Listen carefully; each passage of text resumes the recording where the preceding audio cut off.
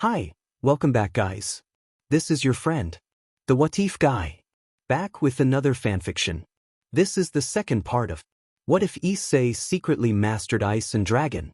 Now before starting, please give this video a like and subscribe to the channel if you want more videos like this. Now let's get into the fanfic. Issei sat in the basement of his house, humming as he sorted through items scattered on the floor. After Rias moved in, the house had become livelier. Rias and Asia seemed to have a rivalry, though Issei did not know what it was about. The club president had taken to sleeping in his bed, which was something Issei appreciated. Another person in the house made it more crowded, so accidents were more likely. Lethal weapons like Gibog and Hunting were safely hidden in his bag of holding, but some artifacts were unpredictably dangerous. He was making his own armory of ornaments, trinkets, and relics as harmless as possible. He searched for the cornucopia and thought about how even seemingly harmless objects could be hazardous. He once somehow managed to make it launch a honey-glazed ham at incredible speed, leaving a dent in a statue during a trip to Russia. Even so, that incident barely made the top 10 of things that had happened to him. He recalled being worshipped on an island where the locals treated him like a living legend and attempted to perform a ritual to release him from his mortal shell. A strange encounter in Las Vegas with a vampire who flirted and later tried to drag him in an attempt to capture him, being tried as a witch in an isolated English village after an accidental transformation of a villager, and the time he met a mecha enthusiast, who he suspected might be a devil, and was forced by a long series of bizarre events to disguise himself as a heroine to find the buyer of an abducted figurine. He dropped to the floor and felt exasperated, convinced that the last incident explained his unease around Milton. The big man had a good heart under all that muscle, but the whole heroine disguise thing made Issei nervous. Draig reassured him that he was the most unique host the dragon had ever had, but Issei only curled inward, feeling validated in his assessment of how strange his life was. His mother called down that his friends were there and asked what she should tell them. Issei told her to say he would be down shortly. When she said she was sending them into the basement anyhow, he berated her for asking in the first place. The door at the top of the stairs opened and the whole occult research club filed in, led by Rias. Issei asked why they had come. Rias observed that this was the first time she had been in his basement and began to look around. The basement was as large as the main floor, with shelves lining the walls filled with books, daggers, figurines, and various collector's items. A long table with 6 chairs occupied the center of the room. Issei offered them seats and apologized for the mess, explaining he had not had time to tidy up. Aquino noticed the cornucopia in his hand and asked what it was. Issei confirmed it was a cornucopia and cautioned her to be careful. Aquino asked how one could be hurt with such an object, and Issei joked that she had not seen a honey-glazed ham fly fast enough to dent steel. Aquino returned the piece to Issei, who hung its strap on a hook, and then she wandered off to inspect more of the room. Asia excitedly held up a book and showed him the Holy Bible. Issei began to protest, but Asia interrupted, eager to recite her favorite verse, Psalm: "The Lord is my shepherd, I shall not." Asia suddenly clutched her head and crouched to the ground with a sharp cry. Issei felt torn between amusement and sympathy at how hard Asia was trying to read the Bible. He settled on sympathy. He leaned down and gently took the holy book from her to prevent her from hurting herself further, asking if she was okay. Kiba approached, holding Issei's lightsaber by one hand and swinging it idly, asking why Issei had brought such a thing and why it was purple. Issei scratched the back of his head and explained that he had never found a real lightsaber before and had kept this one, and that if he was going to have a lightsaber he might as well make it purple because that was the one he had wanted after seeing a certain movie moment. Kiba accepted the answer with a questioning tone and set the weapon back where he had found it. Kaneko held a book on the species and classifications of yokai that Issei had acquired in Kyoto, its cover crowded with monsters even he could not name. Issei offered the book to her and then reached for more books from his desk, placing them on their proper shelves. Rias approached with a heavy, black tome in her hands. The cover was intricately worked with circular designs and the word Necronomicon embossed beneath them. 3 leather clasps in front of it were sealed with locks. Issei sprung into action, taking the book from her and placing it carefully in a glass case.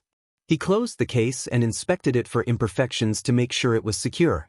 Frustrated with himself for leaving something so dangerous out, Issei muttered about forgetting to hide it and then asked the club president if she felt any headaches, signs of trauma, or strange voices tempting her with power.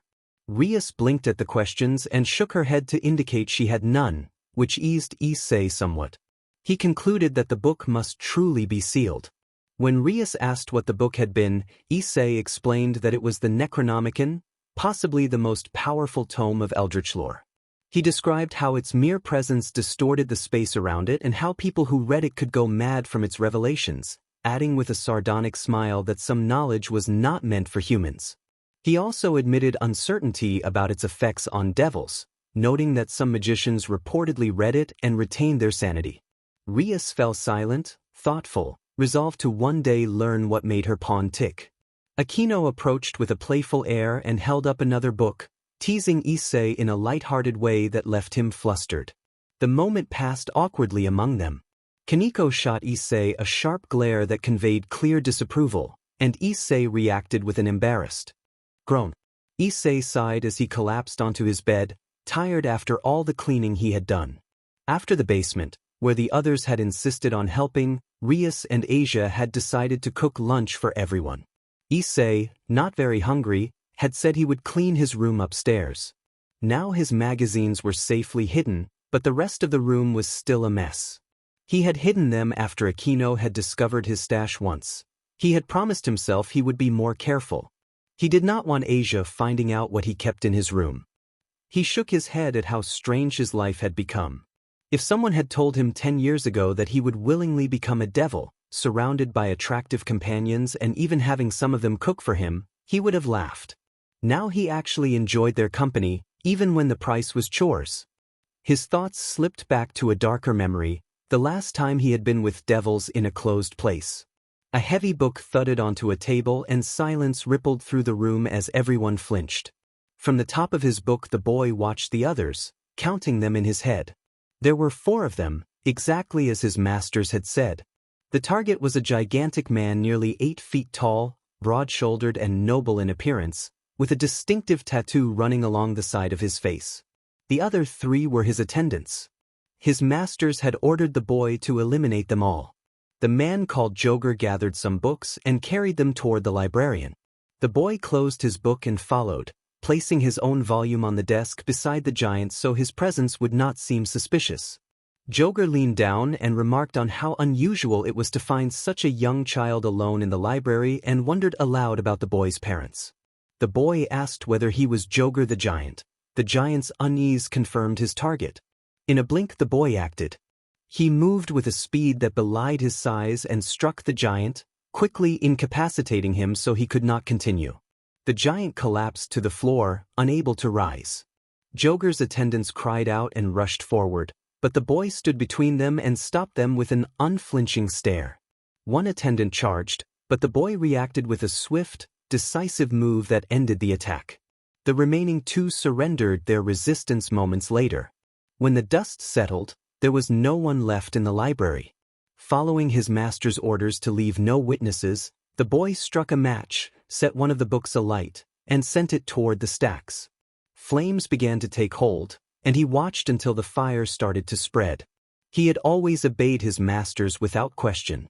A hand on his shoulder jolted Issei out of the memory. He turned and found Aquino standing there, composed and elegant, watching him with a curious expression. Aquino said that the club president had asked her to tell him that lunch was ready. Issei replied that he would come later. He was busy with the mess in his room and gestured to the clothes scattered across the floor. Aquino offered to take care of it. Issei began to protest, but before he could finish she moved her hands and the clothes floated into the air, folding themselves neatly and slipping into drawers that opened and closed in place. Wrinkles smoothed as if by invisible hands. Issei stared, stunned by the effortless magic.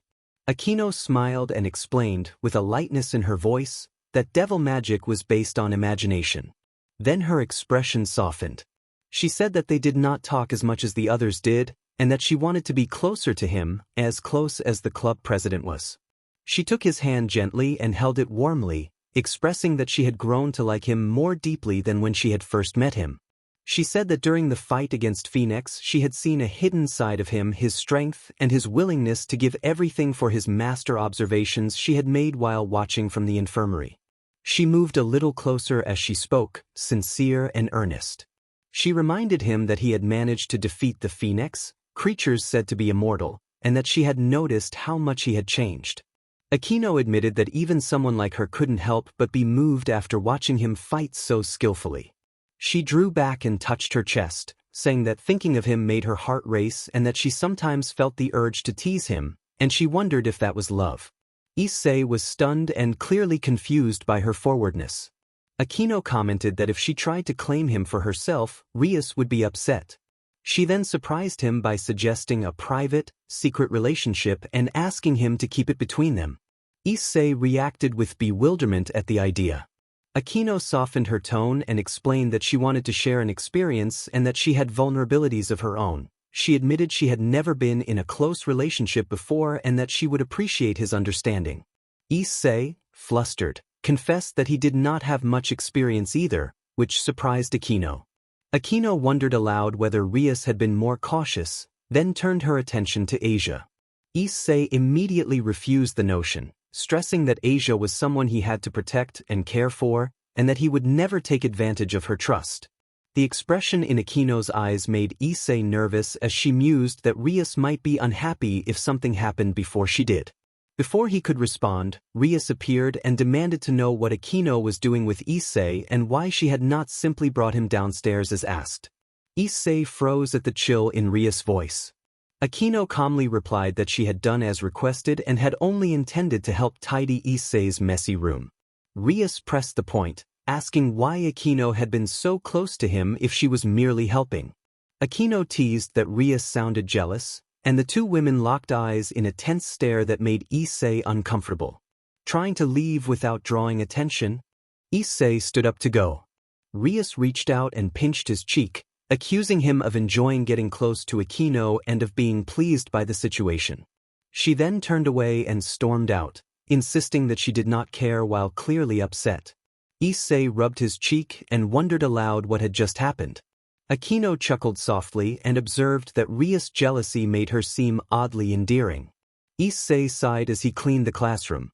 It was his turn along with Matsuda and Motohama, but they had bailed on him. He did not mind. Doing chores helped keep his body busy while his mind wandered. Lunch that day was frosty because Rias refused to speak to him and was determined to ignore his existence. When he finished, he grabbed his bag and headed to the occult research club. He whistled as he walked through the hallways and reached the old school building. He was about to open the door when he heard voices from inside. One voice accused someone of being the so-called holy maiden and mocked her for becoming a devil, calling her a witch. The words made Issei scowl. From the tone he guessed the voice was talking about Asia. He pushed the door open, intent on intervening. Issei stepped inside and told the speaker that calling Asia a witch would not be forgiven and that being a devil did not make her deserving of such insults. Two new people were in the clubroom, both women, their builds visible beneath long white coats. The taller of the two turned to answer, and both she and Issei froze when they saw one another. Chin-length blue hair with a green fringe framed a striking face and dark yellow eyes. Beneath her cloak, Issei glimpsed a black, fitted unitard and long fingerless gloves. A massive, heavily bandaged package was slung across her back, larger than the girl herself. She stepped back in surprise and called out his Italian name, clearly stunned. Akino frowned and asked who that name referred to. Issei, caught off guard by the coincidence of seeing a girl who resembled someone he had once saved, muttered a quick apology about being in the wrong room, closed the door, and stood staring at it.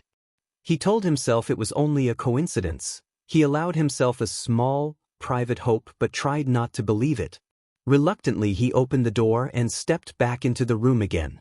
He greeted them, and before he could steady himself the bandaged package swung down like a heavy piece of metal aimed at him. Issei yelled in shock as he grabbed for the object to prevent it from striking his head. The blue-haired girl, impulsive and headstrong, announced that she had known he was the one. She grinned with delight and pressed her attack. Rias reacted with alarm and demanded to know what the girl meant, while the rest of the peerage tensed and watched the confrontation. Issei struggled with the heavy, bandaged object and forced it away. It flew past him and hit the floor with a heavy impact that sent dust and debris skittering, leaving a noticeable dent. The girl straightened and her face flushed with embarrassment as she realized what she had done. Issei, brushing himself off, demanded again what she was doing. The blue-haired girl stubbornly insisted that she had been greeting him. Issei told her that swinging a massive object at someone was not a normal greeting and that it could have seriously hurt him. He grew increasingly confused by the situation and took in the sharp glare Kiba aimed at the weapon rather than at the girl. The other new girl spoke up, asking how Zenovia knew Issei. Issei turned to her and froze. Long brown hair tied into twin tails framed a face with violet eyes, her expression complicated and uncertain. Issei sighed inwardly and blamed the strange series of events on fate, then confronted the newcomers, accusing them of orchestrating this encounter on purpose. It turned out her name was Irina Hyoudou, and she announced it loudly as the duel began. She brought Excalibur Mimic down where Issei had been standing moments before. Issei told her to calm down and put the sword down, then ran up the length of a tree and stood on a branch to buy some time and defuse the situation. Irina sliced through the trunk as if it were nothing, and the tree toppled, losing its support. Issei argued that if she wanted to make him remember, they should do it over tea and cake instead of fighting to the death. Irina insisted that to truly speak with someone, they must exchange action as well as words, and she proposed taking a trip down memory lane together. Issei protested that she should not bring the sword along. He remembered how things had escalated in the clubroom after he told her he did not remember her. She had reacted dramatically first with an emotional display, then by leveling a sword at his throat and declaring she would restore his memories because devils had corrupted him. She had challenged him to a duel. Kiba had eagerly seized the opportunity, producing one of his own blades and referring to Zenovia as his junior. Issei noticed Kiba's unusually fierce expression when the Excalibur topic came up, and his laugh when Zenovia accepted the match had been chilling. Issei thought that the match was not as unofficial as they had claimed. He jumped over a swing that had aimed for his legs, landed on the flat of a blade, and sprang back. He suspected Irina was seriously trying to hurt him. The clash gave him time to consider when they had met. Since she knew him by name, he figured it had been within the last year, during trips to Japan, England, or Hong Kong. Kiba commented that the thing he had wanted to destroy had appeared before him and wondered if it was fate. Zenovia asked bluntly whether Issei was the one test subject who had escaped the Holy Sword Project. Kiba's hostile intent sword, directed at the wielders of the Excaliburs. Irina transformed her sword into a whip and struck, the weapon wrapping around Issei's wrist and dragging him along. Excalibur Mimic's ability to change form was impressive. Issei fell, scraping the ground as he was pulled. He wondered why he always seemed to be pushed around by women in fights. Near Irina's feet, he braced himself, flipped over her head, and landed at her back. He tapped her shoulder, and she turned, pointing her sword at him as she put distance between them. Issei tried once more to show reluctance to fight, keeping his hands in his pockets. Suddenly, heat flared across the grounds and, against expectation, ice began to spread, covering the grass beneath them. Issei was startled and looked up at Kiba, who was wielding two swords, one glowing like fire shaped into a blade and the other carved from what looked like solid ice. Kiba attacked Zenovia with brute force rather than his usual graceful swordplay. Zenovia smirked and brought down her weapon in a powerful strike that sent enough displaced air to shatter Kiba's two swords before her blade struck the ground and created a crater. She rested her sword on her shoulder. Kiba declared that it was a contest between his sword and hers to see which was more destructive, and summoned a massive sword that looked almost too heavy to lift. He struggled with its weight, a display unbecoming of the night piece. Excalibur destruction cut through that blade effortlessly, and Zenovia used the weapon's momentum to slam its handle into Kiba's midsection, leaving him downed. Zenovia observed coldly that he had tried to use force to defeat her and that her Excalibur destruction would not lose in a contest of power. With that, she looked down at Kiba. Irina seized the moment and charged at Issei, her whip reverting to sword form as she prepared to press her advantage and force him to remember. She was so close that their shadows began to overlap. Issei still had a trump card. He raised his arms, brought his fingers together, snapped, and activated his hidden technique. The sudden effect damaged her outfit and caused a commotion across the clearing. Irina froze, feet planted and hand on Excalibur, stunned by the abrupt turn of events as tears gathered in her eyes. Rias pinched her nose, already feeling a headache forming. Irina accused him of being a pervert and glared at Issei while trying to cover herself. Issei told himself it had not been entirely intentional. She had been trying to kill him, and he had reacted badly. He was still inexperienced and had chosen a clumsy solution. Irina slapped him hard enough to spin his head. When his vision cleared, he saw her red-faced and teary-eyed, and she declared that he was the worst, just as perverted as when they first met. Issei was taken aback. Irina used Excalibur Mimic to recreate appropriate clothing from a fragment of the legendary sword. She whispered that she could never forgive what had happened.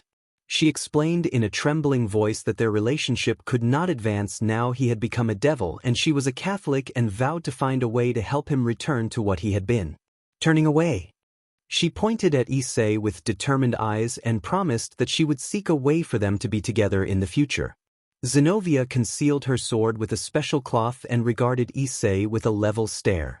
She noted his new name and smiled faintly, saying that she still owed him a debt and had a feeling their paths would cross again. She walked into the woods and soon vanished into the treeline. Irina glanced between the spot where her partner had disappeared and Issei, then followed, leaving a final warning for him to remember who she was.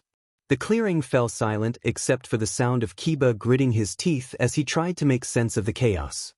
His vision was suddenly filled with something green that seemed to fly at him like a tree. Moments later, he realized it was exactly that, launched by Kaneko. Kaneko called him a pervert as the improvised projectile hit its mark. After calming down, they all sat and brought Issei up to speed on why the two had come. They explained that Excalibur had shattered into 7 fragments during the Great War and that each fragment had been forged into its own sword. 2 of each sword had been entrusted to the Vatican, the Protestant Church, and the Eastern Orthodox Church, and 1 of each set had been stolen. The 3 churches had tracked the stolen blades to Japan. The Vatican had sent Zenobia, wielder of Excalibur Destruction, and the Protestant Church had sent Irina, bearer of Excalibur Mimic, to investigate the thief. Rias narrowed her eyes and demanded how the 2 women knew Issei, making her possession of him clear. Zenobia, proud and stubborn as always, explained that she had met Issei in Italy 3 years earlier and that he had saved her from a basilisk attack. She said she owed him her life. Issei complained that repaying such a debt by nearly hitting him with an Excalibur blade was not the best way to show gratitude. Zenobia looked faintly embarrassed and insisted that her reaction had been from surprise and that it would not happen again. Issei muttered that if that was surprise, he was afraid to see how she acted when angry. He spoke loud enough for everyone to hear.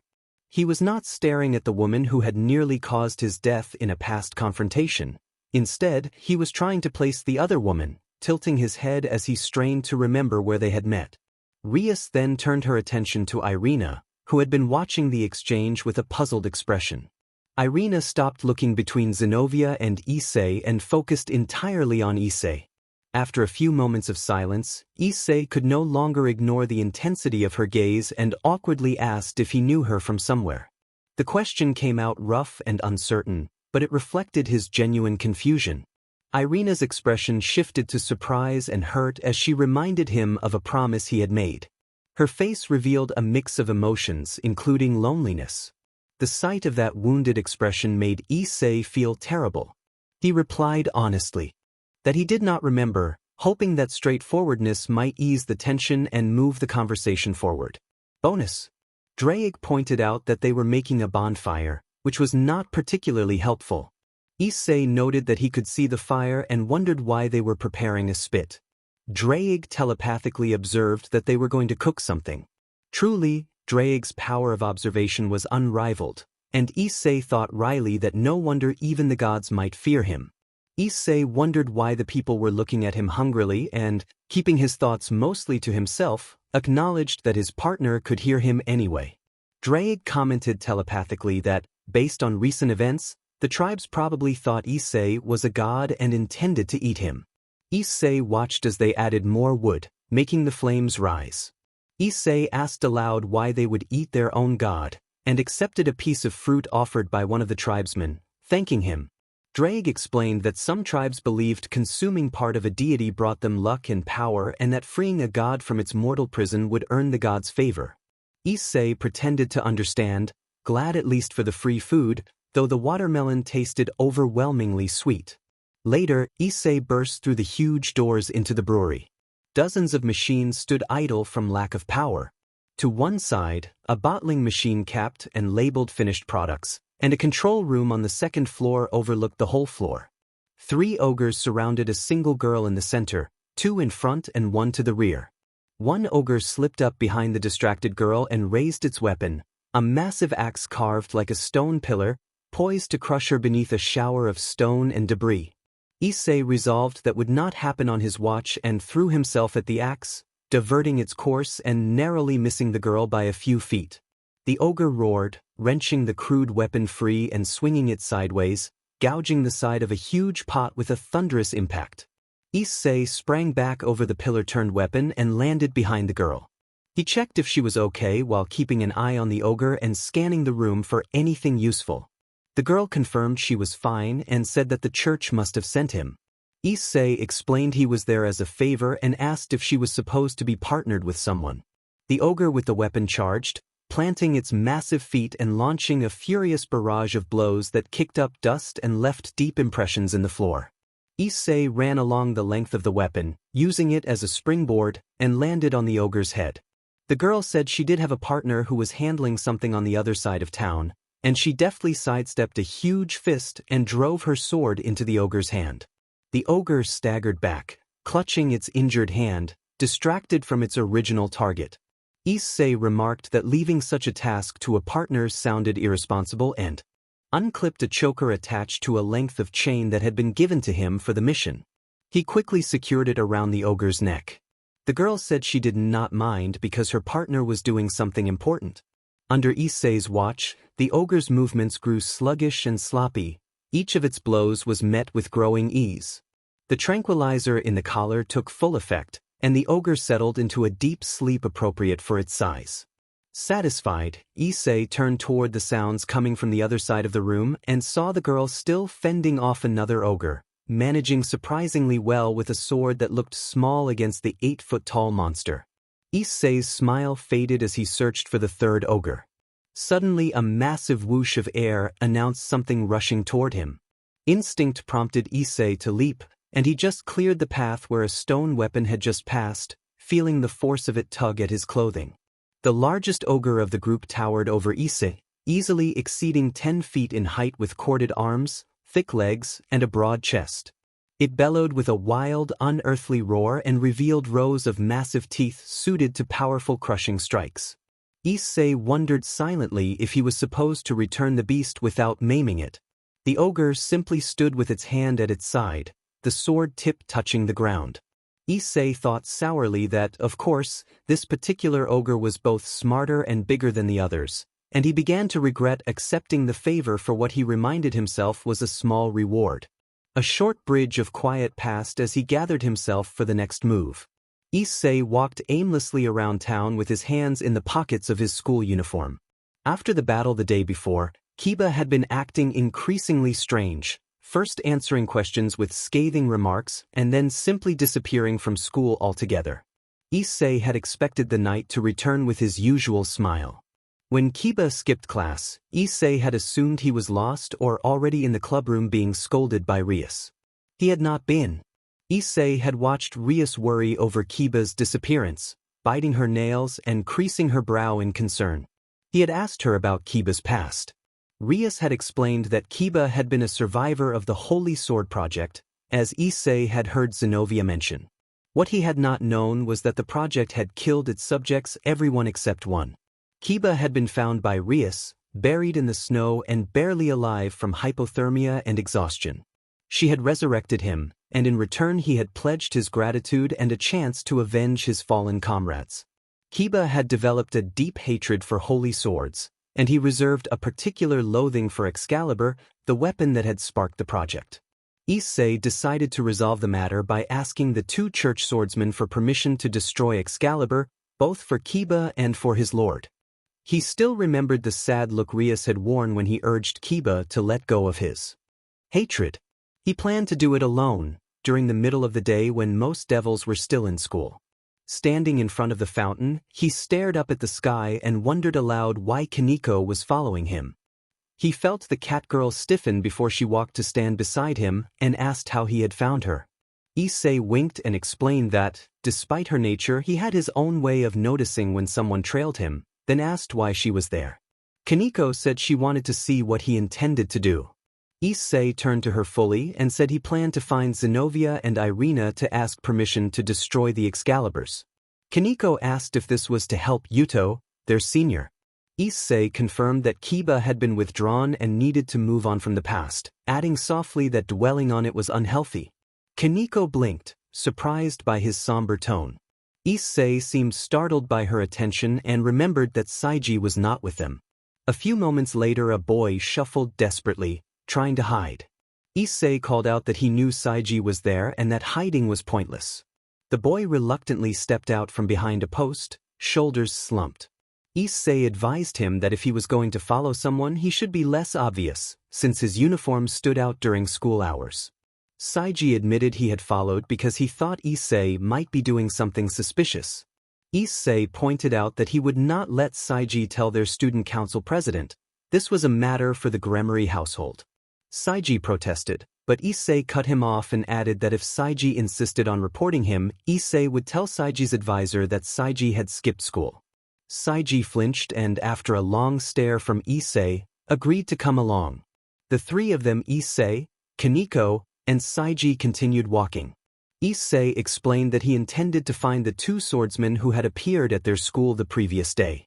Saiji raised an eyebrow and referred to them as the ones who had damaged the grounds. Issei confirmed that and admitted uncertainty about how to locate them. He noted that the swordsmen were agents of the church on a mission, likely working undercover and hard to track. They would have to start in the middle of town and spread out, calling each other if anyone found a lead. Issei sighed at the prospect. Tracking people was never his favorite task. It consumed time and resources to narrow down an area, and these two were probably among the church's most capable. He hoped it would not take days or weeks. Kiba's expression suggested they did not have that long. Zenobia and Irina called out for charity, invoking the Lord and asking for help for the lost lambs, while Issei reached up to try and steady his twitching eyebrows. He wondered if he was really worried about not finding them. He did not know about Irina, but Zenobia had never been subtle about anything. Issei wondered aloud in his head how the church had chosen them for the task. Their approach was the opposite of discreet, and it had taken the three of them barely 5 minutes to locate the pair in the park. Saiji announced that he had found them, much to Issei's annoyance. Issei ignored him and moved closer to overhear. Maybe there would be something useful to learn.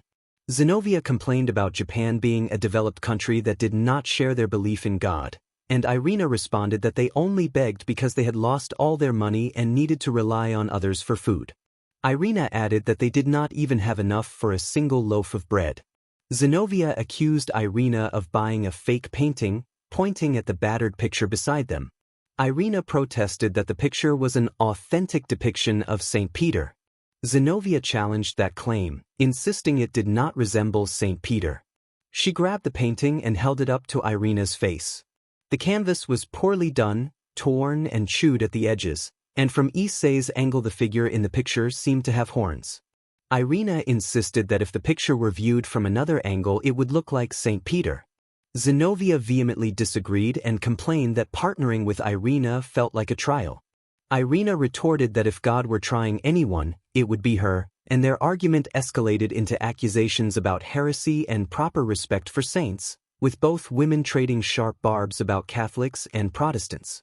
Suddenly both women doubled over and collapsed to the ground, clutching their stomachs and alarming nearby passers-by. They said they needed to eat or they would not be able to keep searching for the Excaliburs. Zenobia suggested taking money from the people they called heretics, reasoning that God would forgive them if their goal were worthy. Issei thought of the commandment against stealing and massaged his temples. Saiji reacted with a nervous expression while Kaneko simply looked confused. Zenobia rejected the idea of stealing and proposed an alternative. They could use their swords to perform for donations. Issei bristled internally at the thought of using Excalibur as a street performance prop.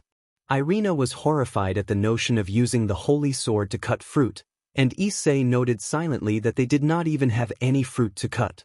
After a beat, Zenobia suggested cutting the painting instead. Irina objected strongly, insisting it could not be cut down if it was St. Peter. Zenobia repeated that it was not St. Peter. Issei decided that the twitch in his eyebrows was getting worse. Zenobia declared that Japanese meals were delicious and praised Japan for making such wonderful food. Irina agreed, joining in the praise. Both Zenobia and Irina were eating a lot, 3 bowls each at first, and still showing no sign of stopping. When they had seen Issei, their hopeful looks had been impossible to ignore, so Issei had taken them to a nearby restaurant and fed them before the conversation about Excalibur could begin. After another 3 bowls and dessert, they were finally satisfied enough to speak properly. Zenobia thanked him solemnly while drinking her soda and credited him as John. Issei waved her off and reminded her that his name was Issei. Irina touched the cross at her throat and bowed, mouthing a brief blessing for guidance in their quest to destroy Excalibur and giving thanks for the devils who had helped and fed them. Issei flinched at the discomfort the blessing caused him, and Kaneko and Saiji clutched their heads from the headache it produced. Issei asked Irina politely to stop, explaining that blessings hurt devils, but Irina ignored the request and beamed at him, asking if he remembered her now and declaring that the Lord really did guide his flock. Issei smiled awkwardly and said that his memories of England were hazy. He asked if she was the girl from England and if she had been the one fighting ogres in the brewery. Zenobia asked if Issei had helped her in England. Irina looked at him intently and seemed to expect more.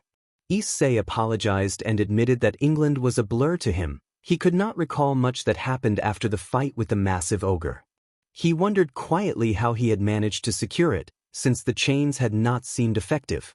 Under the table, Irina began to play with her hands, wringing them nervously. Issei changed the subject by asking why Zenobia had cut her hair.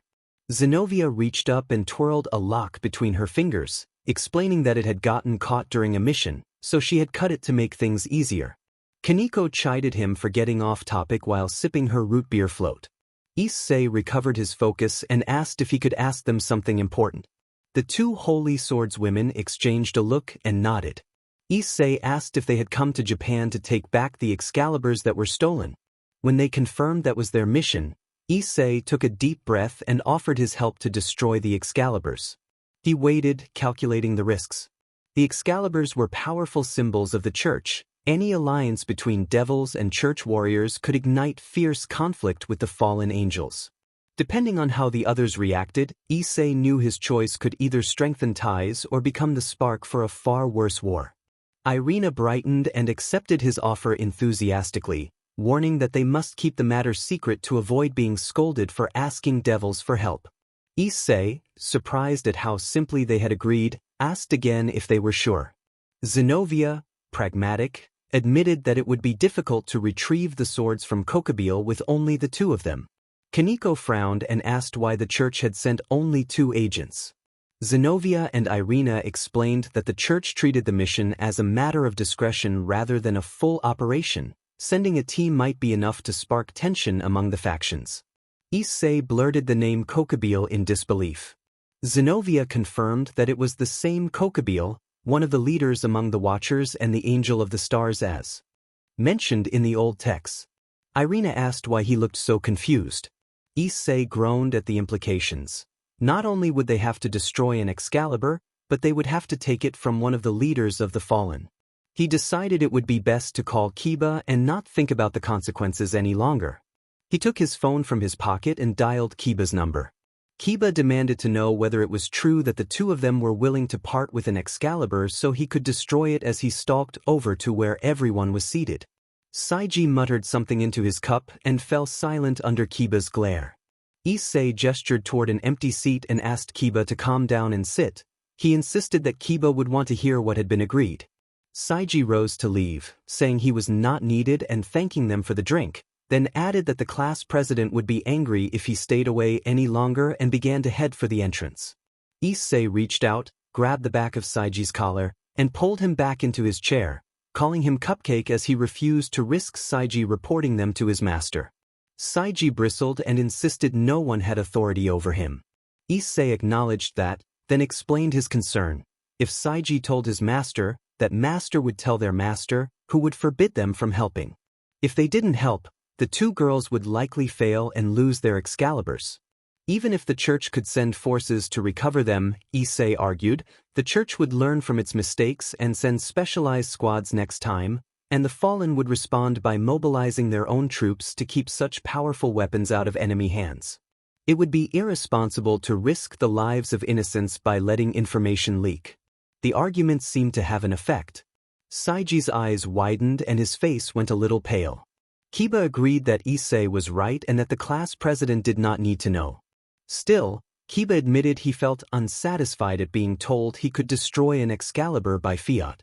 Zenobia raised an eyebrow and pointed out that it was a rude way to put it. Had Kiba been a mere stray, she would have cut him down the moment she saw him. Kiba retorted that she spoke as if she could actually do it, and the two glared at each other until Issei stepped in as peacemaker, telling Zenobia to stop provoking him and Kiba to stop taking the bait. If they kept it up, they might end up fighting each other before they even found an Excalibur. The pair cooled off, still tense but willing to listen.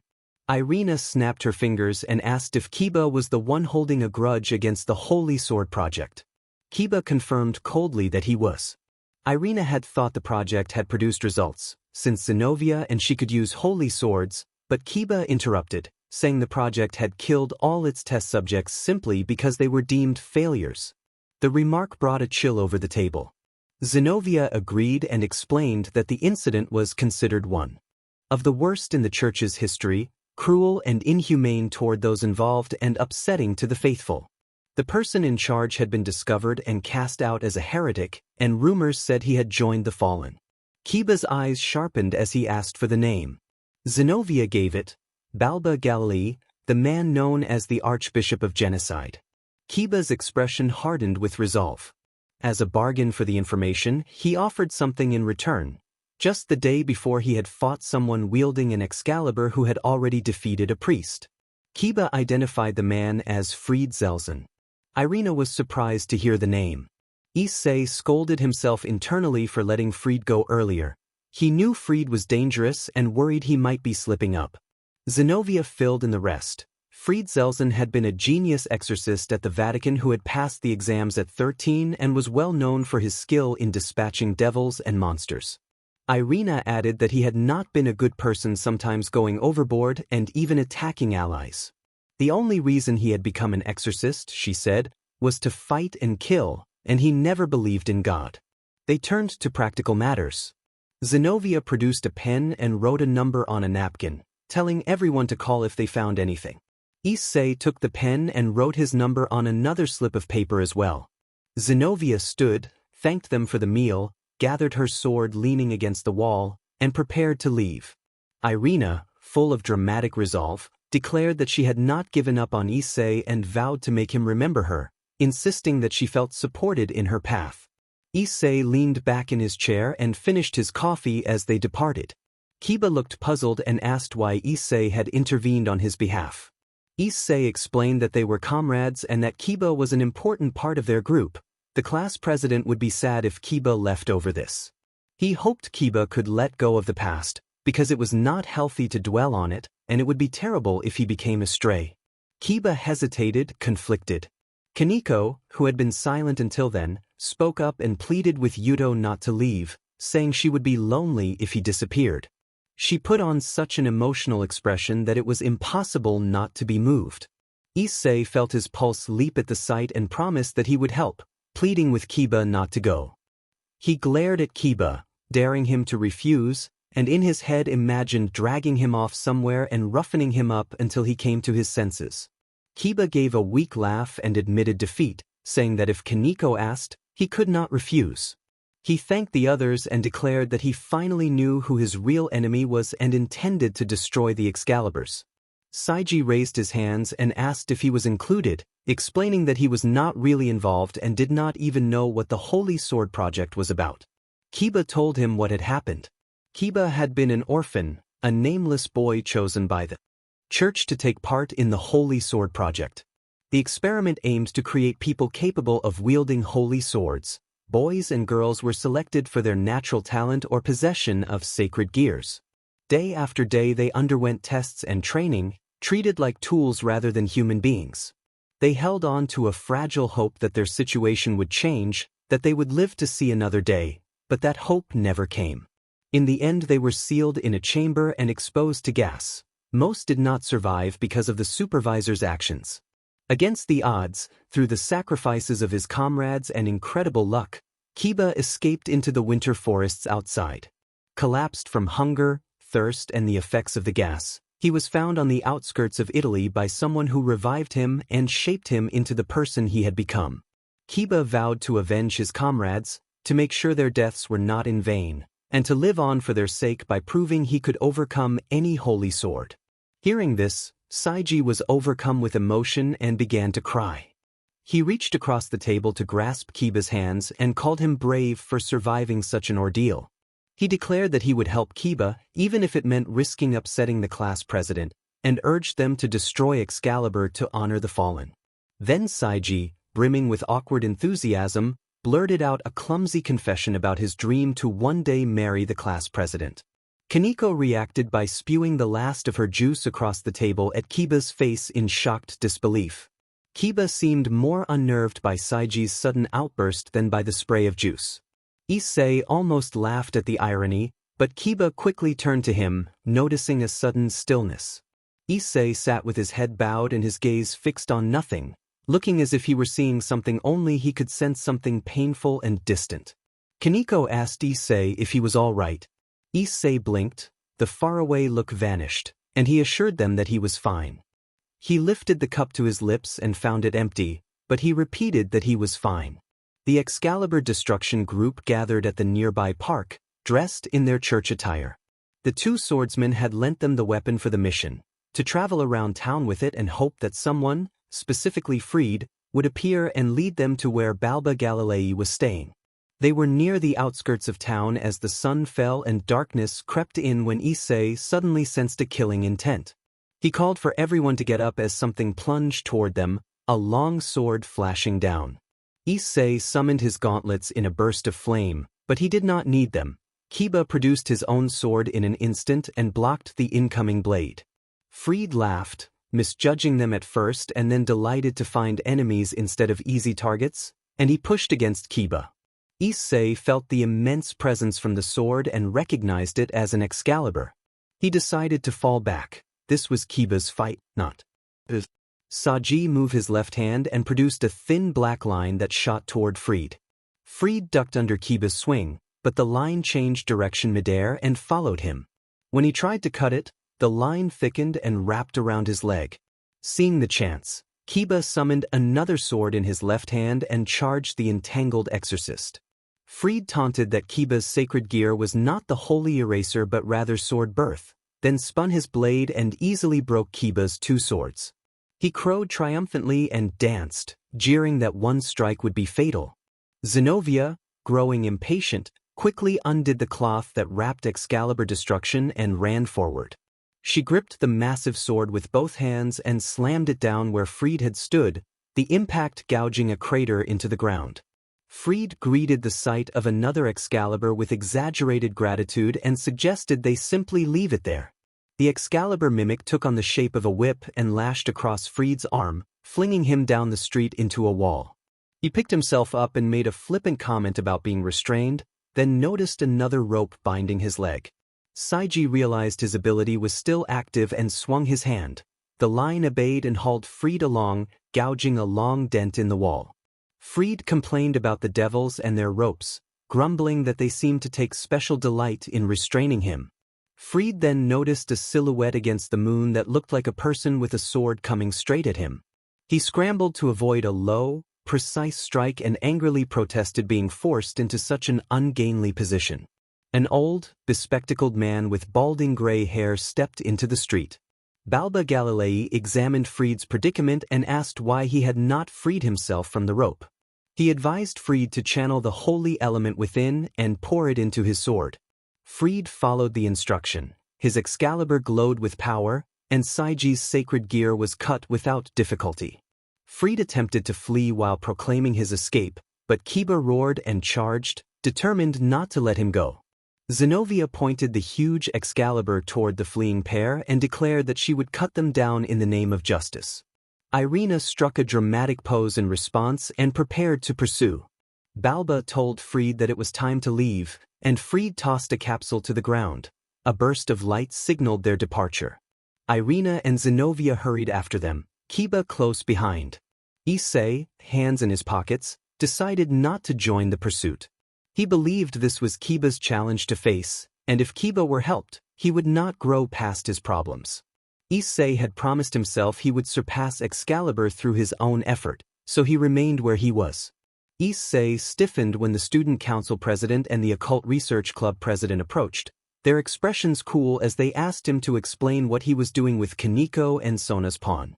Issei offered that it was a long story, while Saiji trembled and looked up at his master. The two leaders were not impressed by the explanation. Issei blamed Draig for what had happened, telling the dragon that if Draig had never told him about this place, he would never have gone there in the first place. Draig asked why him, amusement audible in his voice and noting that Issei had a habit of finding trouble wherever he went.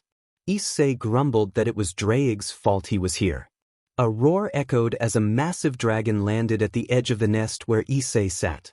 Its metallic skin glinted in the sun and scraped with a shrieking sound when the scales shifted. Its wings spread more than 20 feet from tip to tip.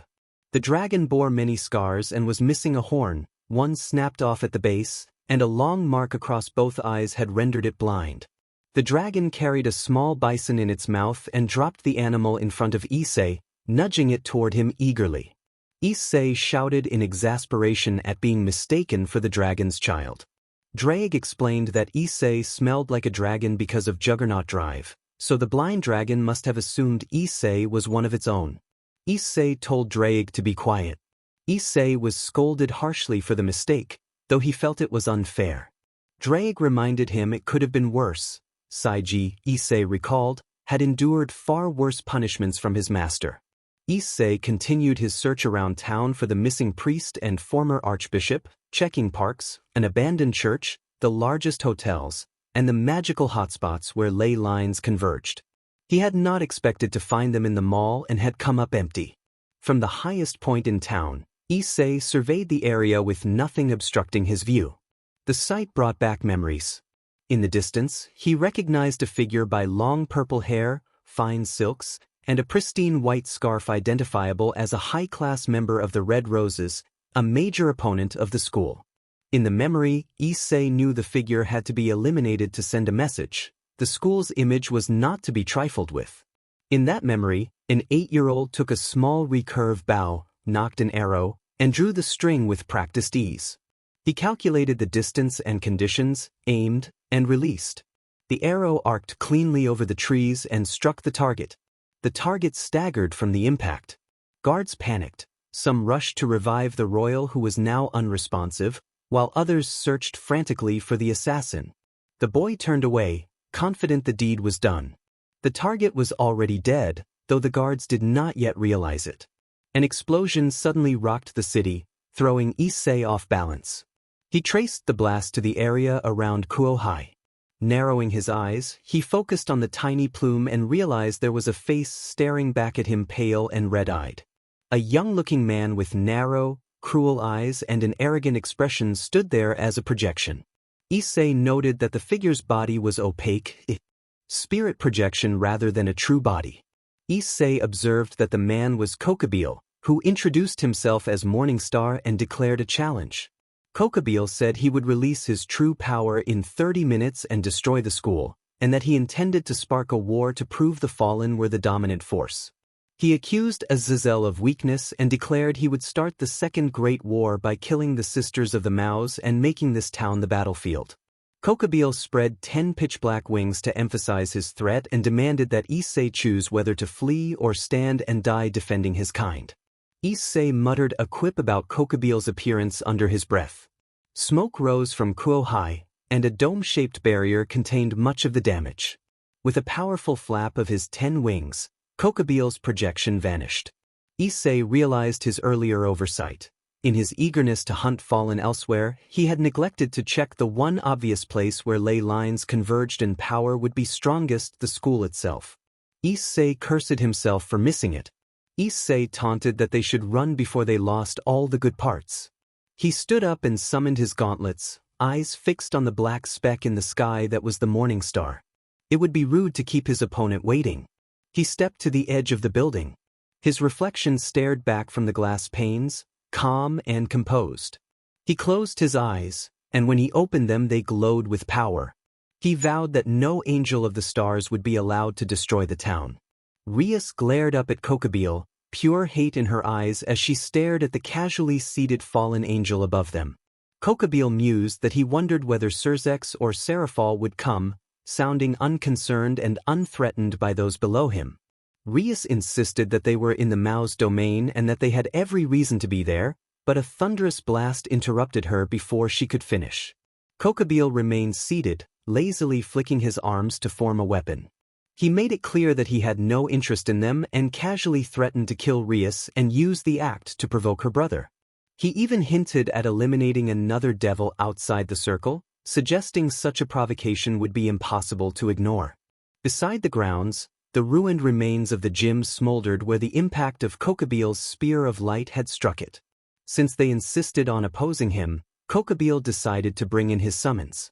He snapped his fingers and fire erupted from beneath his ornate throne, slamming into the ground like a meteor. From the scorched crater, flames and magic braided together into a complex summoning circle. A pillar of fire erupted, and a savage roar came from the beast silhouetted within. When the flames cleared, a colossal three-headed hellhound stood before them, towering over the group. It had thick, powerful legs and massive claws, and each head bore rows of jagged fangs that glowed with molten energy. Back and released a deafening roar. Rias and the others braced themselves to avoid the hot energy trailing from the creature. Rias focused, raising her arm and forming an orb of destructive power. She launched the orb straight at the middle head. The projectile struck with a burst of sparks and smoke, and the middle head collapsed into nothing more than a cloud of ash and embers. The beast shook, stunned by the sudden damage, and howled as the two remaining heads glared. Kokabeel laughed in genuine delight, clearly impressed. He praised Rias for the unexpected display of power and remarked that, in time, she might even reach Mao level. He then coldly reminded them that they had little time remaining, declaring that in 1 hour the town and everyone in it would be destroyed. As a final provocation, he allowed Rias to face another of his summons and snapped his fingers again. A larger beam of light and fire smashed into the ground. When the second blaze subsided, 2 more of the hellhounds emerged, each just as fierce as the first. A huge shadow fell over Rias. She looked up to see the first and largest of the beasts bearing down, its claws digging into the ground and molten saliva dripping in dangerous streams. Rias calmly asked Aquino and Kaneko to handle the new threats and said that she would deal with her own.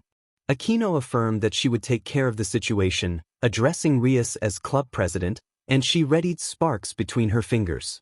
Kaneko cracked her knuckles, a faint yellow aura flaring around her. Rias spread her arms and let the distinctive black and crimson energy course along her, the heavy aura of power settling over her. She resolved that she would not allow Kokabeel to destroy the town. Rias narrowed her eyes as the Cerberus finally fell.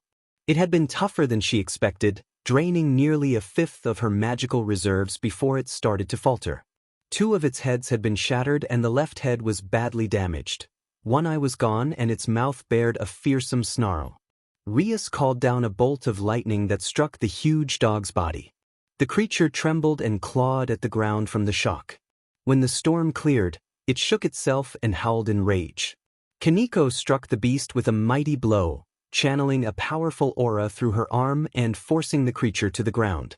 The Nekishu readied a final strike when the right head lunged and clamped onto Kaneko, throwing her into the air as it snapped triumphantly. The head only had time to widen in surprise before it was sliced away, falling apart and dissipating into dust on the wind. Zenobia announced that she had come to help, slashing Excalibur destruction through the air as she scanned the battlefield and remarked that it would be unsightly for her not to follow through on her word. She asked where Kiba, their knight, was. 12 heavy impacts echoed across the field. In choreographed unison, the knights rose, drew enormous swords across their waists, strapped shields to their forearms, and displayed their emblem, a black snake encircling a triangle with a sun in the middle, glowing eerily in the flames of battle. They entered a tense standoff. The remaining Cerberus broke the silence with a furious roar, its eyes locking not on the president or the knight but on the lone figure seated to the left. Asia trembled as the hound fixed its burning red gaze on her. The creature crouched and then bounded forward, closing the distance in an instant. Time seemed to slow for the devils. Rias shouted Asia's name and launched a sphere of destruction at the hound, but one of the knights intercepted its path. He had been hurled by his brother and planted his shielded arm across his chest, taking the brunt of the blow. He fell with his shield shattered, but his sacrifice had redirected the threat. Rias summoned another sphere while Akino charged her arms with lightning. Asia stood frozen in the hound's path, paralyzed by fear. Kiba activated sword birth. Blades of every shape and size erupted from the ground, striking the hound's underside and lifting it into the air before it skidded away a few meters from the pair. Rias breathed in relief upon seeing Asia alive. Kiba stepped fully into the fight, apologizing for having run away and taking his place with sword in hand. A burst of light sprang from the center of the field, where 4 Excaliburs had been arranged for a ritual. Balba Galilei announced the ritual's completion. The light spread across the grounds, forcing every devil to recoil from its burning brightness. The 4 Excaliburs began to fuse, the glow condensing into a sword-shaped form. When the light subsided, a single Excalibur remained, forged from the 4 original shards. Kokabeel declared that the sword was freed. Freed, who had been concealed until then, emerged from the school's woods. Balba instructed someone to take the Excalibur from the circle and test it against devils. Freed eagerly pulled the sword free, skipping and joking as he brandished it like an instrument. Zenobia addressed the Knight of Gremory and said that if their agreement still stood, they should destroy the Excalibur together. She argued that destroying the sword would not be an issue so long as its core remained. Wielded by its current bearer, it was a weapon of heresy rather than holiness. Balba Galilei laughed and rejected the idea, calling it absurd. He declared the Excalibur the product of years of practice and the culmination of his life's work. To him, its destruction was unthinkable. Kiba challenged Balba, insisting the project had been a failure and that they had been discarded. Balba chuckled and denied it, explaining that he had long been fascinated by holy swords and, when he discovered an Excalibur in his church, he had yearned to wield it. Finding he could not touch it, he had experimented to discover what allowed someone to use such a sword, and after years of effort he claimed to have completed his work, crediting Kiba and the others for their part in the process. There was something inside people that required a special element. Most people had it, but Kiba did not know how much was needed. He thought the best way to ensure he had enough would be to gather many of them. Zenobia roared at Galilei, accusing him that this was what the church put inside those blessed with the holy swords. Galilei remained calm and produced an orb that pulsed with a faint inner light. He explained that this orb was the result of his research and the reason the holy sword wielders were so powerful now, and that even the angels who branded him a criminal had used his findings. Kiba fell silent and stared at Galilei with cold eyes, accusing him of killing his comrades to extract the element. Galilei confirmed the accusation and said the orb had been one of his earliest samples, taken from Kiba's fallen comrades during his experiments. He spoke of its potency and called it his best creation. Galilei laughed, clearly reveling in Kiba's pain. Kiba accused him of killing his comrades and using the element on a priest. Rage overtook him as he demanded to know how many lives Galilei had sacrificed for his experiments. Galilei, indifferent, tossed the orb toward Kiba and told him to take it if it mattered. Kiba caught it carefully. Galilei explained that he no longer needed that particular orb because he had discovered a way to mass-produce them, and with that method he could raise an army and threaten the Vatican. Kiba pressed his forehead to the cool glass of the orb and whispered that he was thinking of everyone he had lost. The orb began to pulse gently, as if it had a heartbeat. Light gathered and took shape, forming human-shaped figures that glowed softly. The gathered lights, his comrades' spirits, reassured Kiba not to worry and told him that his survival was enough. They reminded him that they had been helpless alone and that they had lacked the elements needed to wield the holy swords, but that being together would make them whole. Kiba closed his eyes and, with tears on his face, began to sing a quiet, mournful melody. The spirits urged him to accept the holy sword and told him it would not be frightening, even under divine scrutiny, reminding him that their hearts were united. They promised to remain with him. Kiba vowed to remember them always as their light faded and merged into him. He felt their wills converge, and from that shared resolve he formed a sword shaped by their combined determination and grief. He named it the Sword of the Betrayer. Kokabeel sat atop his throne in the air, watching the devils fight his beasts below. He did not expect the Gremry heir to be so tenacious. He had assumed she would be overwhelmed by a single Cerberus, let alone 3. Yet they were not only holding them back, they were winning. Kokabeel chuckled, admitting that they were stronger than he had credited and that he had feared a boring spectacle. He stroked his chin with a long, bony finger and mused that it might be a good time to test the soldiers they had sent. He snapped his fingers and a summoning circle appeared before him. 12 figures materialized, clad in full armor, towering 9-foot frames, curved demonic horns on their helms, great steel broadswords gripped in spiked gauntlets. Kokabeel remarked that they would do nicely. Looking down, he was pleased to see that one of the 3 hellhounds had been felled. He ordered the knights to engage but not to kill. He wanted to see what the Gremry faction could do. The knights acknowledged the command and leapt down to carry it out. Kokabeel lounged on his throne, eyes fixed on the unfolding scene. The day had been full of surprises: the Gremry heir's unexpected skill, Barakiel's daughter's impressive performance, and the sudden emergence of a balance breaker. He smirked at the entertainment. Then something in the distance drew his attention.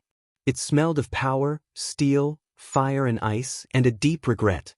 He closed his eyes and projected his consciousness toward that presence.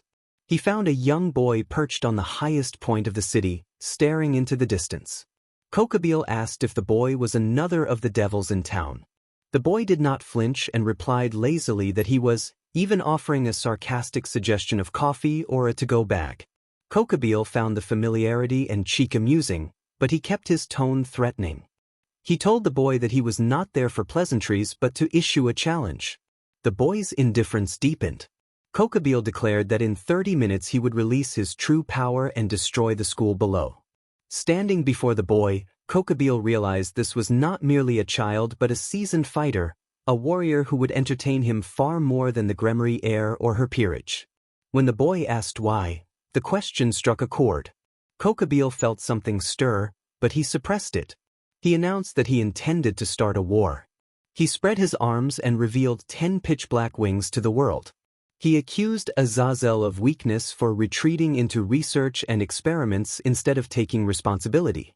To Kokabeel, that indifference was an insult to the fallen who had died. He believed someone needed to finish what they had started. Kokabeel declared that he would take action himself.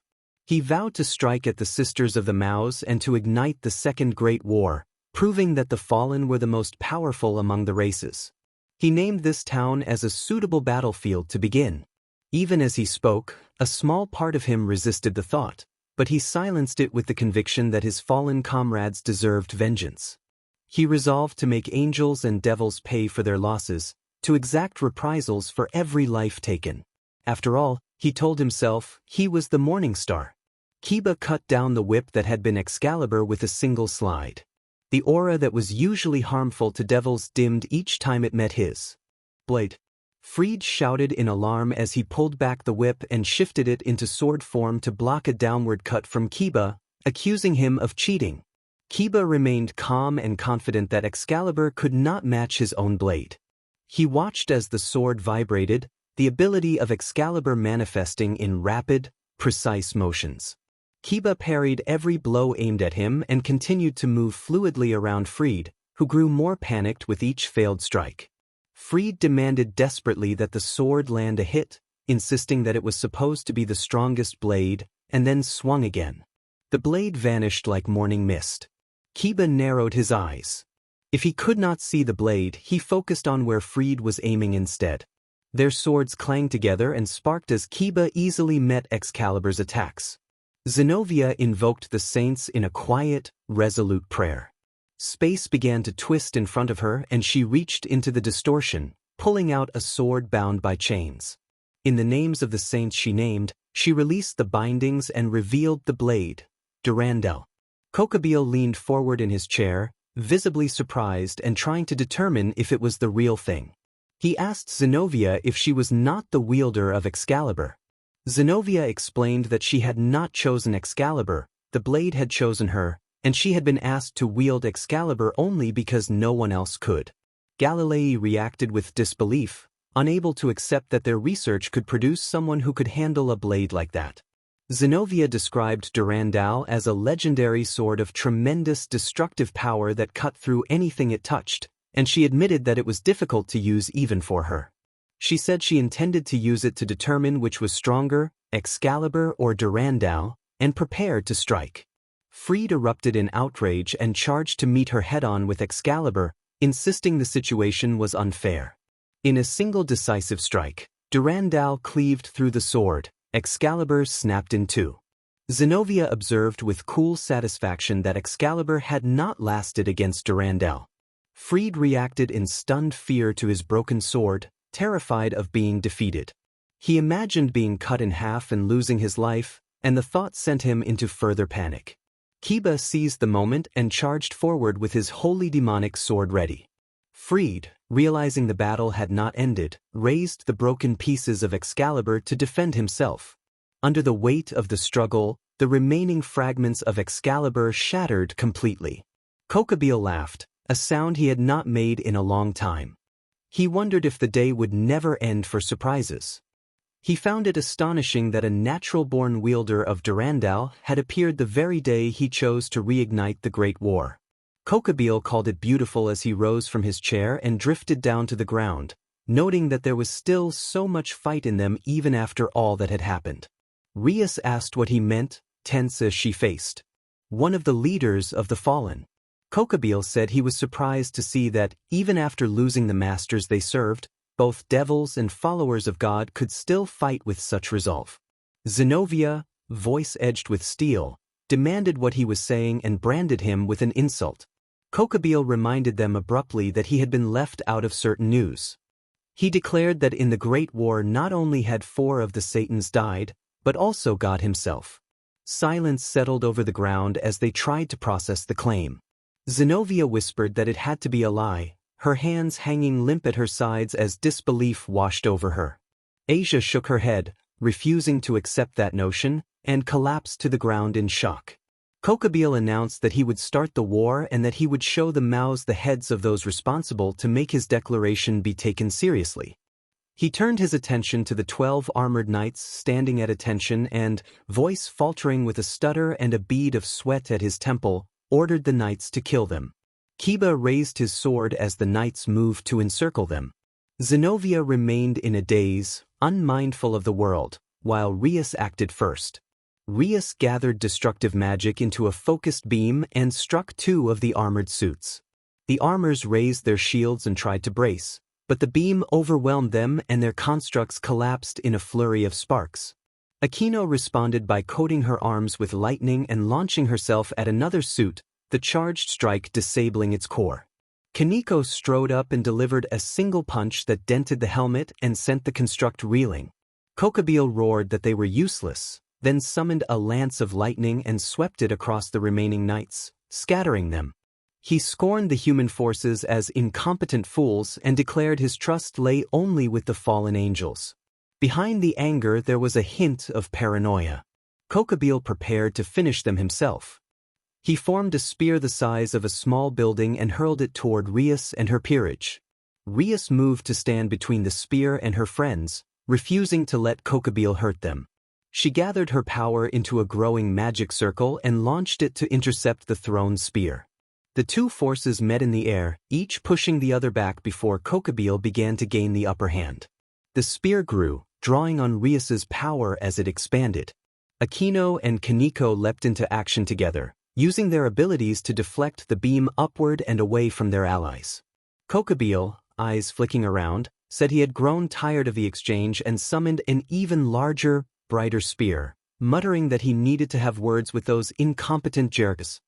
He readied the throw, and Rias watched in despair as light filled their vision. Issei arrived just in time to see the massive spear of light careering toward his friends like a truck of pure radiance. He dropped down in front of it and met the force head-on with one extended arm. The impact shoved him hard and the earth beneath him gave way, but he planted his feet and found a grip, wrapping his arms around the spear of light and moving it upward to redirect its momentum. The blast lifted wind, kicked up dust, and uprooted several trees. Rias felt relief at Issei's arrival and acknowledged him. Issei ignored the comfort and focused on the aggressor standing above them. He introduced himself as Issei Hyoudou, the Red Dragon Emperor, and called out Kokabeel by name. Kokabeel laughed in recognition and excitement at facing the Hyoudou, the Red Dragon Emperor. The prospect of a worthy opponent briefly eclipsed his earlier purpose, and he challenged Issei to fight to determine who would win. Issei responded by calling to Draig to unseal. Draig answered with its ancient motto, asserting its indomitable spirit, and lent Issei its power. Issei vowed to protect his friends from Kokabeel's attack. As he prepared, the markings on his gauntlets shifted, 2 digits fading until only a single mark remained. He declared that he would have to teach Kokabeel a lesson for trying to kill his friends. Pressure gathered around Issei, the air itself seeming to thicken. He invoked Balance Breaker. Red light enveloped his form, bright enough that everyone had to shield their eyes. When the dust settled, they finally saw the full release of his Balance Breaker, unleashed for the first time in years. Kokabeel throbbed with anticipation, everything else forgotten as he surrendered to the thrill of combat. He hovered in the air, trying to peer through the dust into his opponent and saw only a red blur. His senses screamed danger, and he barely had time to turn his head before a fist occupied the space it had just been. He came face to face with a helmeted figure, sleek and aerodynamic. The seconds stretched for a moment before Kokabeel broke it by turning in the air and kicking with his armored feet, catching his opponent in the upper ribs. The impact sent the red-clad fighter skidding across the wall of the main school building. Kokabeel climbed from the rubble and flapped his wings, shrugging the dust away. He laughed and taunted the Hyoudou, insisting that he wanted more. He held his hands to his sides and formed a sword of burning light, grinning as he threw himself back into the fight. Issei narrowed his eyes behind his helmet. He did not want to use his Balance Breaker, but he would rather be safe than dead. He faced Kokabeel, one of the fallen angels' leaders, a veteran of the Great War who should not be underestimated. He closed his armored hands against the descending blade aimed at his midsection, yanking it aside to try to unbalance the fallen. Kokabeel let the sword go and used the opening to put his weight behind a punch. Issei grabbed the fist, threw it aside, and put his palm in front of Kokabeel's chest while calling upon his power. Issei invoked Ignis Draconi, igniting a burst of fire in his palm that rushed toward Kokabeel. The fallen tucked his wings close and ducked under the blaze, only to have a crimson-clad knee meet his face. The blow snapped his head back and briefly painted the sky with fractured hexagonal light before something heavy struck him there. It was a foot, and the impact stung sharply as it sent him tumbling to the ground. Kokabeel shook his head to clear the ringing. The Hyoudou was both strong and skilled. At another time, that would have excited him, but now irritation rose instead. Kokabeel accused the Hyoudou of holding back, saying that no killing intent could be found in him. The accusation turned to anger as Kokabeel pressed the attack with dangerous vigor, sparks spitting where his blade struck Issei's armor. Kokobeel's warrior ego flared. He was the morning star, he reminded himself, a being who had raised foes and reveled in decisive battles. The Hyoudou Issei's restraint grated against that identity. His gaze flicked to the exhausted group of devils slumped to the side, vulnerable and drained. They would make perfect targets to force a true response. Their weapons clashed, gauntlet against sword, and Kokobeel spotted his opportunity. The blonde nun was tending the wounded, and her companions were too tired to resist. Kokobeel fashioned a spear of light with one hand, then pushed off and put distance between them. He roared that this was punishment for not taking him seriously and hurled the spear toward the group of devils. Issei did not hesitate. He abandoned the immediate duel to intercept his peerage, putting himself between them and the incoming spear and taking the brunt of the impact. Kokobeel's eyes gleamed. With a flap of his wings, he reappeared behind Issei and swung the sword toward the back of his neck. Issei reached with his free hand and caught Kokobeel's wrist, stopping the blade. Kokobeel declared the strike insufficient and lashed out with feathers that flashed toward Issei's helm. The feathers slashed across armor rather than flesh. Issei twisted, feeling the spear of light pressing against his back and Kokobeel looming in front of him. He grabbed the two tips of a wing with his left hand, holding position while Kokobeel strained to break his grip and finish him. They locked in a brutal contest of strength, Issei gritting his teeth as he fought for control. Kokobeel ordered Issei upward. Issei glanced up just in time to see a magical circle form in the sky above. The circle poured a massive surge of energy down into the space where he stood, the fell energy washing over him in a blinding, overwhelming blast. Issei staggered to his feet as chips and pieces of his armor fell to the ground. It hurt. He pressed a hand to his stomach and felt something firm and tender beneath his fingers' seared wounds where the sword of light had burned as it cut, instantly sealing itself. He touched his temple where a single line marked his skin and cursed himself for being careless. He had underestimated Kokobeel. Had never faced a fallen at this caliber, and the experience was humbling. Kokobeel's strength was like a mountain vast and immovable. He was among the strongest foes Issei had ever faced. He stumbled and dropped to his knees, feeling the loss of the cold force of will he once had. He wondered if he had grown soft, if he had lost the resolve to win. Kokobeel thundered that this was all Hyoudou Issei could give and that it was a disappointment, and he asked whether he needed to provide more incentive to make them fight harder. Issei's blood ran cold at the threat. He refused to allow it. Without conscious thought, his hand shot out and closed around something at his side. A spear manifested crimson and razor-sharp, its barbed head pulsing with fierce energy. It seemed eager for battle. Issei reached past its surface to its core and felt it respond, drawing him in, empowering him, granting the primal focus he needed. It anchored itself to his soul, sinking deep. He welcomed it. He looked up at Kokobeel and his eyes had changed from warm orange to cold blue, hard and unforgiving. Frost streamed from his mouth as Issei declared that death arrived on swift wings. Kokobeel nearly died within the first few seconds after that declaration. One moment he was floating above his battered opponent, the next he had to throw himself aside to avoid a glowing crimson projectile. He barely managed to reorient when he saw movement behind him and had to duck under an attack. A spear moved through the space his head had occupied, and a red-clad foot flashed toward his chest. He caught it with both hands, senses stretching his perception of time as he moved his head inch by agonizing inch. The spear grazed his cheek and cut through the surface of his armor. He hissed and flew backward, shocked by how close he had come. He reached up to touch the mark and felt the sting of the strike. Kokobeel shivered. This was the closest he had come to death since the Great War. He glanced at his opponent to see what had changed. Issei's armor had lost most of its pieces, leaving only the gauntlets and the thigh guards, revealing his black jacket beneath. He moved not like a soldier but like a hunter, calm, measured, focused. Kokobeel felt the dynamics of the fight shift. He was no longer facing a child but a true opponent.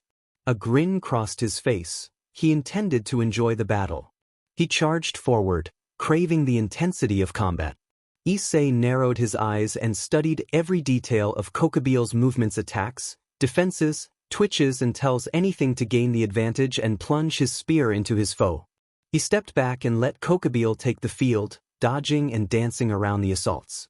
The fallen style was too wild, too uncontrolled, and thus too easy. Issei slipped beneath an overhead slash aimed to cleave him and struck Kokubile in the thigh. The fallen erupted in a pained cry as another of the many wounds he bore opened. They had been fighting for less than 5 minutes. And Kokubile was already showing signs of fatigue. Issei tilted his head and decided it was time to finish the fight. He called upon his technique, invoking Gibalg. Kokubile barely heard words through a haze of pain. He was wounded, that much was obvious, but he did not know why it was so serious. He was a fallen, one of the greatest, and his 10 wings matched that title. His body had always been at its peak, skin like armor, muscles that exerted ridiculous force, and a healing spark that usually dismissed any major wound within minutes. This time it did not work that way. The spear that had struck him refused to heal in the manner he expected. The injury continued to weaken him, and he felt his strength draining away. He invoked Gibalg, and for a moment destiny itself seemed to twist. Cause and effect slipped. What had seemed inevitable rearranged into something impossible. Kokubile's self-preservation instincts roared.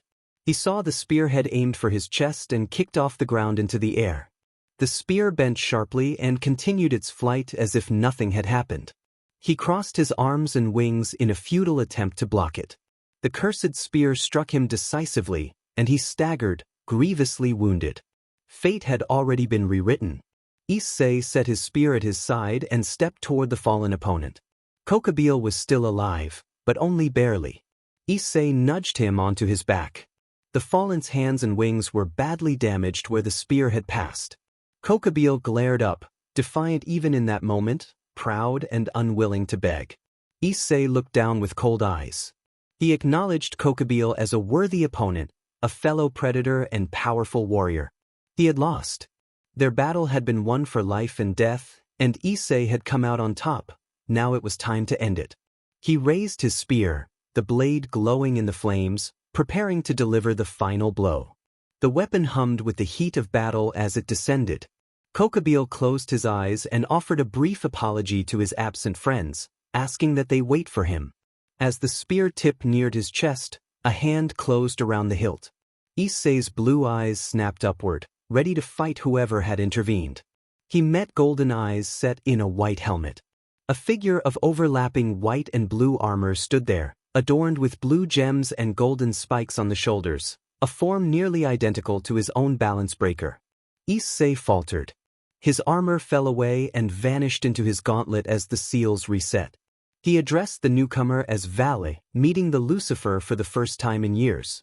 Valle nodded in return and asked what Issei was doing with the spear, reminding him of an oath he had once sworn not to use it again. Issei looked down at the spear in his hand and swallowed. He remembered the promise and hesitated, glancing around the devastated field, at ruined buildings and at his friends scattered across the grounds, many unconscious from the pressure and chaos of the fight. He could not immediately explain his reason. He redirected the conversation and asked why Valle had come. Valle said he had come to take Kokubile, and he leaned down to sling the now unconscious fallen over his shoulder. Azazel demanded that Kokubile return to answer for his crimes. He had acted against orders and would be judged. Issei accepted that explanation. Their balance breakers exchanged a brief, familiar banter in their own way, a sharp and amused back and forth that only they could hear, teasing about their owners' reunions and reminding each other to stay vigilant. The exchange faded as Valle released his armor, leaving only pale blue wings on his back. He told Issei farewell and said they would meet again. Then he took to the air, carrying the 10-winged fallen with him. Issei called after Valle and asked about Ophis. Valle looked back and assured him that Ophis was fine and that Issei would likely see her again. He flew off, breaking the dome that had been constructed above the school. Shaking his head, Issei approached the occult research club. Ria stared at her pawn as he slowly walked toward them. She scolded herself for feeling useless. Her pawn was out there fighting for all of their lives against one of the leaders of the fallen, and she was huddled in a corner, barely managing a barrier to keep their blasts from hitting her peerage and Zenobia. She told herself she should have been with him, helping and taking on the fallen. It was her responsibility as a king. Rias whispered Issei's name as he drew near and asked if he was okay. Issei reassured her that he was fine, brushing away her concerns, and asked how the others were and whether they were hurt. Rias answered that no one was seriously wounded but that everyone had run out of energy. His fight had drained many of them. Issei winced and offered a brief apology, saying he had not meant to expend so much and had not expected Gibalg to appear. He added that he was sorry for being late and letting things come to this. Rias shook her head and told him that the important thing was he had come when they needed him and that he had saved them all. A low sound interrupted them as most of the team began stirring awake. Zenobia stood to one side, staring up at the sky with Durandal still in her hand. Rias turned and greeted her knight, glad that she was okay. Kiba approached, swallowing hard, and expressed remorse for his earlier selfishness and for running away. He told Rias that even though she had saved him, he felt he had betrayed her. Rias smiled and embraced Kiba, assuring him that his return was enough. Kiba nodded, voice thick, and renewed his vow to protect her and their comrades as her knight. Rias replied with a soft, relieved laugh and said she would remember his promise. Aquino, Asia, and Kaneko welcomed the returning knight with warm smiles. Rias raised her hand and let her signature power glow as a playful reprimand. She told Kiba that, as punishment for worrying them, she would give him 1,000 playful scoldings. Issei laughed loudly at the remark. Issei crossed his arms behind his head as he walked to the clubroom with Asia and asked if she was all right. Asia smiled, puzzled, and said that she was fine. Issei noted that she remained a Catholic even though she was now a devil. Asia nodded, and Issei hesitated before bringing up that God was dead.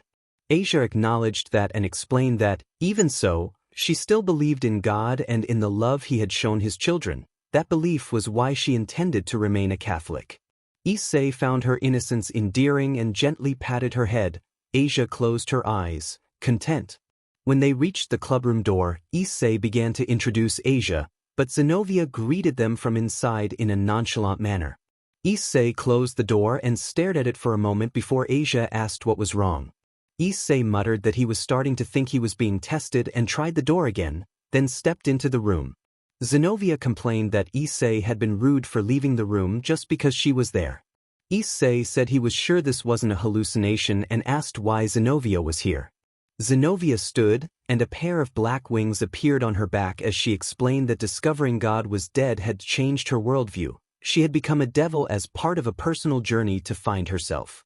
Issei felt uneasy at the idea of becoming a devil, remembering how firmly Catholic she had been, but he also understood how learning that everything one believes in is a lie could push someone to extreme choices.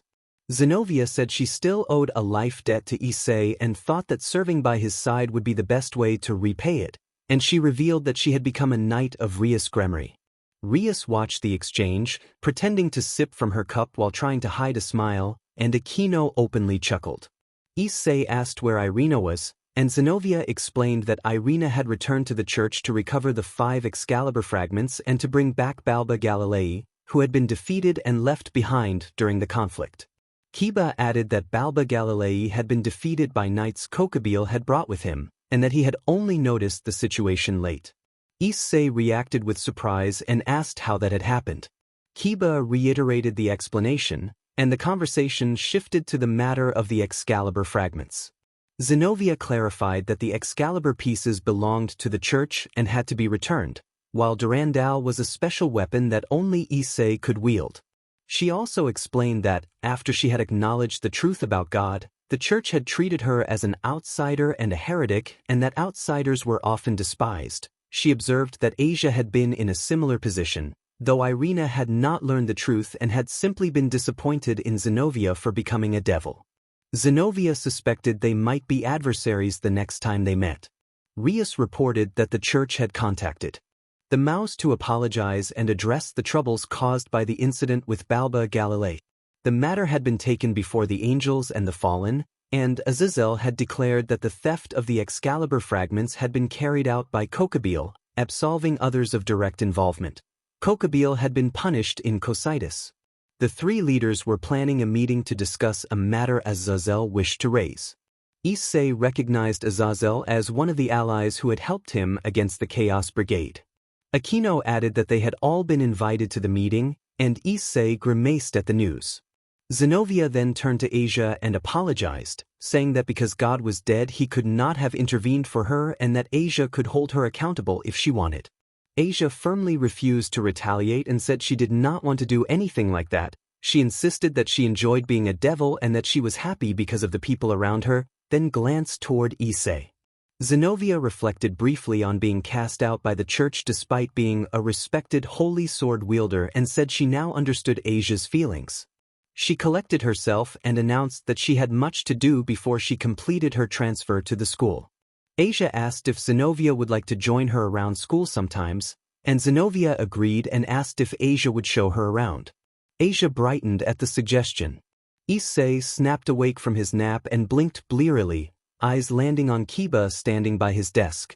He groaned and wondered aloud why Kiba was so close to him, still not fully awake. Kiba bowed and explained that he wanted to express his gratitude to Issei for what he had done. Issei, confused, insisted that friends helped each other and brushed it off, but Kiba reminded him that Issei had helped him through his troubles despite the trouble he had caused. Issei noted that the club president and the others had already forgiven him, so it should be fine.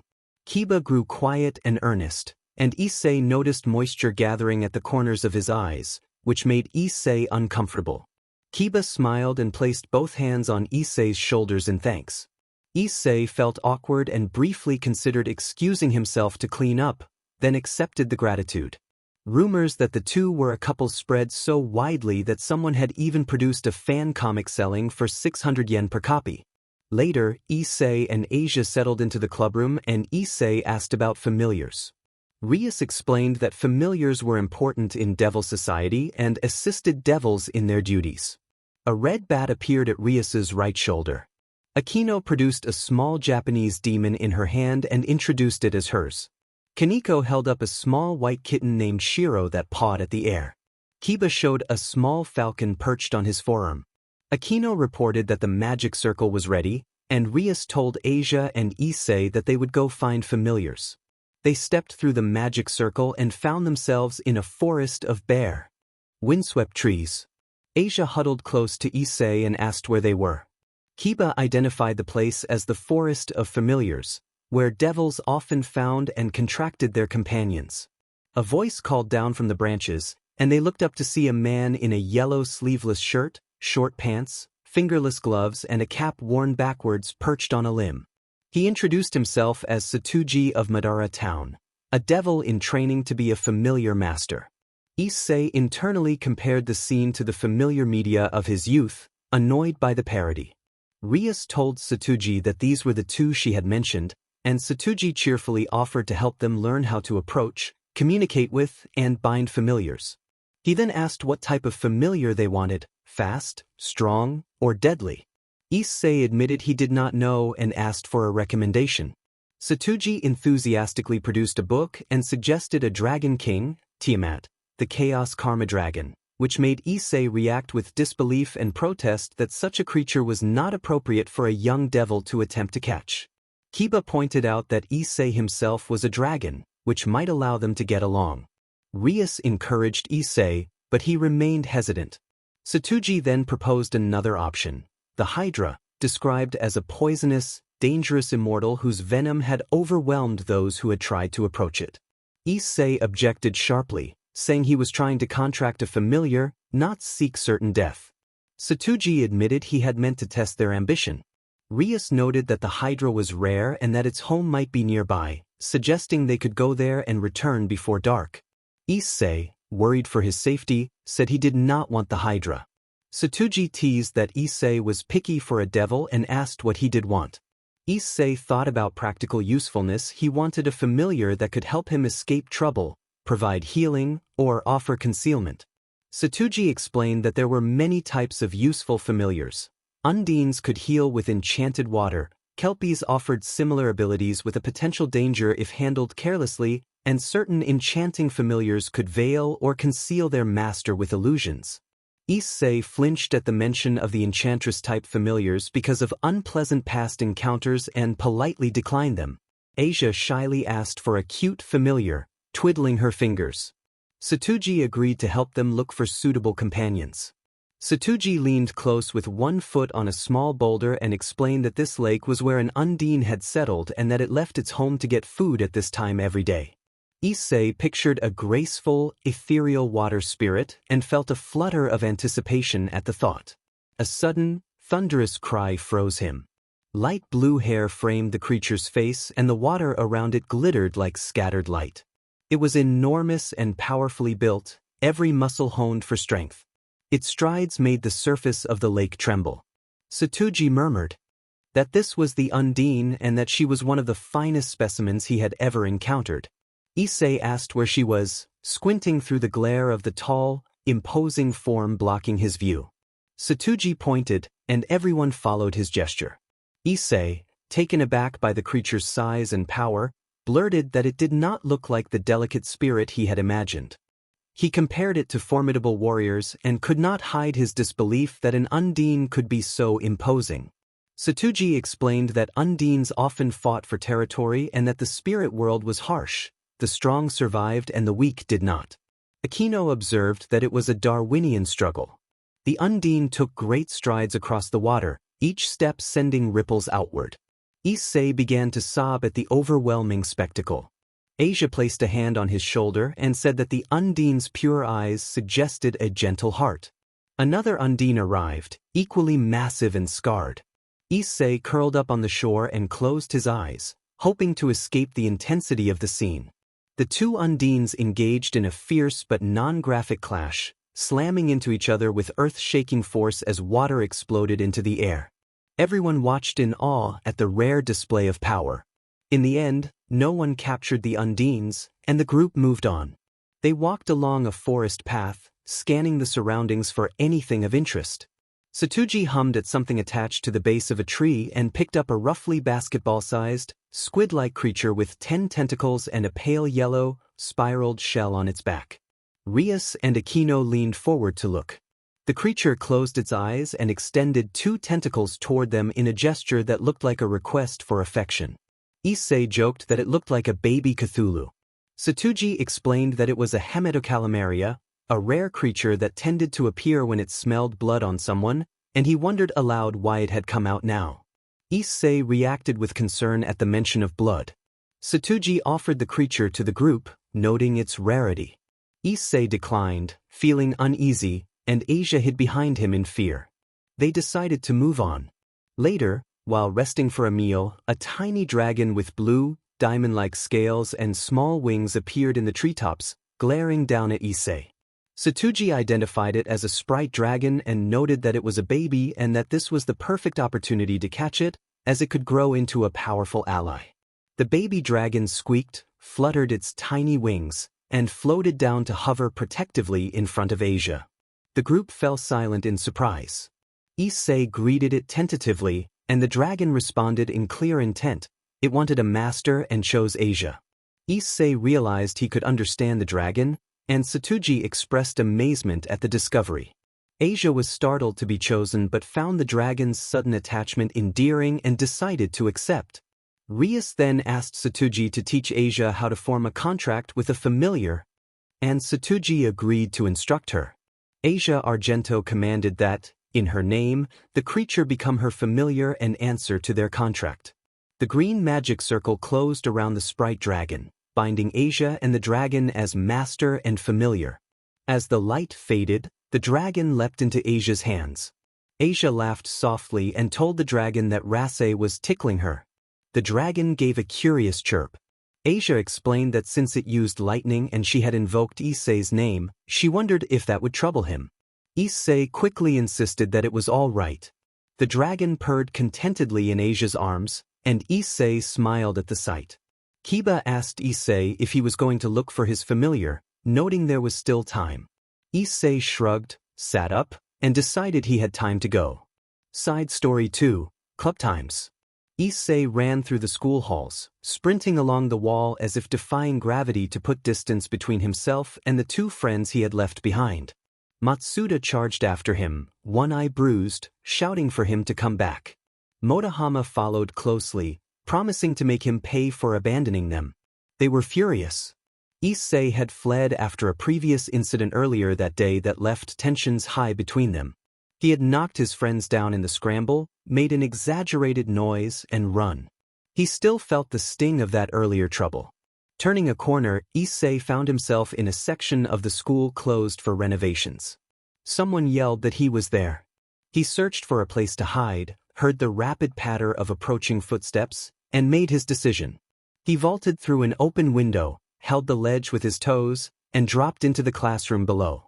He dusted off his hands, glanced out at the courtyard, and thought they would never find him there.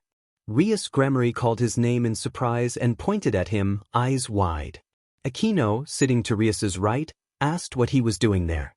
Before Issei could answer, Sona adjusted her glasses and coldly asked what he was doing in the third-year building during school hours. Issei felt cold sweat at the back of his neck and laughed nervously, saying that he could explain. Issei swept the wooden floor of the archery clubroom, alone in his task. The student council president had not believed his excuse about testing the school's defenses against a thief trained in parkour and had given him detention, though she allowed him to choose the chore. He had picked the archery room, who would rather scrub toilets. He finished and set the broom and dustpan in the corner, taking a moment to look around the empty room. The targets were pristine, newly replaced this morning if their immaculate condition was any indication.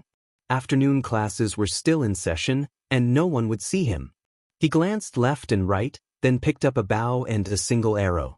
He adjusted his stance, turned his left side toward the target set 75 meters away, raised the bow, and drew the string until it reached full tension.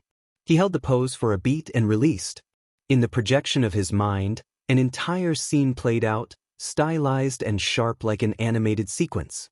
An imposing noble fell from his carriage after an arrow struck him. His attendants rushed forward to shield him. A leader waving a flag of defiance collapsed, the crowd's morale splintering and the uprising losing its center. A general finishing a report about a new organization called School looked up as an arrow struck. A pot of wax slipped from his hand as he slumped. None of it was gruesome, only decisive, like the swift cuts of an action sequence. The room seemed to tremble from the force of the shot as the arrow traveled at an almost impossible speed, carried by the power coiled in Issei's arm. He relaxed his stance and watched the last echo of the visualization fade. Kagome Watares approached and asked what he was doing there. She was of average height, brown hair tied back in a ponytail, wearing the Kuo High uniform with a bag slung over her shoulder and her brown eyes fixed on him. Issei explained that he was just testing his aim to see if it was still the same. Kagome, captain of the archery club, dismissed the idea that his skill would have faded and recalled that he had been one of the finest shots she had ever seen. Issei offered that sports required constant practice to keep skills sharp. Kagome bent over her bag and reminded him that she would graduate next year. She said the club needed a good captain. Nishimura was competent but often distracted. Kagome then proposed that Issei consider taking over, or at least helping the members learn the skills they needed. Issei said he did not think he could, mentioning his association with the Occult Research Club. Kagome expressed disappointment but pressed him to help for the sake of the club's chances in competition. Issei agreed to join the next competition and asked when it would be. Kagome grabbed his collar to get his attention and demanded a promise. Issei promised to practice hard and not disappoint. She released him with a satisfied look and reminded him that the next competition was next month. As Issei picked up his bag and began to leave, he muttered that he was there because of detention. Kagome watched him go. A few minutes later, club members began to arrive. Jun Nishimura, the vice president, praised the captain enthusiastically, but Kagome stepped forward to deflect the compliment, indicating she had not been the one to perform the display of marksmanship. The others asked who could have matched such precision. Kagome looked toward the target 75 meters away, where 3 arrows were clustered at the exact same point, and named Hyoudou Issei. Jun reacted with surprise and called him a pervert, though several members remembered the brief time he had joined the club last year and had seen what he could do. Kagome agreed with the description. Hyoudou Issei hummed fondly as she began to put away the pots and pans used to cook lunch, the sounds of Issei and his friends reaching the kitchen. She knew about Issei's transformation now. The first time he had come into the house different, she had been terrified and had wanted to demand that he be changed back. Something stopped her instead. He smiled. She remembered how gentle and caring his smile was whenever Asia or Rias did something, and Aiko found she would do anything to keep that smile. She still remembered how they had met, a twist of fate long ago. Aiko trudged home one evening, tired from a week of work and wanting to get back before her husband grew more suspicious. He had become overprotective, especially after they had lost their only son nearly 15 years earlier. Their son's birthday was coming next week, the day they always visited a shrine to pray, hoping against hope for a miracle. The prayers had never brought him back, but Aiko never lost hope, even as her husband sank into depression. A deep, guttural growl snapped her attention to the forest near the shrine. Another growl answered from the opposite side. Aiko backed away, unwilling to let anything approach from her blind spot. Massive wolves as large as small cars emerged, their eyes glowing with otherworldly light and showing clear signs of spiritual possession. She tightened her grip on her staff and tried to call on her power. She was older than many priestesses now and had spent much energy sealing a rogue group of Oni that had terrorized the nearby villages with 2 former apprentices. That work had left her tired but determined. The wolves moved with predatory precision. A young man stumbled into the clearing, rubbing his head and looking confused. He was 14 or 15, with brown hair and brown eyes, wearing faded jeans and a black jacket. Aiko felt a sharp ache of recognition. He looked so much like the son she had lost that it nearly stopped her breath. One of the wolves lunged, jaws wide in a threatening display, and Aiko braced herself. At the house, Asia entered the kitchen carrying plates and offered to help with the dishes. Aiko told Asia that there was no need and that she would take care of it, and she encouraged Asia to go join Issei and the others so she would not fall behind. Asia felt flustered and embarrassed. Aiko laughed softly and sent her back, pleased by the girl's kindness and the positive influence she brought to the household. Back in the clearing, the young man suddenly appeared in front of Aiko, holding gauntlet hands ready to act. He warned them of another approaching wolf and urged caution. He moved with surprising speed and closed around the neck of one wolf to hold it down. Aiko responded by planting a paper talisman between the wolf's eyes and calling on the spirits of the forest to guide it away. The talisman glowed and the wolf collapsed, subdued. The other wolf attacked, and the young man was knocked down as they rolled together. He struggled but kept trying to push the wolf's jaws. But Aiko ran to assist and managed to affix another talisman, but the wolf shook itself violently and threw her off.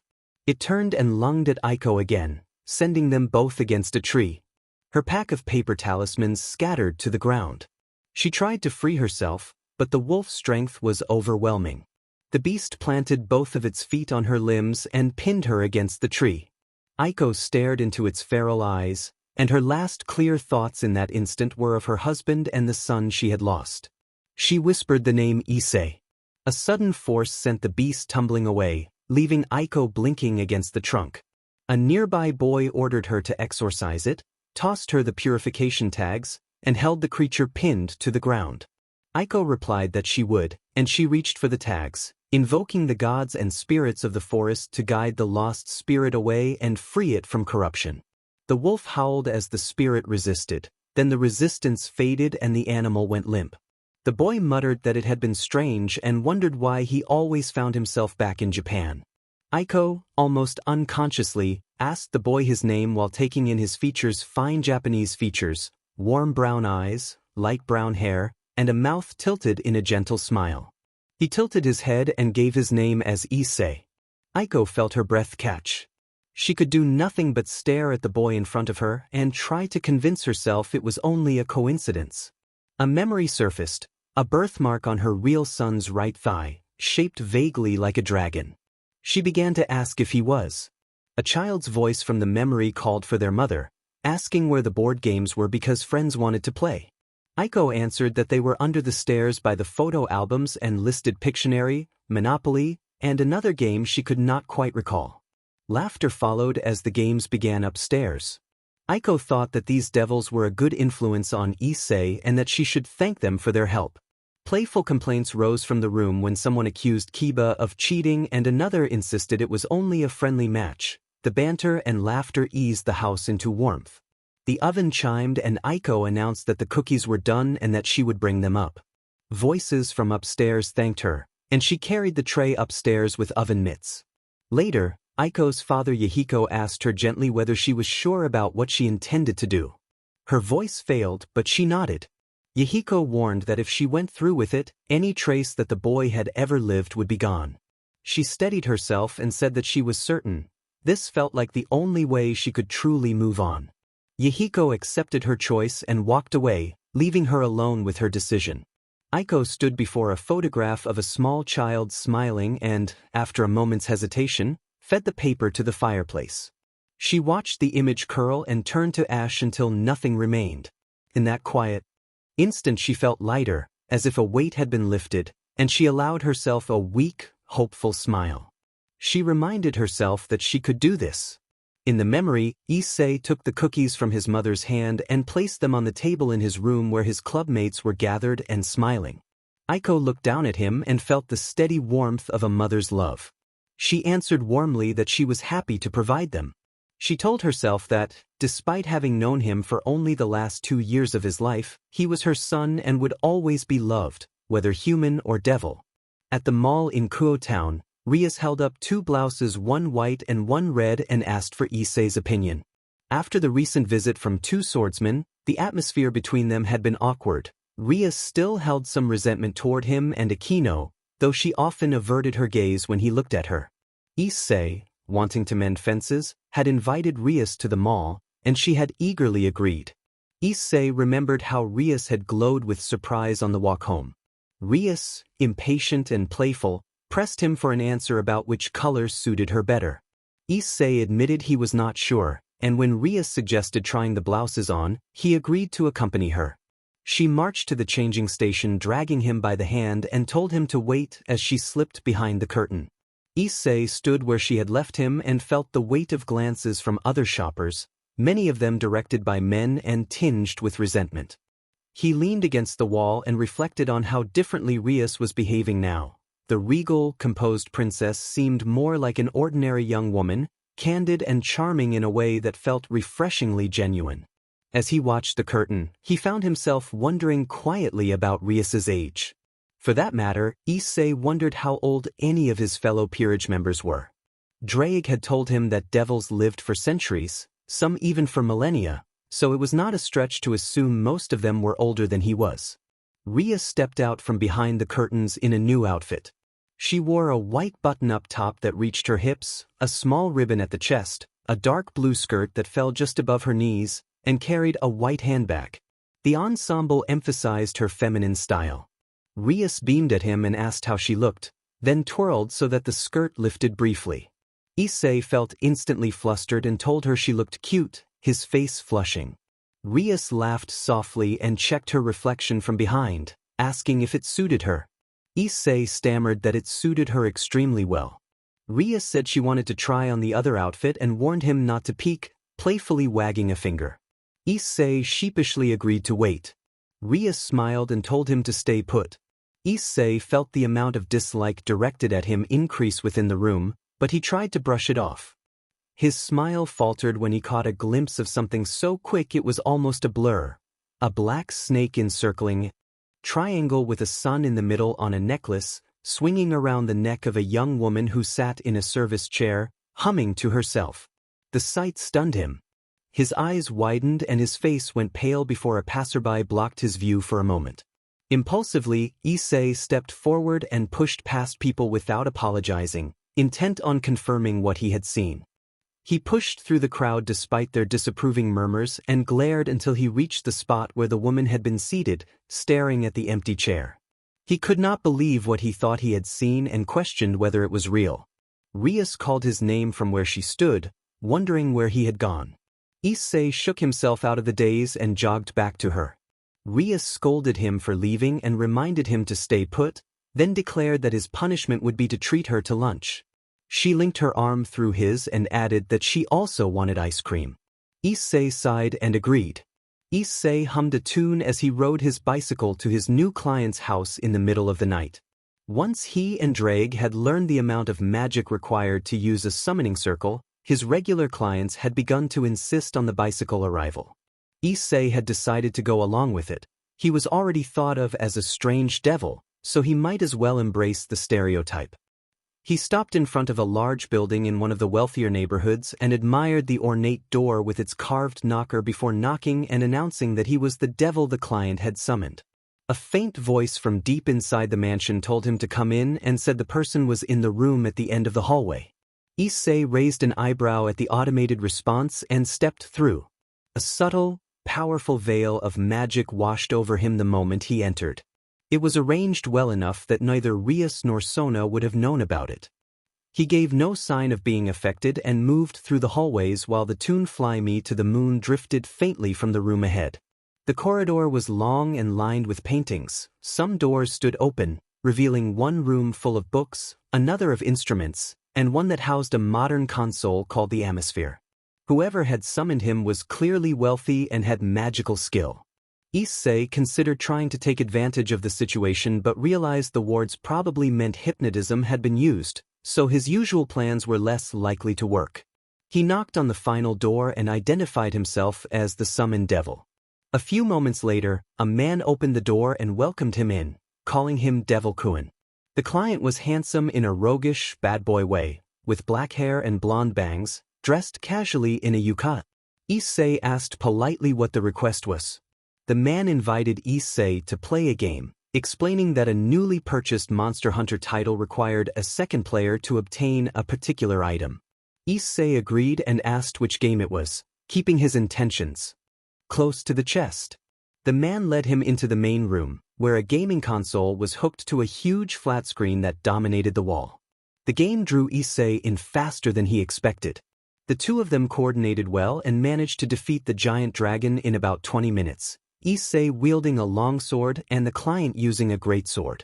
After the victory, the client calmly gathered materials from the fallen beast while Issei watched, feeling a quiet unease. He liked the man enough for someone he had met only half an hour ago, but something about him suggested danger. The client then asked if he could call Issei Hyoudou. Issei agreed and added that he would call the man Azazel. Azazel raised an eyebrow and asked when Issei had discovered his identity.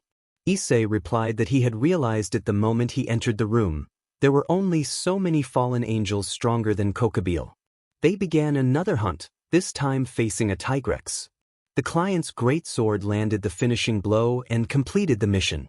Azazel set the controller down and told Issei that he had saved him once before during a fight with the hero faction, explaining that he, Valle, and their team had stopped the attackers from killing Issei. Issei closed his eyes and thanked him, admitting he would not have survived without that intervention.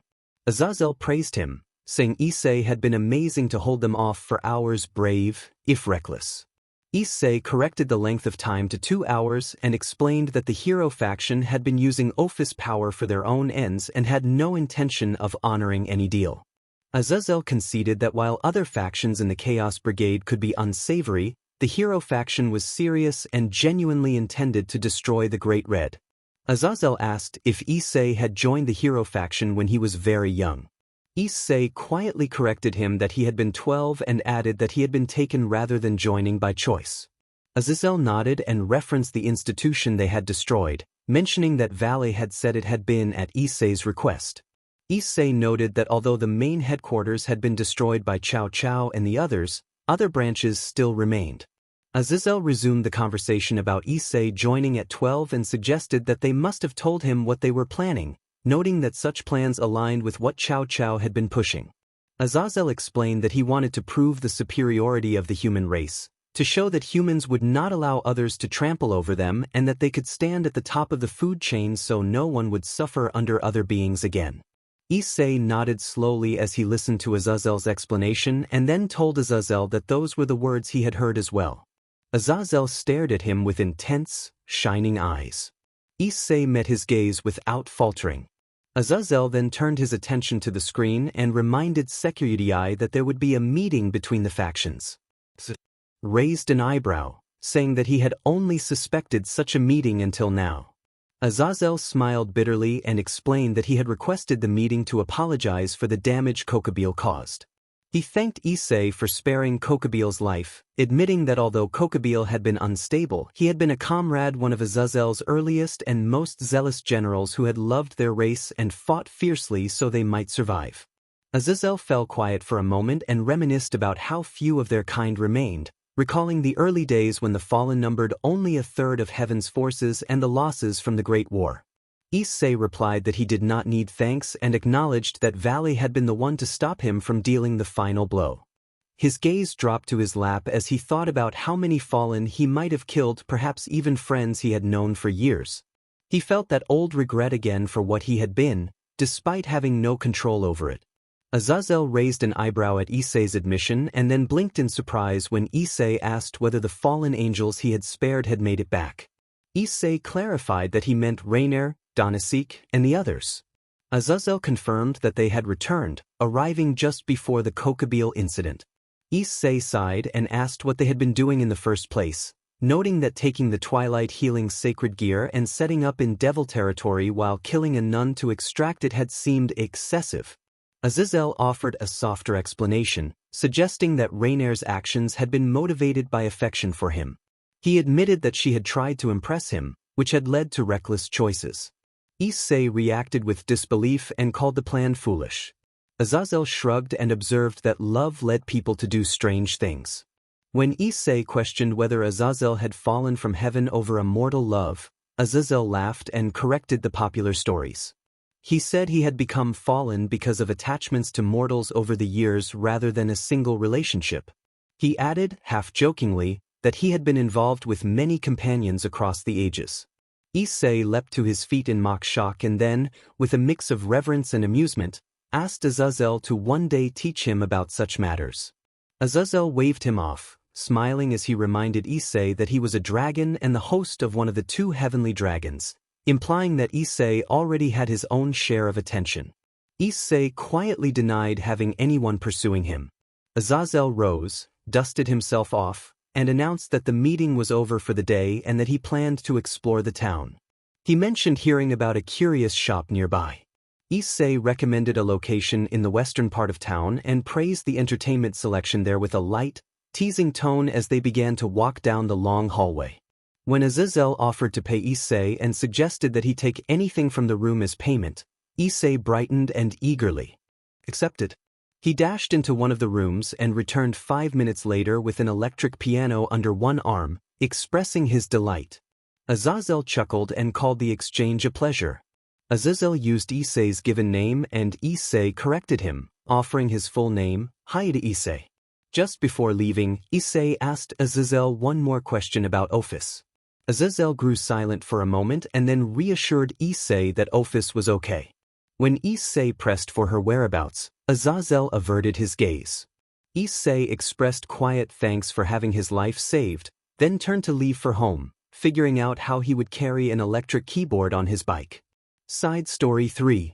A Mother's Thoughts. Issei looked left and right to make sure the hallways were empty. Satisfied, he barged into the room without knocking. Kiba was at his desk, hunched over a worksheet. He looked up, startled, and scrambled to his feet, sending papers fluttering to the floor. Kiba called out in alarm and stepped back nervously as Issei strode forward. Issei addressed him with a hard edge and reached out to grab Kiba's chin, but before anything else could happen, Issei suddenly snapped his attention to the table and slammed a thick book down with a roar. Aika Kiryu stepped forward, smiling. She revealed that the book was a fan-made comic portraying Issei and Kiba together. Issei reacted with outrage, insisting that it was indecent. Aika shrugged and argued that what counted as filth depended on the beholder's perspective, even comparing the situation to an artist's misunderstood work. Motohama admitted with a smug grin that they were involved in the production, and Matsuda added that Kiryu and her friends did the drawing while he and Motohama handled distribution. Motohama added that they were even selling copies outside school. Issei demanded to know why they would do such a thing and who had the idea. When Issei asked whether Asia knew about the comic, the 3 exchanged glances. Kiryu said she had not wanted Asia to learn about it, and Issei breathed a small sigh of relief at that. The conversation turned tense and then abruptly shifted when Zenobia made a shocking remark that left everyone stunned. Issei choked and spat out his lunch in surprise, covering Matsuda and Motohama. After a moment of frantic coughing, Issei tried to collect himself, insisting that the situation was being blown out of proportion. Zenobia then produced an odd item, which only increased the confusion in the room. Asia arrived just then and asked what was happening, looking genuinely puzzled. Zenobia handed the item to Asia in a gesture that made the younger girl even more bewildered. Kiryu approached and commented about the timing of the moment, while Motohama and Matsuda reacted loudly and angrily at the implication that someone had gotten involved with Asia so quickly after transferring. Motohama accused Issei of moving in too fast, and Matsuda echoed that sentiment with indignation. Issei protested that he was just as confused as the others. Asia, timid and wide-eyed, asked why everyone was yelling. There was a tense pause as the group looked at one another, the chaos from the interrupted lunch lingering in the air. Issei collapsed onto the couch in the clubroom, one arm thrown over his eyes as he tried to escape the chaos of the day. Rias mentioned that she had heard a rumor about him and Zenobia at school, sounding a little resigned. Issei said he would rather not talk about it. Zenobia then made an awkward comment about the future that left the room stunned. Aquino teased him playfully about his reputation, giving him a teasing look that only made him redder. Issei covered his nose to hide his embarrassment. Kaneko called him perverted but found herself comparing her appearance to Zenobia and Aquino, feeling self-conscious. A glowing magic circle appeared behind them, and Surzek's Gremory arrived with his wife. Rias sprang to her feet, startled, and called out to him as her older brother. Kaneko, Kiba, and Aquino, the three senior devils in the room, knelt in respect to the head of their faction. Issei stood, stretched, and bowed his head in deference. Asia and Zenobia simply stood and watched in awe. Asia thought with bright eyes that this was Surzek's Gremory, the demon king of the underworld himself. Surzek asked if the blonde was Asia Argento. Asia replied timidly that she was. He thanked her for taking care of Rias and complimented her skill as a bishop. Issei noted how many people must be charmed by that smile and found himself distracted for a moment, then forced his thoughts back to the present. Zenobia introduced herself boldly, and Surzek expressed pleasant surprise at her joining his sister's peerage, admitting he had not expected the wielder of Durandal to become a devil. Zenobia explained that she had become a devil to stay close to Issei, who had once saved her life, and added that she had come to enjoy her new role. Issei tried to remain unnoticed while they spoke. Surzek laughed lightly and said he was glad she did not regret her choice, for it would be troublesome if anyone in the Gremory family felt regret. Rias asked why he had come, and Surzek reminded them that the school observation was coming soon. He said he wanted to see what his younger sister did at school, smiling as he spoke. Issei pushed away some unsettling thoughts and tried to regain his composure. Memories of his earlier encounters in Akihabara came to mind, and he remembered how scared those people had been in crowds and how much comfort they gave each other simply by being together. He and Draig had argued afterward, but those were private tensions that he forced aside. Rias asked Grafia if she had been the one to mention the plans, and the silver-haired maid bowed her head in acknowledgement. Grafia said their father would be attending as well. Surzek explained that he too would be working that day. There would be a meeting between the three factions, and he was considering holding it at the school. The conversation continued with the group preparing for the upcoming visit and the responsibilities it would bring, each of them arranging their roles while the clubroom settled back into a quieter rhythm. Rias cried out in dismay that her older brother was sharing Issei's room. Surzek smiled and asked Rias to let him borrow Issei for one night, reminding her that she had Issei for most of the day. Issei felt nervous at the idea of rooming with a Mao and worried inwardly that he might need pepper spray, even though he knew it would be useless. When they entered his room, Issei offered his bed, but Surzek declined to take it to avoid being rude. Issei then set up a spare futon beside the bed. Surzek asked if Issei was sure he was okay with sleeping on a futon. Issei replied that he was fine and admitted that he preferred the simple arrangement to any grand ceremony in the underworld. Surzex explained that nothing treated him like a normal guest there. People brought extravagant gifts and feasts, and it could be tiring to always be seen as a symbol rather than a person. Issei reflected that it must be difficult to lead when everyone admires from afar instead of speaking to their leader. Surzex observed that he had not seen Rias behave the same way in a long time and credited Issei for that.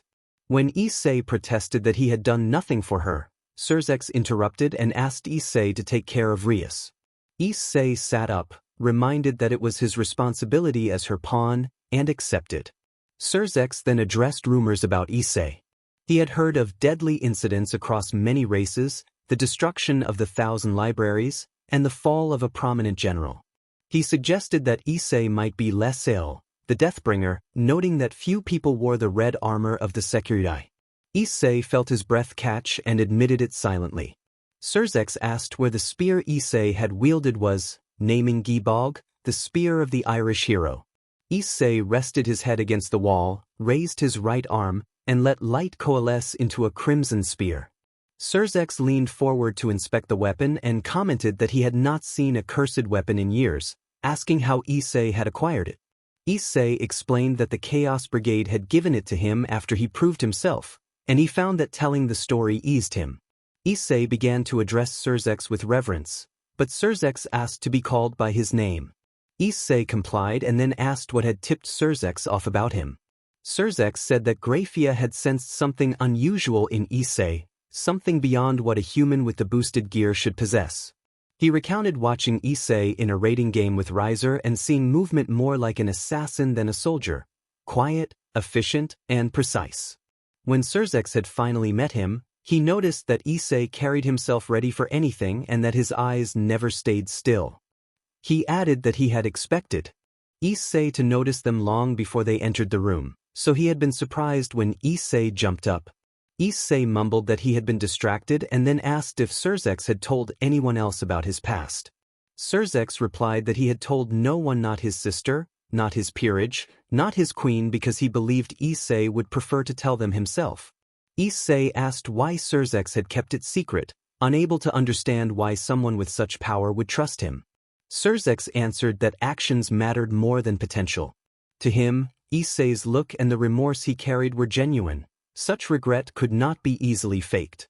Surzex then shared a personal story to illustrate his point. He told Issei that he and his wife had once been bitter enemies during the Devil's Civil War, fighting as the greatest champions of opposing sides. When they met, forests and cities became battlegrounds, but through each encounter he had learned about her and gradually come to care for her. He reflected that it was true, as they say, that in the instant two warriors' paths crossed you could understand a great deal about the other person. With every confrontation, Surzex came to know her as well as he knew his friend. When the time came to withdraw, he found himself already looking forward to the next battle, simply to check that she was all right. For years it went on that way. They began to exchange words in the middle of fights, and he learned that she was a Lucifuge, from a family of the extra demons. Issei asked if they had any records about her, noting that warriors of such skill were usually catalogued so they could be better countered. Surzex explained that, of course, there were files. She had been one of the most powerful devils in the Old Mao faction. When Issei wondered why Surzex had refused to read them, Surzex replied that he did not want to learn about such a warrior from paper. He wanted to discover who she was through their encounters. She was powerful, but not enough to defeat him. Surzex went on to say that one day, when he finally bested her, he could not bring himself to kill her. He found it impossible, like trying to destroy the sun. He had tried, because it was his duty as a leader of the revolution, but he could not do it. Listening to his heart, he leaned down and kissed her. She was surprised but accepted, and he felt joyful in a way he had never known. For a brief moment, nothing else in the world mattered but the two of them. Issei leaned forward, absorbed in the story. Surzex continued, explaining that the moment of tenderness did not stop the world around them. He was attacked during that instant of weakness. He managed to repel the attacker, but was then overwhelmed by the Old Mao faction.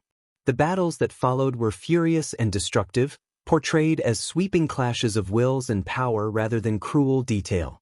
Many fighters fell, and the fighting transformed Lucifad, the old capital of the underworld, into a devastated landscape where life would struggle to return. Lucifer and Asmodeus, two of their greatest warriors, seized her after seeing what had happened and concluded she must be a traitor responsible for their setbacks. They attempted to take something vital from her, and her eyes went vacant as if something essential had been taken. Serzex described how rage consumed him like nothing before. He fought Lucifer and Asmodeus with desperate force, the combat stretching from dawn to dusk in an epic, anime-like clash of powers. The two Maos proved formidable, and they used his fury against him. By the time the struggle ended, the battlefield was unrecognizable. After those duels, the remaining resistance crumbled and the revolution concluded within days. After the fighting ceased, Serzex stayed by her side. He carried her from the field and returned to his home, keeping vigil from the end of the battle until the war itself ended. Just as he was preparing to lay her to rest, she awoke. Her first glance sought him, and when he looked into her eyes he realized he had truly fallen in love. Issei sat in stunned silence and then commented that it was a beautiful story. Serzex laughed and revealed that the tale had even been turned into a play in the underworld. When Issei asked what the story had to do with him, Serzex admitted he had detoured into his love life to make a point. People can change, and Issei was likely a better person now than he had been before. Serzex turned onto his side and said goodnight to Issei. Issei lay awake, thinking over what he had just learned. Sleep did not come until late into the night. Serzex smiled, holding a glass, and thanked Issei's family for taking in his sister, admitting she could be a little troublesome at times. Rias responded warmly that Rias was a good girl and more than Issei deserved, and the room filled with laughter. Issei sat at the chairs by the dining table, slightly apart from the others on the couches, while Grafia stood quietly behind him with her head bowed. Akito offered another glass of wine, and Serzex accepted as Akito filled his cup. Issei noted inwardly that his father knew one of the Maos by reputation and that there was an unspoken agreement to keep him from the supernatural. It would be safer that way. As conversation turned to teasing and embarrassing stories, Issei leaned back in his chair and asked Grafia about her son Milikas. The maid said Milikas was doing fine and had even been asking about him recently, then asked how Issei knew her son. Issei looked away and explained that he had found the boy lost in a market in the underworld. Grafia reacted in surprise and asked when that had been. Issei explained it had been the same day he met Ravel. He had found Milikas confused among the stalls, intervened when a shopkeeper tried to take advantage of him, and bought the necklace the boy had chosen as a gift for his mother. Grafia touched the silver stone on its delicate chain and confirmed that it was the necklace she wore now. Issei nodded and added that he had also given Milikas the little plush he still kept. Grafia confirmed that the plush, a Cthulhu doll, was kept at Milikas's bed, and Issei said he had felt he had to buy something for the brave little boy. When Grafia asked how Milikas had managed to get home, Issei described a hulking, orange-haired man who had arrived and to whom Milikas had run. Grafia identified that man as Surtur, the Mao's rook. Issei asked if this Surtur was the legendary figure from the Norse tales. Grafia clarified that their rook was a descendant, not the original. Issei fell quiet, thinking about the hero descendants he had met so far, Cao Cao and Siuchula, and remembering that his interactions with them had been intense and brief. Later, Issei walked to school alone for the first time in months, yawning and still tired from sleeplessness and worry.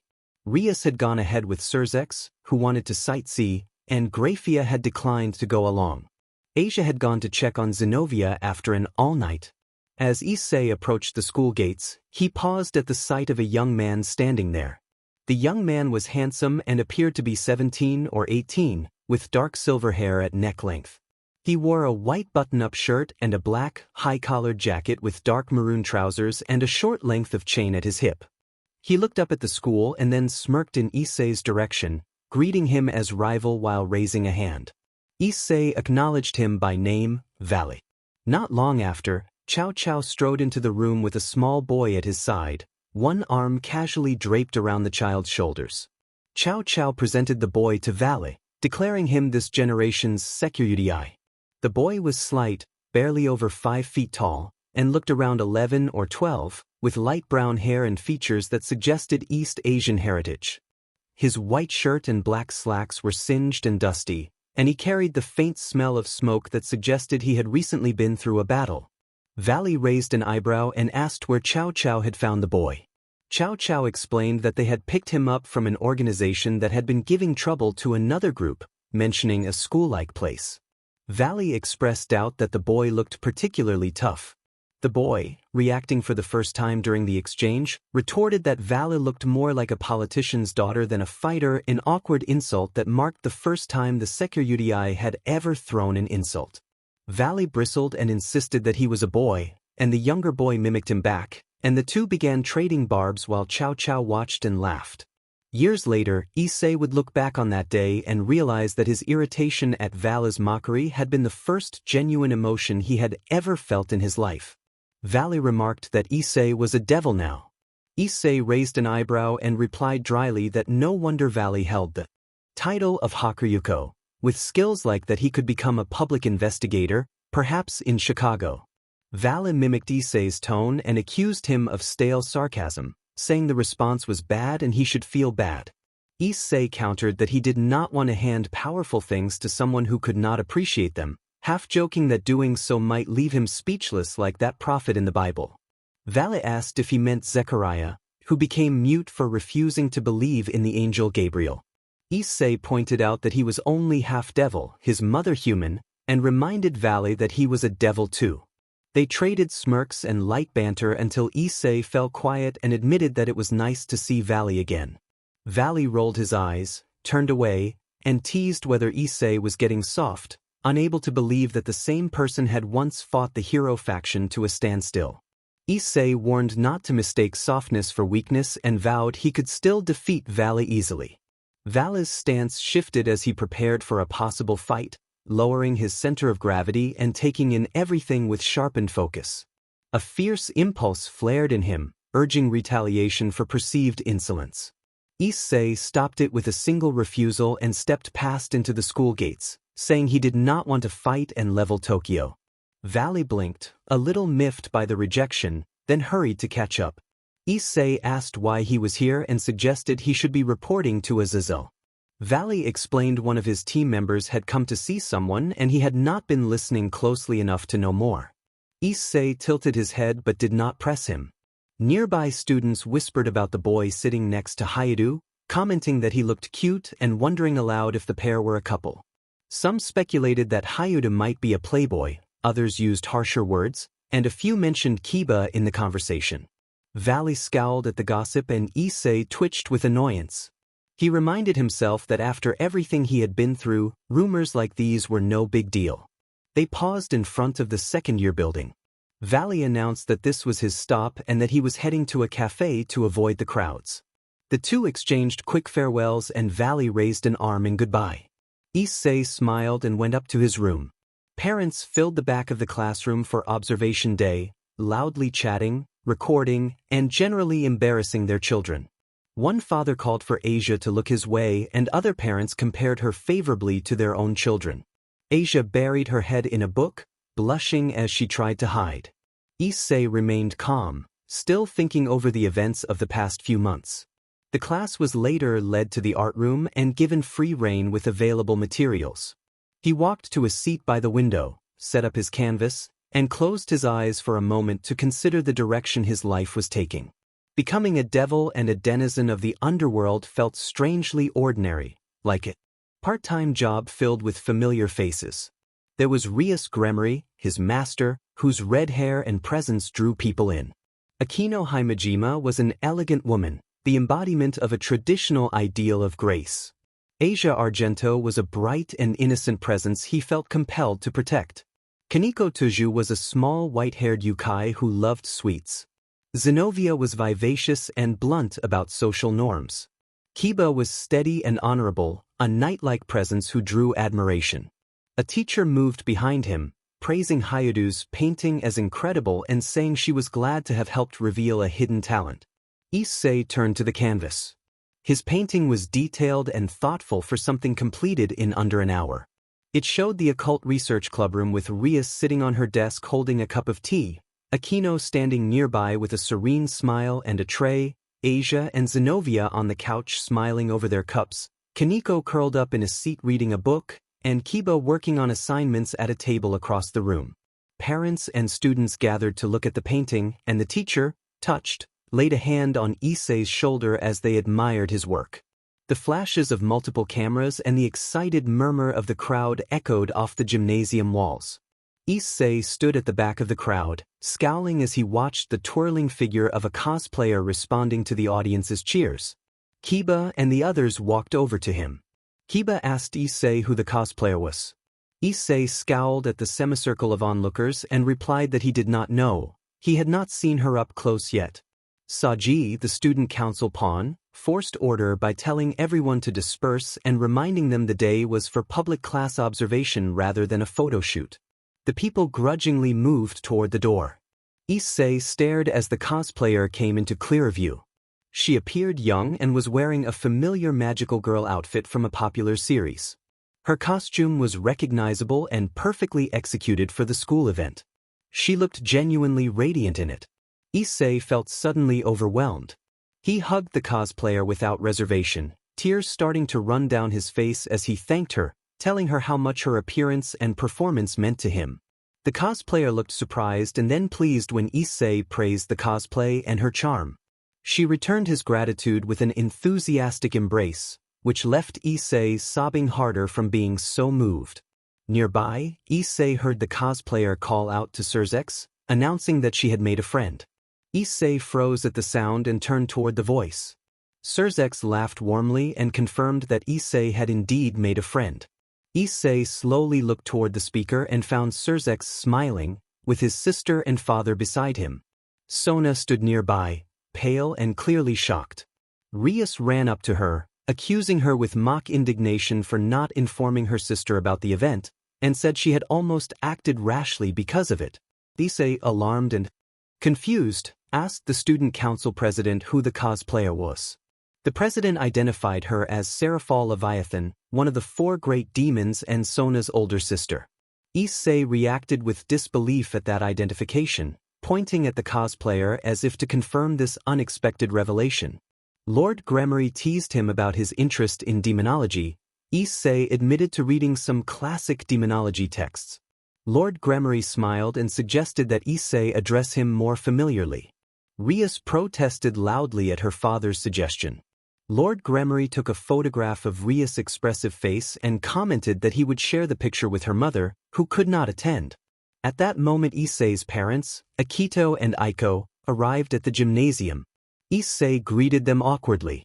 A family member from the Gremory side asked if they were Issei's parents, and Aiko confirmed that they were. Lord Gremory thanked them for caring for Rias and invited them to move the conversation to a quieter place so the young people would not be embarrassed in front of their friends. Akito and Aiko agreed, and they walked out together with Lord Gremory. Surzex then asked his sister Rias if he could speak with her privately for a moment.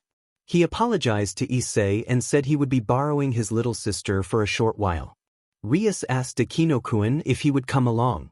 Akino agreed. Surzex took his sister, Rias, and her queen, Akino, to speak alone. Rias told Asia to return to class, and Asia agreed to go. Rias traced a finger over the dried paint of the canvas and noted that it was well made. Issei admitted sheepishly that he had made it on the fly. Akino praised him, surprised at how skillful he was becoming. Issei looked away, embarrassed by the compliment, and asked the club president if Surzex had come.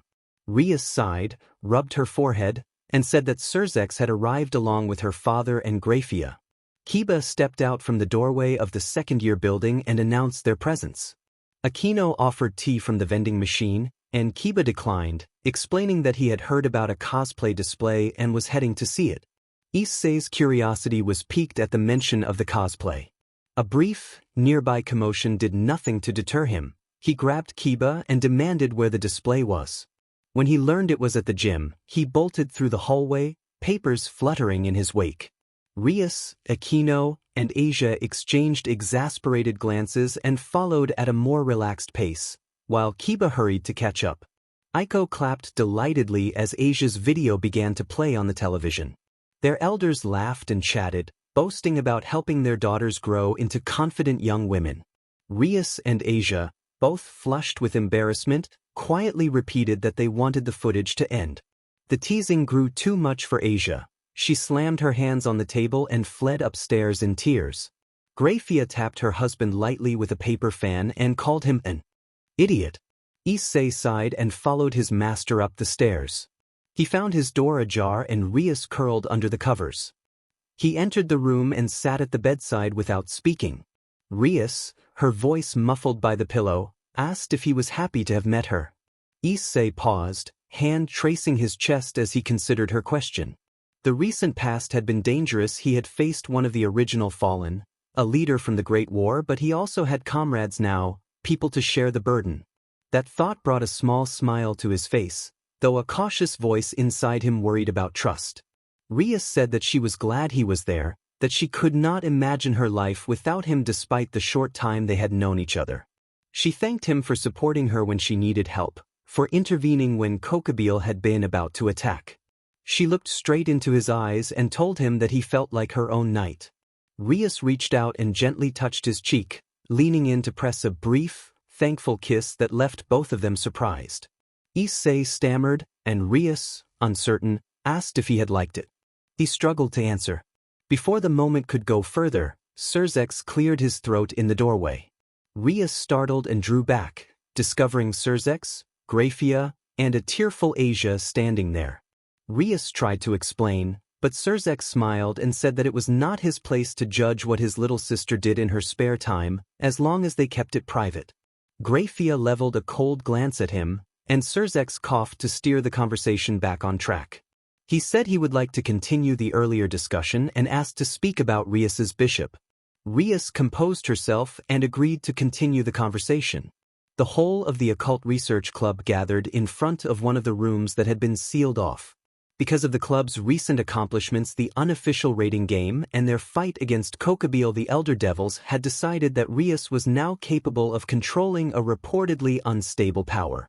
Rias raised a hand and a faint magic circle appeared, fading as her palm brushed the seal. Issei felt the telltale sensation of magic ebbing from the door. He peeled away the tape just as Rias and Aquino finished removing the seal and opened the door. A high-pitched scream came from inside, and everyone flinched. Aquino moved into the room with gentle composure, urging everyone to go in together. The voice protested that it did not want to go outside and preferred to stay where it was. The tone was panicked and pleading. The curtains inside were tightly shut, keeping out all light. The chamber was cluttered with stuffed dolls and posters that leaned toward a girlish style. A coffin sat incongruously in the center of the room. Issei advanced with Asia clinging to his sleeve, and then he saw the person inside the coffin, Gasper Vladi, the club's bishop. Gasper was small and delicate, with light hair and pale skin that gave him an almost fragile appearance. Issei's initial reaction was a mixture of surprise and awkward embarrassment. He immediately reprimanded himself for his inappropriate thoughts and stepped back. Kaneko scolded Issei for looking at Gasper in that way and gave him a sharp kick to the shin, which made him hop about in a flustered, comic fashion. Kiba then informed the group that the person in the coffin was in fact male. Issei stared in stunned silence and refused to accept it at first, but Aquino confirmed Kiba's statement. Overcome with mortification about his mistaken assumptions, Issei retreated inward and tried to calm himself. Draig, the voice within him, teased him lightly for not acting on anything and pointed out that he had only imagined things, which only made Issei more self-conscious. He berated himself quietly for his lapse in judgment and tried to regain composure. Issei reacted with stunned disbelief at how feminine Gasper looked despite being male, and Kaneko tried to soothe him with a reassuring pat. Ria stepped forward and introduced Gasper properly, explaining that he was Gasper Vladi, their bishop and a first-year student, and that he was also a vampire. Zenobia, Asia, and Issei registered surprise at the revelation. Aquino clarified that Gasper was a damper half-vampire and half-human and that he possessed a powerful sacred gear called the Forbidden Valor View. Kaneko noted that the ability could stop time. Rias explained that, because Gasper lacked control over this power, They had been forced to seal him for his own safety and the safety of others. Regular, uncontrolled activations could have serious consequences. Issei asked if that meant Gasper still needed blood. Aquino confirmed that, as a vampire, Gasper still required blood occasionally, though less frequently than a full vampire, and that he did not particularly like it. Gasper protested loudly that he hated the taste and found it disgusting. Kaneko bluntly rebuked him for being a useless vampire. Ria said that she and Aquino had to leave for a meeting of the three factions and asked Kiba to accompany them because Issei's brother wanted to hear about his new balance breaker. Kiba agreed without hesitation. Rias asked that they try to make Gasper enjoy being outside for the time being and then stepped away to prepare to leave. Aquino told Gasper gently that she would really like to go to a picnic with everyone, including him. Gasper cried to Aquino that he did not like the sun, repeating that he hated it, and dove into his coffin, reaching up to close it. Issei caught the lid before it fell completely. Aquino told Issei she would leave Gasper in his care. Zenobia told Issei that if he wanted to be seen as courageous he should stand tall. She reached down, steadied the damper by the shoulders, and urged him to be braver. Rias asked Issei to make sure Zenobia did not go too far as Gasper's cries gradually weakened, and Issei agreed. A high, startled cry rang out as Issei watched with an awkward expression while his king's knight chased her fellow peerage around the school grounds. Issei urged Zenobia not to swing Durandal so recklessly, then sighed and pressed a hand to his forehead, knowing he should step in but not doing so. Asia pouted at his side because she had not had the chance to speak to her fellow bishop face to face. Kaneko, bored, told Gasper that garlic was healthy for him while keeping pace with Zenobia despite her short legs. Gasper climbed a tree, and Zenobia waited below, ready to poke him if he slid down. Saji approached carrying gardening tools. Issei greeted him and thought about how close two people could get when faced with a common foe. He and Saji had never been close until they had both faced Kokobile. Saji explained that his master's first bishop had his ban lifted, so the club president had asked Saji to help train him. Saji gushed that the newcomer looked cute, and Issei corrected him, saying it was actually a boy who dressed like that. Saji wondered aloud whether a shut-in could really dress to be noticed, and Issei rolled his eyes. Saji showed the apron, gloves, and box of tools he had brought because the school council president had asked them to clean the grounds for the upcoming meeting of the three factions. Their conversation was interrupted by a voice commenting that this was where the devils had been playing. Saji dropped his supplies in surprise and summoned his sacred gear. Zenobia lowered her sword, Kaneko gathered nature energy, and Gasper hid behind the trees, all of them tensed, prepared to fight. They realized they would stand no chance against Azazel, the leader of the Grigori. Issei recognized him and asked what had brought him here.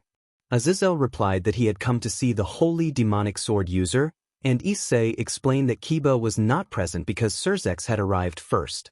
Azazel admitted he had hoped to see who had managed to combine such different elements successfully, but waved it off and began to speak to the others. Azazel pointed at the tree where Gasper hid and addressed the user of the Forbidden Valor view, warning that as a support-type sacred gear it could be devastating to allies if it malfunctioned at a critical moment and advising that the user learn to control it properly. He then turned to Saji and suggested that Saji try connecting his absorption line to the vampire.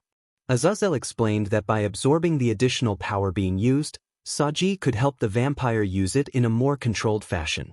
Saji reacted with surprise and looked at his right hand as if seeing it anew. Azazel lectured that most young wielders chose sacred gears based on appearance without experimenting, and that a sacred gear, even with a spirit inside, still relied on its host to grow. He mentioned that Saji's absorption line held the spirit of Vritra, the prison dragon, one of the 5 legendary dragon kings, and that dragon blood, particularly from a being like the Hyoudou Issei, could act as a powerful catalyst. Azazel advised training, fighting, and gaining experience to truly grow stronger, then turned and walked away. After Azazel left, Saji asked what it had been about. Issei shrugged but urged Saji to act on the advice. He encouraged Saji to connect his sacred gear to Gasper and absorb the vampire's excess energy to stabilize him. Saji hesitated but complied. Saji extended the absorption line, and it wrapped around Gasper's right arm and attached to his wrist. Gasper recoiled at the unfamiliar sensation and cried out in alarm. Issei instructed Gasper to try to stop Issei's wallet from falling as a simple test. The connection made Gasper feel disoriented and overwhelmed, and Issei forced himself to focus on the task at hand. Issei dismissed the awkward remark and moved on to the lesson. He instructed Gasper to try using his sacred gear and tossed his wallet into the air. Gasper responded hesitantly and stared intently at the falling object. To everyone's mild surprise, the wallet stopped a few feet in front of his face, hovering about 5 feet off the ground. Zenobia grinned, clearly impressed by the display. Asia's eyes shone with childlike glee, and Saji looked astonished. Issei encouraged Gasper, telling him it had not been so hard and that he had done it just as the club president had predicted. Gasper replied timidly, surprised at his success. Issei smiled, ruffled his junior's hair, and said he was proud of him. Gasper returned a tentative smile. Gasper wailed that he could not do it, desperately clinging to the entrance gates of Kuo Academy. Issei stood just outside with his hands on his hips, sighing. He had expected resistance, but facing the problem itself was another matter. He wondered how he would convince the shut-in vampire to go outside. Issei crouched to meet Gasper's eyes and gently reminded him that Aquino had asked him to go out. He urged Gasper to at least try, explaining that Aquino was worried and that staying in his room all day was unhealthy.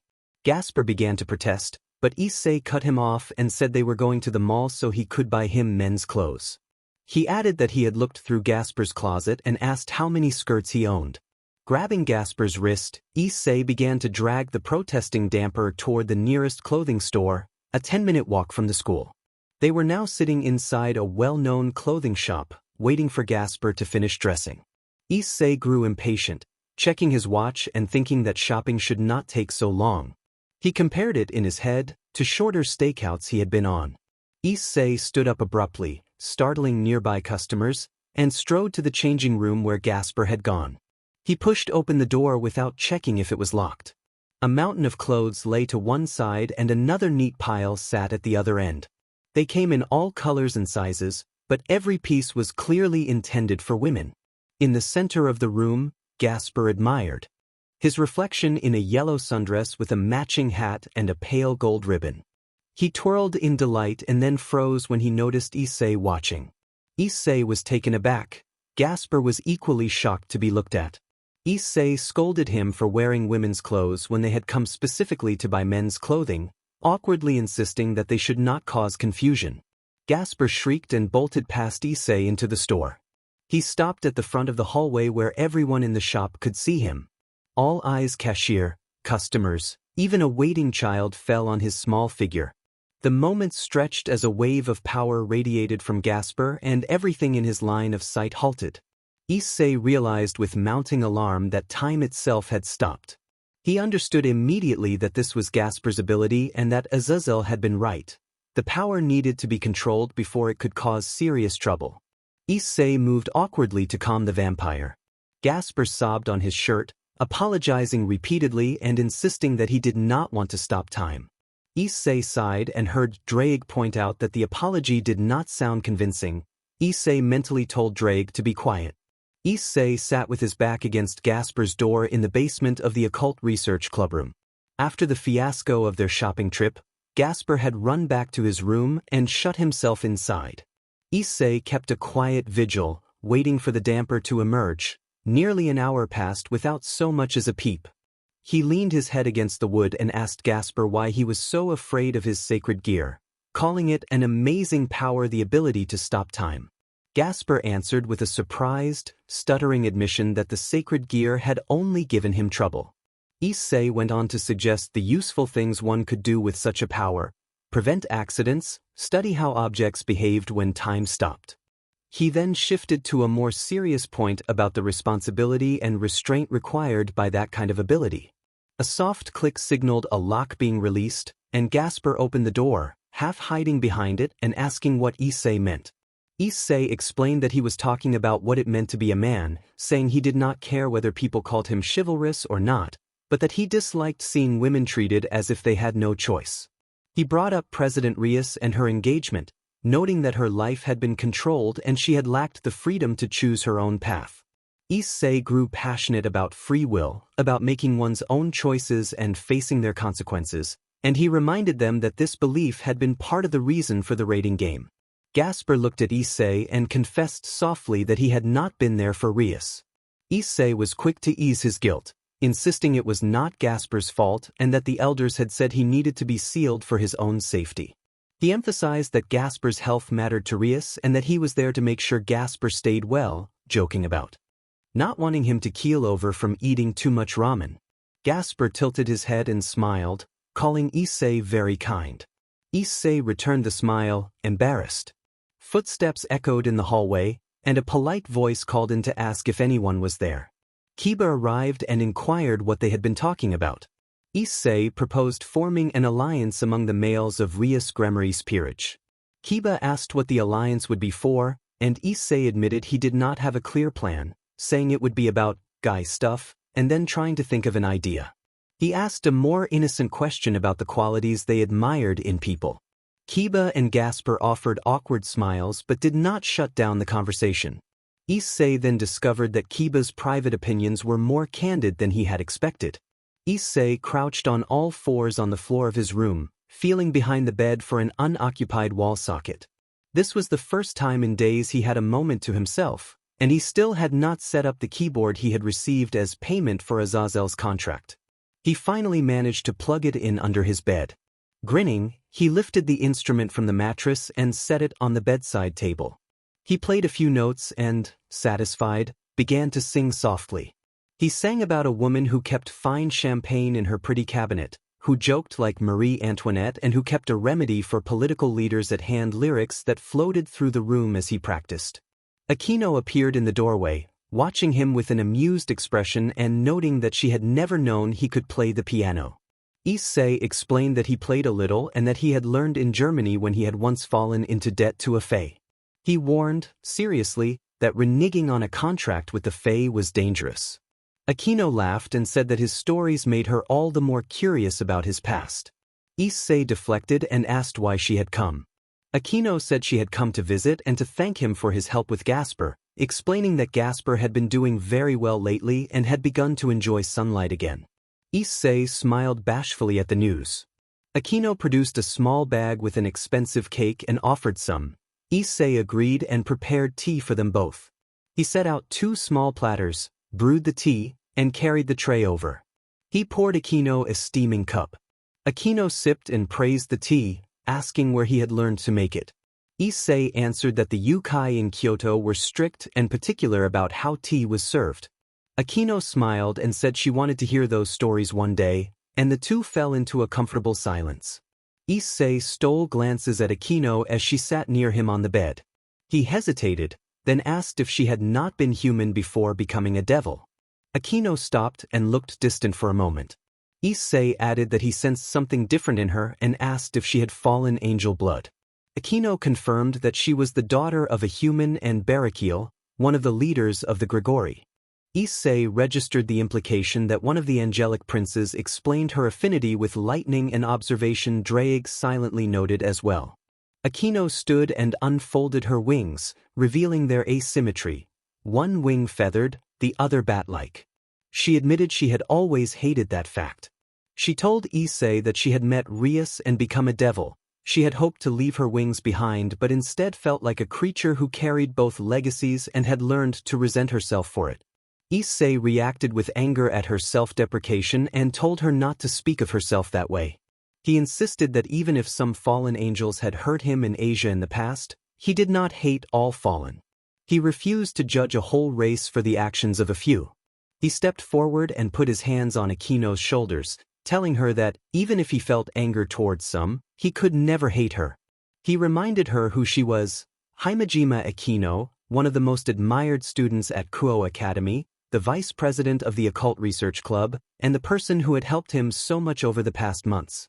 She had never given him a reason to hate her. He urged her to stop speaking poorly of herself and to stand tall like the Aquino he admired. Aquino whispered his name, tears in her eyes. She admitted that words like his made it impossible not to feel something for him. She asked him to call her Aquino, even if only once. Issei obliged and called her Aquino. Aquino brightened with joy and hugged him tightly, expressing how happy she was. The hug was warm and earnest, a simple, heartfelt response rather than anything more. Aquino replied that she was showing friendly closeness and affection in the way a supportive senior might. Issei, a little flustered, accepted it. After a moment, Aquino asked if he would mind if she pursued him. Issei hesitated, and Aquino took his silence as an affirmative. A knock sounded at the meeting room door. Rias knocked again and asked to be admitted. The door opened onto a gorgeous chamber with a large rectangular table in the center occupied by many figures. On one side sat Surzex Lucifer and Seraphal Leviathan, while Seraphil's younger sister and Graphia Lucifuge stood to the side preparing tea. On the other side sat a tall, sorrowful man with long blonde hair and emerald eyes beside a serene woman with pale gold hair. Issei did not know the woman, but he was certain the man was Michael, the first of the archangels and the prince of hosts. On the fallen side, Azazel had only Vale the Hakuryuku to accompany him, an arrangement that made sense given the fallen's tenuous position among the three factions.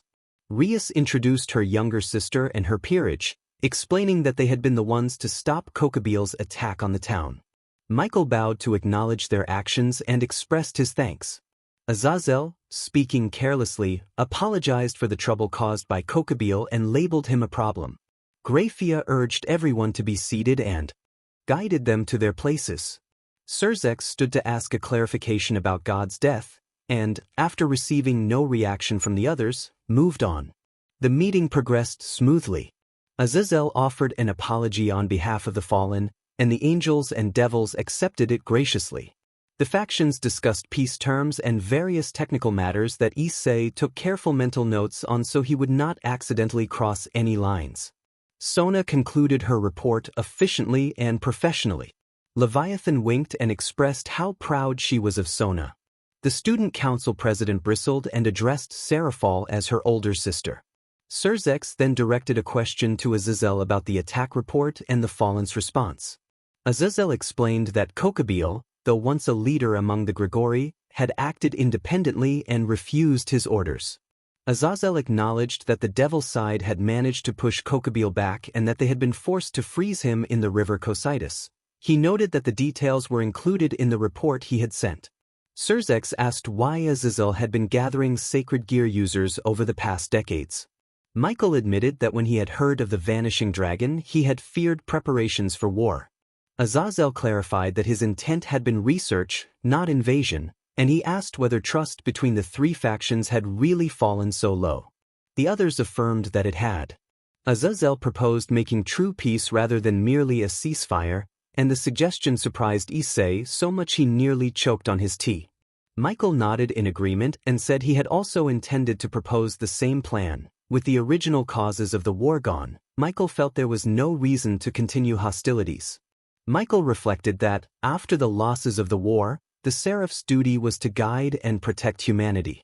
Surzex agreed that the devils shared that responsibility and emphasized the need to ensure the survival of their species. Azazel grew serious and warned that another war could lead to mutual destruction and catastrophic consequences for the human world. He asked aloud whether a world without God would necessarily decay, and then answered solemnly that it would not. The world moved on, and many among them were living proof of that. A hush fell over the room. Surzex then asked the two dragons present what they wanted in this world, and every eye turned to Vale, who had been staring intently at Issei. Vale admitted that being near Issei made him happy. The sudden intensity in the room became uncomfortable. Issei made clear that he was not seeking a romantic relationship, explaining that he valued Vale as a friend and that he was not ready for anything more because of past hurt. Vale softened his approach and offered to be a steady presence for Issei, promising to wait and support him while he healed. Issei accepted that friendship and acknowledged Vale's kindness. Their exchange turned to light teasing about intelligence, which broke the tension. Azazel shifted the conversation and asked Issei what he wanted in the world. Issei joked about traveling to strange places but then answered seriously that he wanted peace, A world without fighting, discrimination, or senseless killing, where law protected the innocent. Michael remarked quietly that Uriel would approve. Issei then pointed out that the room contained some of the most powerful figures imaginable, making an attack from a terrorist group an especially foolish choice. Valley agreed. Almost immediately after that observation, there was a sudden sound as chairs scraped back and Azazel and Valley sprang to their feet. Energy flared and the room transformed in an instant into a coordinated defensive posture. Everyone readied themselves in a stylized, fluid motion, abilities and auras brightening like lights in an anime scene as they prepared to confront whatever threat had arrived. Issei held up his gauntlet-clad arm and used his sacred gear to strengthen the defenses around the building. He cursed when a familiar wave of power washed over him and realized it was Gasper's. Gasper had been left in the clubroom because his power was still unstable. If it erupted during the meeting, it would ruin the negotiations. Whoever was attacking had used that power to try to weaken them all. At the same moment, Valley launched himself out the window. The sky shifted from noon to midnight as Valley raised his divine dividing and used it on the power of Forbidden Valor View, weakening it enough for the reinforced barrier to hold. A black sky began to glow as a huge magical circle appeared over the building, radiating power. Cloaked figures descended from it, each emitting a magician's aura. The leaders of the three powers stayed around the table, Azazel calmly sipping tea. Michael asked whether Azazel was responsible. Azazel replied that it was not him and suggested it was the half-vampire boy, Gasper, whose Forbidden Valor View was involved. Surzex warned that Gasper's power was increasing by the minute and that, if it continued, they might be frozen in time. Michael agreed that they would be in a bad situation. Issei thought Michael was stating the obvious, and the dragon Drake dryly observed that Michael was the opposite of the Prince of Lies. Irina appeared at the door in her cloak and reported intruders attacking the meeting. Drake remarked on her keen observation, and Issei thought she seemed like a detective. Gabriel acknowledged Irina and said they were considering how to get out safely. Irina glanced at Zenobia and briefly widened when she saw her. Zenobia tried to step forward, but Irina turned away. Issei wondered if this was the time for high school drama, and Drake declared that every moment was a chance for a romantic comedy moment, which Issei dismissed. Issei asked what they were going to do. Azazel said removing the time stop would tip the scales in their favor.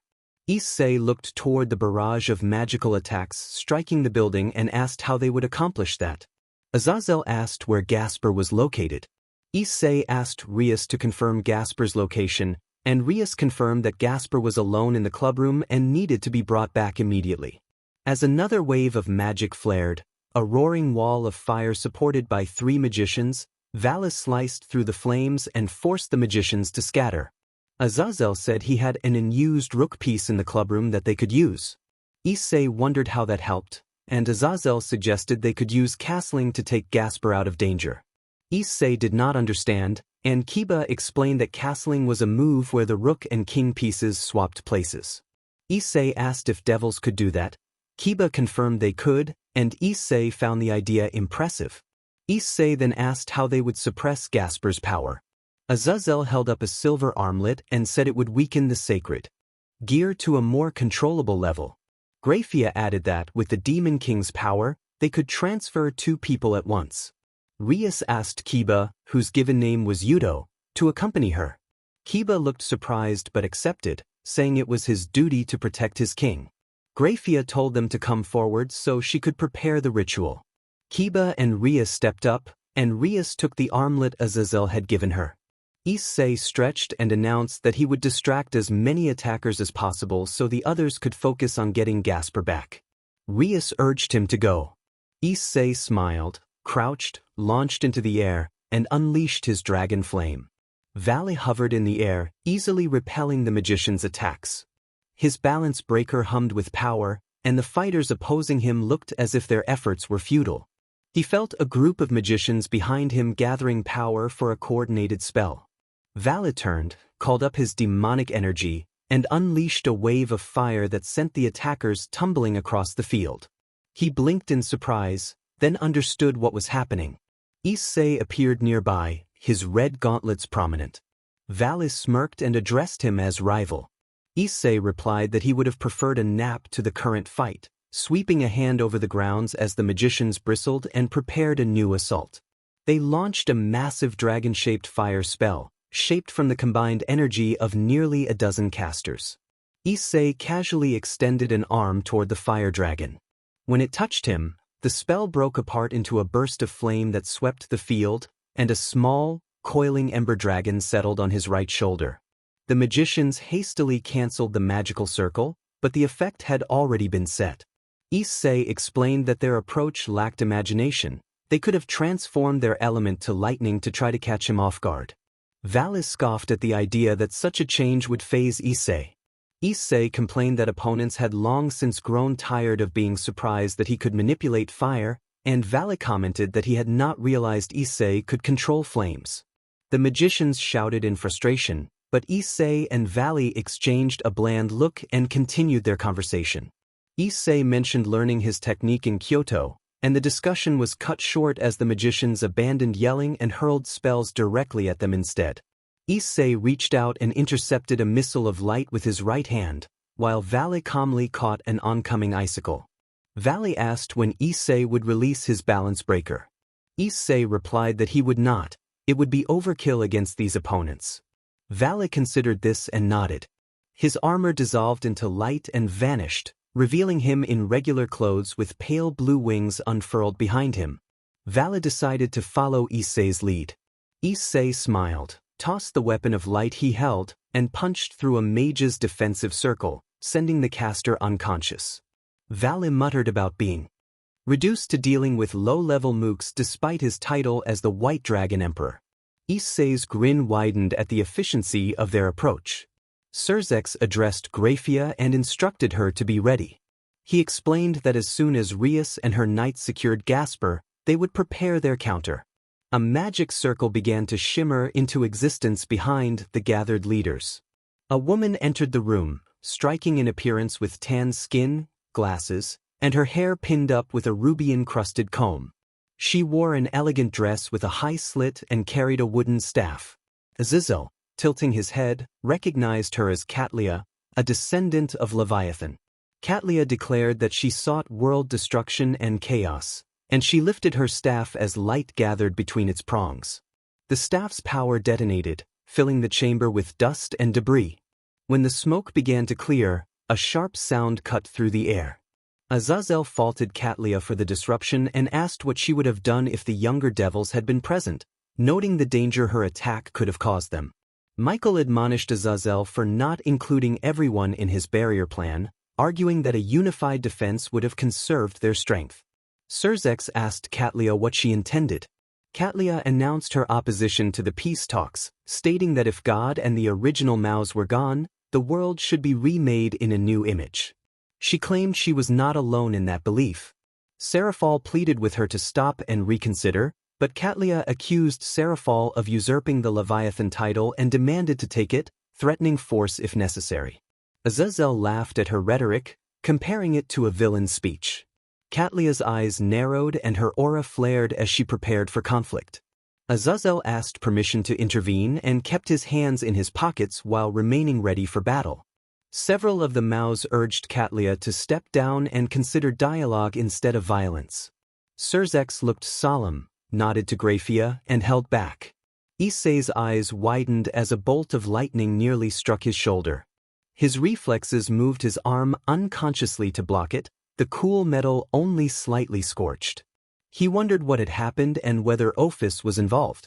Draig's proclamation surged through him, boosting his speed to absurd levels. Vala's startled call barely registered. Issei kicked a light spear from a nearby magician, sending the man stumbling, and barreled through the others in his path. Issei felt Ophis' power here without explanation. Ophis herself offered no answers. Only his instincts saved him from being crushed. There had been no warning.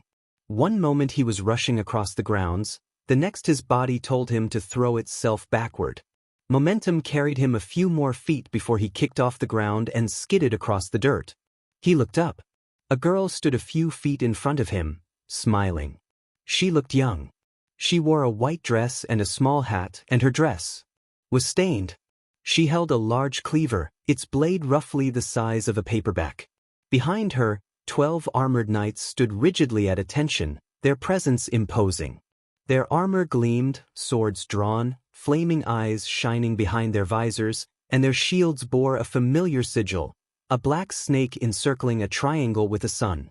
The girl addressed him as older brother and said she was glad to meet him, then completed a polite curtsy and introduced herself as Rin, asking him to look after her. Issei swallowed and took a defensive stance as she pointed the cleaver. Rin ordered the knights to restrain Issei but not to kill him, explaining that their emissus had tasked them with bringing him in. The knights charged, swords raised to attack. Valle landed in front of Issei and braced himself, activating Divide to respond to a heavy strike. A leader managed to aim a powerful blow at Valle's arm, but Valle twisted and countered, denting the attacker's armor. Issei and Valle fell into a back-to-back formation as the dozen knights boxed them in. Valle grimaced, nursing his elbow and warning that the knights were stronger than they looked. Issei smirked, and Valle scowled before the figures renewed their assault. Issei warned of an incoming attack and fended off one knight with a well-timed stomp to the chest. He watched Valle engage two opponents at once. A shield was hurled toward his throat, and he barely raised his gauntlets in time before it struck and sent him tumbling through the air. Another knight readied a two-handed strike aimed to fell him. Issei adjusted midair and began to call on Ignis Drake's power, but before he could finish, a lance of dark, crimson-tinged energy as thick as a wrist blasted the target and sent the knight flying. Issei landed in a crouch, remaining alert. A playful voice offered help from behind. The club president had arrived. Issei stood up, keeping his eyes on the threat, and wondered where Gasper was. Aquino answered that Gasper was resting with Asia and Surzex, explaining that he had been exhausted after the attacking magicians had forced his sacred gear to manifest. Her words were calm, but her expression burned with anger at what had been done to the junior. Rin muttered that the attackers were incompetent. Issei mulled over the many mysteries. Why the place had been attacked, who had done it, and who the woman Azazel had been fighting was. Above all, he wanted to know who Rin was and how she was connected to the organization called the school.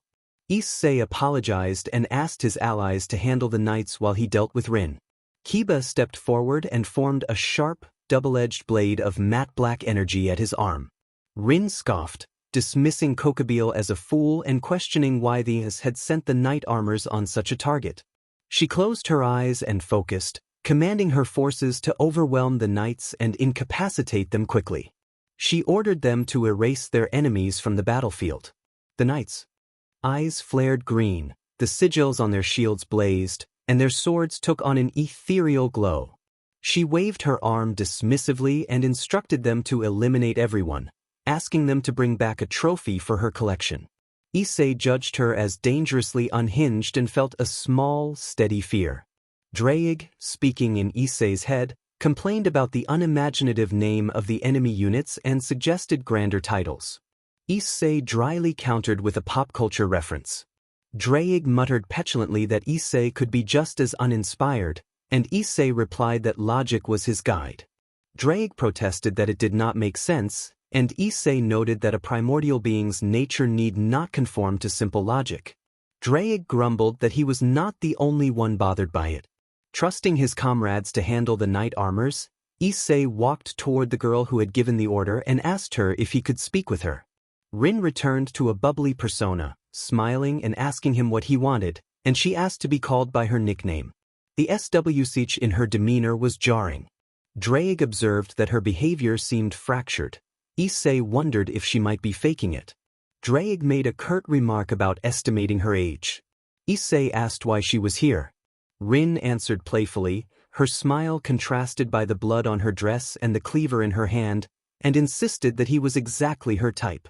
Issei thought bitterly about how he seemed to attract dangerous people and inwardly corrected himself to call her a dangerously obsessed child. Rin coaxed him to come with her, calling him brother and promising that the emis would be pleased and might even reward him with candy. She spoke of rewards and of how she received treats when she carried out orders. Issei's anger rose at the sight of a child conditioned into violence and the thought of those who had been broken into tools and experiments by cruel emis. He had seen the damaged survivors and the ones who had not endured. The memory stoked his fury. Issei told Rin that she did not have to follow those orders. Her expression went blank as she accused him of being brainwashed. She then delivered a chilling vow to make the Issei suffer, whispering dark threats about punishing them.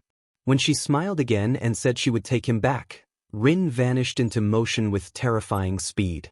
One moment she was a few feet away, the next she was airborne over Issei with her cleaver raised. Issei grabbed her wrists and stopped the blow, and they locked eyes, his wide brown gaze meeting her unnerving blue grin. She headbutted him to break free. Drake and Issei's head staggered back, shaking off the sudden impact. Rin used the opening with explosive, stylized moves that blended speed and precision.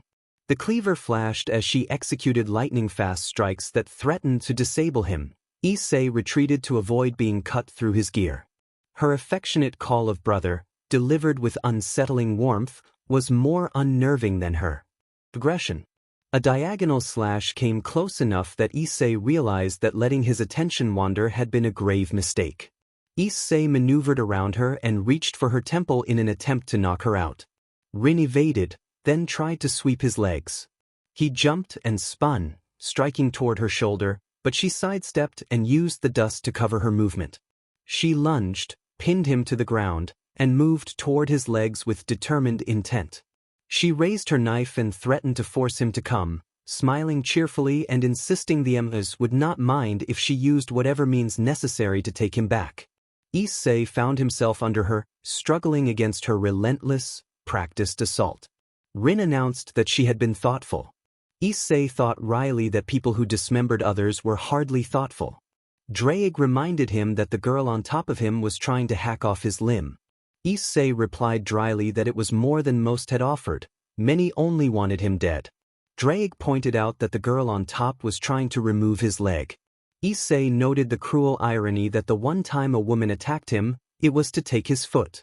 Drake observed with amusement that the situation said something about Issei's luck, and Issei protested that Drake's wording was offensive. Just as the cleaver was about to strike, Issei called forth his power, Ignis Draconi. A wave of dim red flame launched Rin across the clearing, sparing Issei an unnecessary injury. Issei complained loudly that he could not seem to have a single fight without ending up on the ground. Drake made a dry remark about Issei's misfortune. Rin dusted herself off and cried that it hurt. Issei fixed her with a level look and reminded her that she had tried to remove his foot and then complained when he defended himself. Rin explained that she only wanted to bring him back to the Empress, that she and the others insisted on it. Valley had called upon his scaled mail and, though battered, remained imposing. A shallow wound near his eyebrows smeared his face and blurred his vision, and his breastplate was dented, but he still fought with relentless force. Two of his subordinates supported him, taking blows in his stead. Kiba fought three of the creatures at once, being forced to halt every time one took advantage of an opening. Aquino and Rias stood back to back, surrounded in a semicircle. Nearby, a piece of armor lay charred and still smoking. In the distance, magicians tried to defend themselves before a sudden tidal wave swept them away, and Issei wondered where it had come from. Issei narrowed his eyes and asked Rin how she could possibly know him. Rin tilted her head and said the Empress always spoke of him when they trained, calling him the greatest they had made and urging trainees to be like him. She declared that she would show the Empress how capable she was by bringing him to them, even if she had to drag his body through hell to do it. Her expression turned intense and obsessive, and Issei recoiled inwardly at the change. Issei attempted to refuse, but Rin announced cheerfully that he would come whether he wanted to or not. She threatened to remove his feet if he resisted and produced a huge dagger she had kept at her waist, saying it had been given to her by the Empress. She tapped her feet in a rhythmic pattern on the ground, and Issei recognized what was happening. She was using a technique of extremely precise footwork to reach speeds that became almost inhuman. Rin launched herself at him, her legs a blur and the air around them crackling with force. The sound of rapid impacts resonated as the ground caved under the pressure of her feet. She appeared directly in front of Issei in a crouch, holding the dagger in a reverse grip with her left arm and supporting it with her right, and move it toward his chest. Issei stepped aside to let her momentum carry her past, seized her wrist, and twisted in an attempt to make her drop the weapon. Rin flowed with the movement, somersaulting gracefully through the air and forcing Issei to release her before his arm could be injured. She landed at his side, the cleaver flashing in the open as it came down toward his neck. Issei ducked, feeling a few strands of hair lift, and swung his feet in an arc to take her legs out from under her. She cleared the kick, holding the two sharp implements at her sides and beginning to spin as she descended, gaining momentum with each rotation. Issei judged that blocking head-on would be unwise and jumped back, readying his gauntlets. Rin struck the ground with a thud, the meat cleaver sinking halfway into the earth. Issei extended his right arm and invoked Ignis Draconi, unleashing a scorching wave of flame toward her. Rather than dodge, Rin cut through the fire and barreled past it to close the distance. Issei cursed and moved to avoid her quick, agile attacks. Each blow was precise and dangerous, capable of ending him in a single mistake. As he leaned back to let a dark blade pass just inches above his face, he examined the weapon. The dagger was darker than black, long and cold, its presence sending a chill through him. It felt wrong, as if something hateful had been bound into the metal. Issei realized with a chill that someone had died in the making of that blade. He recognized the concept of a cursed weapon, tools forged with the sole purpose of killing, objects stained by sin. Cursed weapons were rare because their creation required a terrible act. He did not want to imagine what had been necessary to make a knife like that. A flash of silver at his right caught his eye. Rin had appeared at his side and thrown the cleaver. Issei watched it tumble through the air and reached up to grab the handle. The momentum and weight unsettled him. The cleaver jarred his arm and sent him stumbling. For less than a second his attention left his opponent, and Rin seized that instant with rapid, explosive footwork. The cursed dagger darted toward his face. Issei lunged aside and took a shallow cut to the cheek. Immediately he found himself under a barrage of strikes with knife and cleaver. He searched for an opening, needing only an inch to break free and recover, but Rin offered none. She fought with wild abandon, combining ferocity with relentless speed that never slipped into calculated complacency. Annoyance burned through him, but he stayed focused. He needed information and would get it if necessary. The opening came when Rin overcommit and took a step too close, exposing her left side. Issei kicked her idle hand, sending the cleaver spinning into the air. He reminded himself that trained assassins never let their guard down on purpose. As he hastily retracted his leg, a blade aimed low at his thigh in a dangerous arc. He shoved off the ground with his left foot in a clumsy leap. Ash recovered the dropped cleaver and threw it back toward the fight. Issei swept his hand aside and called on Ignis. The plume of flame from his right hand propelled him away, narrowly avoiding the thrown weapon. Midair he twisted and saw Rin catch the cleaver he had knocked up, a wild smile on her face as she hurled it back at him with startling speed, faster than anyone would expect from someone so young. The blade grazed his torso. Rin was suddenly beside him again, matching his speed in a low, rapid flight. Rin smiled and addressed him as if savoring the moment, then moved to strike at his chest, eyes bright and intent. Azazel acknowledged the Leviathan, the wriggling serpent with 7 heads and the Lord of Envy, and asked if he should prepare for the apocalypse. Katlia responded by planting her staff and unleashing 6 demon circles behind her, each circle BRU dragons of condensed energy that filled the air with their presence. They roared with their MSDR's fury and surged toward their opponent. Azazel nimbly avoided them with the smallest motions, and when their numbers seemed overwhelming he simply extended an arm and they dissolved as if they had never been. Katlia then tilted her staff toward the air and formed 3 demon circles above Azazel and 3 below him. They spun in place until a storm of shadowed energy arose, intent on tearing him apart. With a powerful flap of his 12 wings, Azazel slipped away from where the storm would converge. He raised an arm and his own magic gathered in front of him. The whirling maelstrom screamed as it plunged toward him. He held a barrier against it, one hand still tucked casually in his pocket. When the storm subsided, he lowered the barrier and found the space before him empty.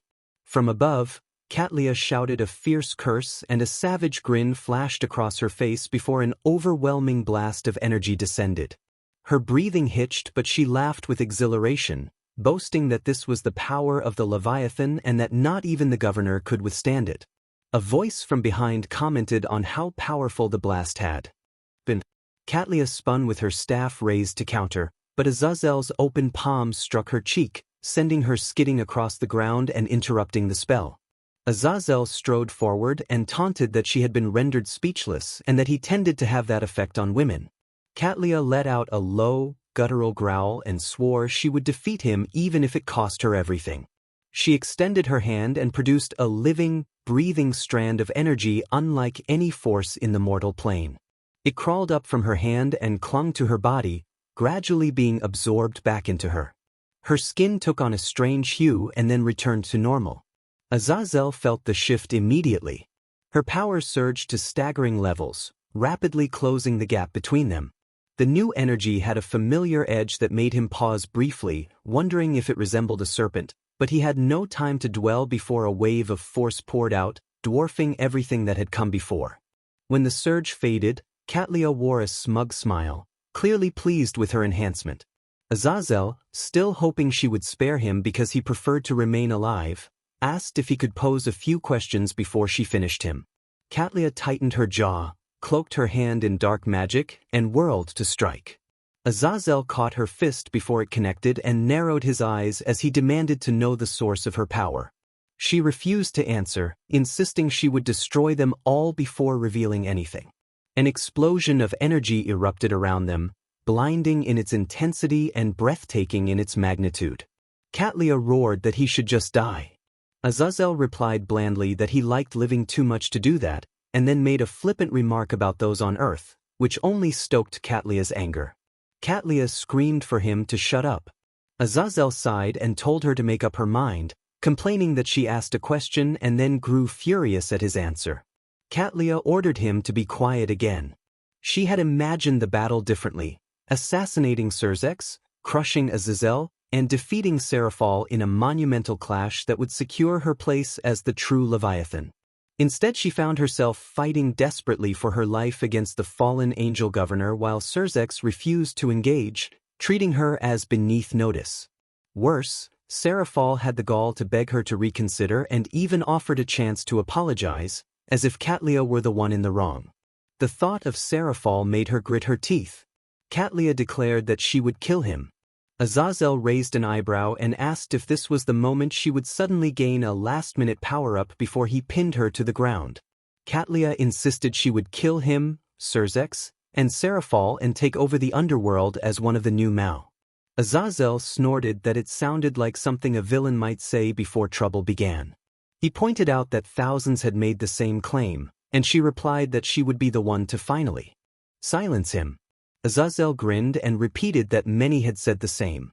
A burst of energy, larger than anything she had unleashed so far, answered his words. The fallen raised an arm to shield his eyes from the blowing dust as Azazel observed how stingy the little thing was and remarked that it would be rude to keep a lady waiting.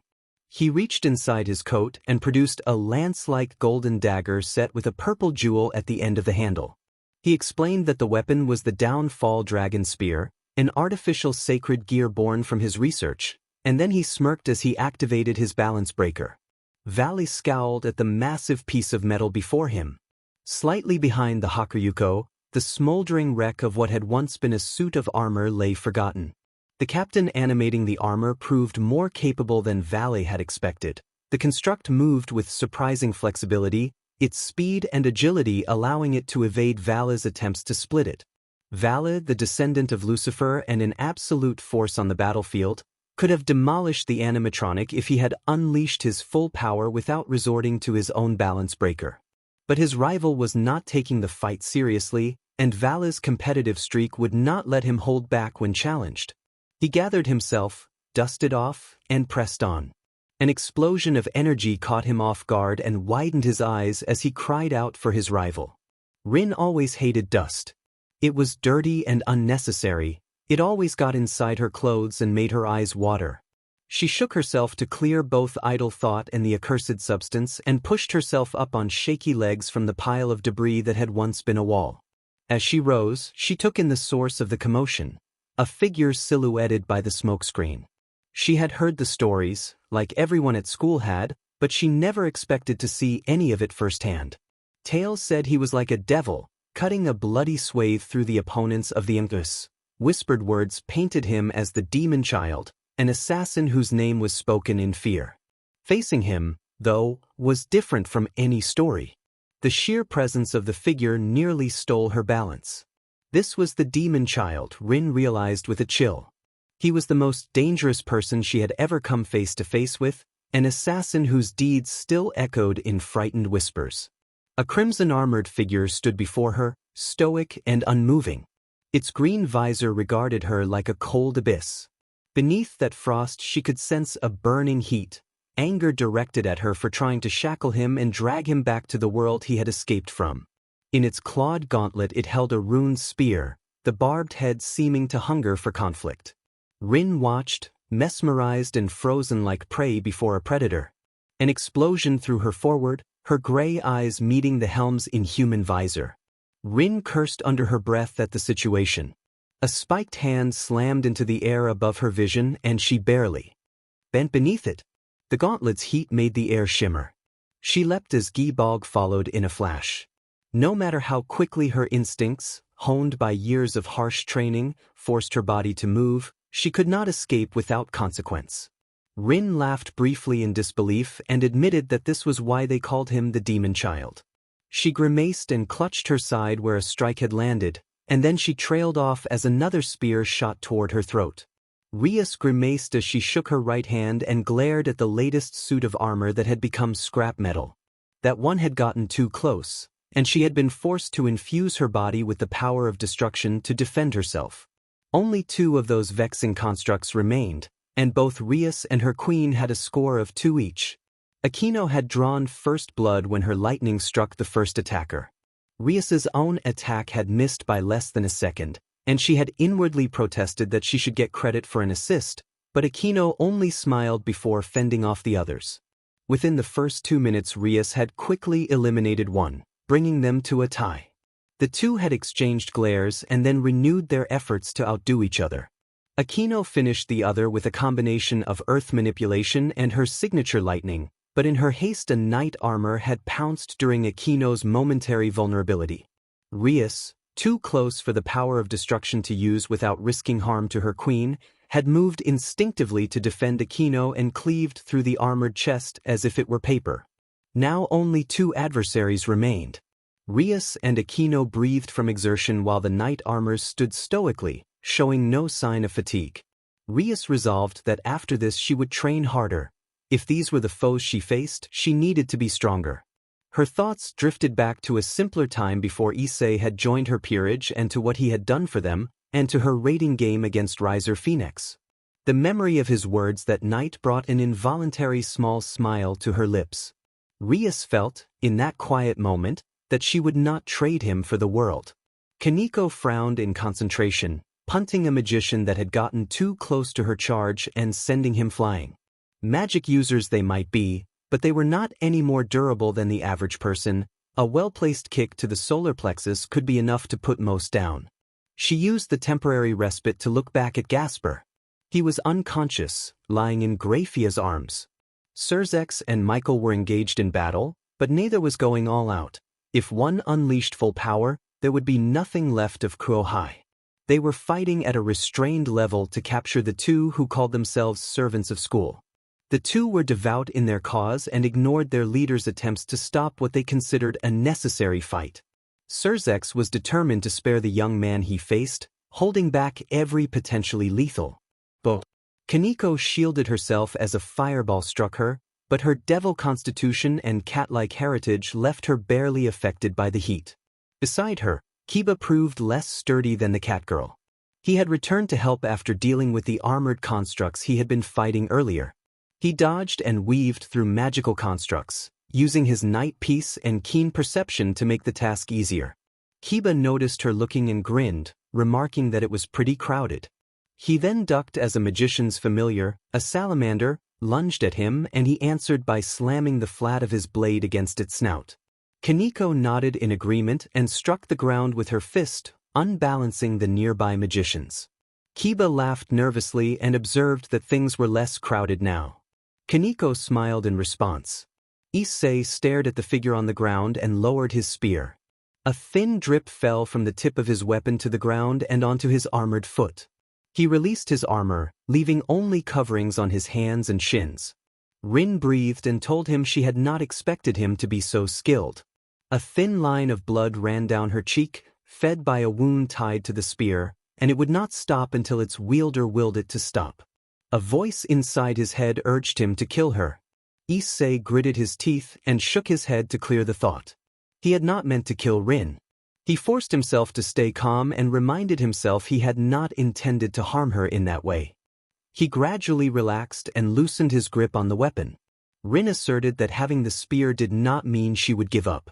She warned that her empress would be angry if she failed and that she still wanted her treat, but Issei could see the fear beneath her words. Her eyes darted constantly, searching for escape. Her hands were pale and trembled, and cold sweat gathered between her brows. Her lips twitched as if she fought to keep from grimacing. Despite the fear, he could see her resolve. She would fight to the end for her cause. He wondered briefly whether his own eyes ever looked that way. Issei raised his spear and silently acknowledged that she would not back down.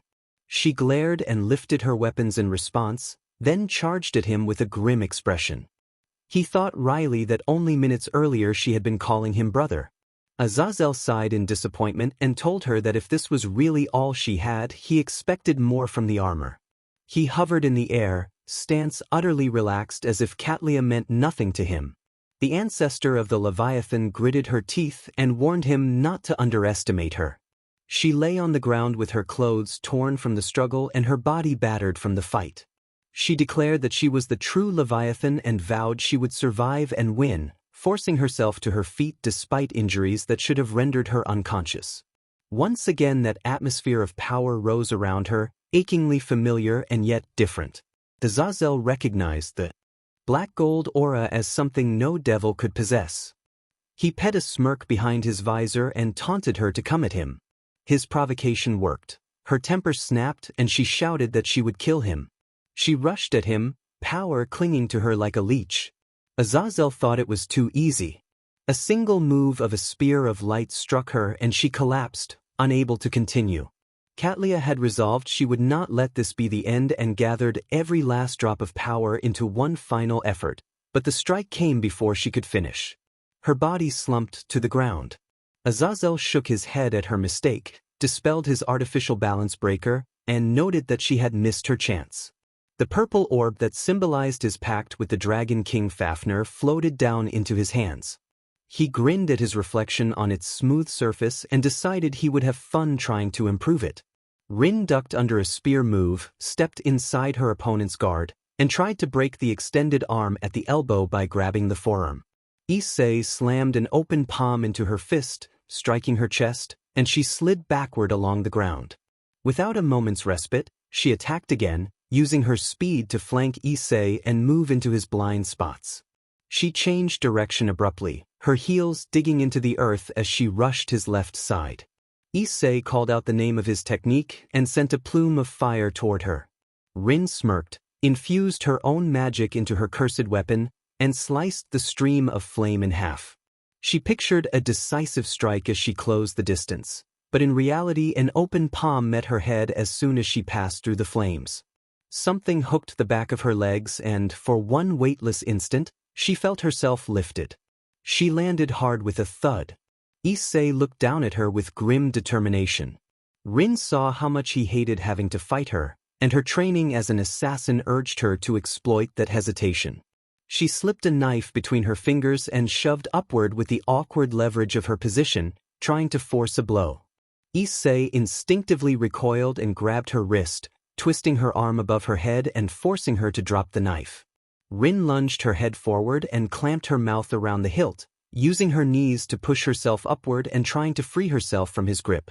Issei made a fist with his free hand and struck her side. Rin gasped but forced herself to keep moving. The knife slipped from her grasp and fell into the dirt. Issei gained leverage through his height and her compromised position. Rin reached out with her foot and kicked the knife toward Issei's face in a desperate gamble. She watched his eyes widen as he plucked the blade from the air. Rin slammed her shoe down onto Issei's foot, the metal base adding impact. In the same motion, she mirrored his earlier move and rammed her elbow into his torso. Issei's breath left him and he bent forward by reflex. Rin used the opening to drive her fist into his. Issei recoiled and she spun toward where she had dropped her cleaver, knowing that the brief moment of weakness was all she had to turn the fight. She felt more than saw Issei close in behind her. Adrenaline surged through her. She reached her weapon a heartbeat before he could. She whirled and swung the blade with the speed of a viper. The strike would have been lethal on anyone else, but Issei used his gauntlet-clad hands to catch the cleaver and pull her in. Rin let go and slammed her shoulder into his chest. Issei sidestepped and she passed through empty air. She turned and threw the back of her fist at him, driving all her momentum into the blow. He simply raised one hand and caught her fist. A glow flared around his hands, and a sheet of ice formed along her arm. She yanked free and skidded several feet away. She studied her arm and found the ice held firm. Rin demanded to know what it was. Issei explained that the ice had been formed from nature energy and that she could not break free without overpowering it or using nature energy herself. He told her she might be powerful for her age, but he had been stronger even at her age, and his training taught her something her school did not. She glared defiantly and launched herself at him, leaping and twirling with her leg aimed at his neck. Issei leaned back, letting her strike nothing, then grabbed her foot with his left hand as ice formed up her leg. She kicked off, desperation in every motion. Issei spread his arms and pleaded with her to stop, promising that if she revealed what she knew he would let her go and free her from her obligations. Rin felt the seriousness in his offer. He could have ended the fight at any moment. His anger had cooled into weariness, and he fought now to learn why she did what she did. More than once she had almost given in and chosen a life of freedom. She wondered what that life would be like. But she swallowed and, in a quiet voice, affirmed that the MSDR's orders were absolute. Rin took up a stance and charged. The moment Valis sensed his rival activate balance break, he let all thoughts of competition scatter to the skies. Valley activated balance break, and for the second time that day the white armor of Albion was unleashed, revealing the beauty and awe of the strongest Hakuryuko in history as he donned the emblem of his power. Valley invoked Divide as his claws closed around the helmet of the remaining knight armor and crushed it like an empty can. With its purpose as a battery fulfilled, he tossed the helmet aside without a second thought, spread his wings, and headed toward the surge of the Red Dragon Emperor's energy. Valley knew his rival better than anyone. He understood that the rival would never use balance break or the scale mail recklessly. Those powers were reserved for when no other option remained. Kokabeel had forced that hand by threatening his friends, and the rival's use of such power meant he perceived a threat on the scale of a fallen leader. The knight leader hurried to intercept Valley, planting a tower shield into the ground and raising a massive blade. Valley tore through the defense as if it were paper, shredding the thick shield with his claws. The armored figure hardly hesitated, its sword already swinging to strike. Valley braced himself, grabbed the weapon by its edge, and suffered only a minor cut on his hand. He invoked Divide again, pulled hard to wrench the weapon from the Titan's grip, and then struck with all the force he had gathered from his battles. The blow shattered the armor's defenses in a brilliant burst of light and energy, and the armored form collapsed, falling to the ground like a puppet with its strings cut. Valley had a great deal of faith in his rival, but when someone like Rin was involved he could be such a compassionate fool that he was easy to take advantage of. Issei stared down at the form on the ground. Rin lay crouched, encased in a block of ice from the neck down, chin move out with stubborn defiance. Issei realized that this was the real Rin, not the tough facade she had shown earlier, but a girl almost fanatically loyal to the Ings. Issei asked if she would ever betray school, and Rin answered without hesitation that she never would. He closed his eyes and sighed, thinking that things like this never went his way. Issei asked if she would consider forgetting their fight and walking away. Rin replied that the Empress had ordered her to take him back to them and that she would carry out that order even at the cost of her life. Issei demanded to know why the Empress had made her so loyal. Rin explained that she had been taken in when she was 8, after being turned away from many orphanages. The Empress had raised her, treated her like family, and she could not repay them with anything less than full devotion. Issei could only think that she had been indoctrinated, that she would be discarded once she was no longer useful. Rin addressed him as Big Brother and asked if he would not let her go. Issei answered that he would not until she swore to break free from school. Rin then declared that, if she could not be freed, this would be where she died. Rin began to move something in her mouth. Issei realized too late that she was trying to take a capsule hidden at a molar, a last resort measure for those captured and unable to escape. He lunged to stop her and tried to pry her mouth open, but she managed to swallow the capsule. His attempts to force a reaction failed. Her training had suppressed the reflexes that would have helped him. Issei sank down beside Rin and placed his hands on his lap. He asked her for her full name, saying he should know the name of the girl who had tried to take him back to the Empress. Rin asked why he was asking now, then smiled and said that she had not truly been trying to kill him, and that even if she had, she would not have succeeded. He was stronger than she had expected. Rin gave her name as Rin Lucretia.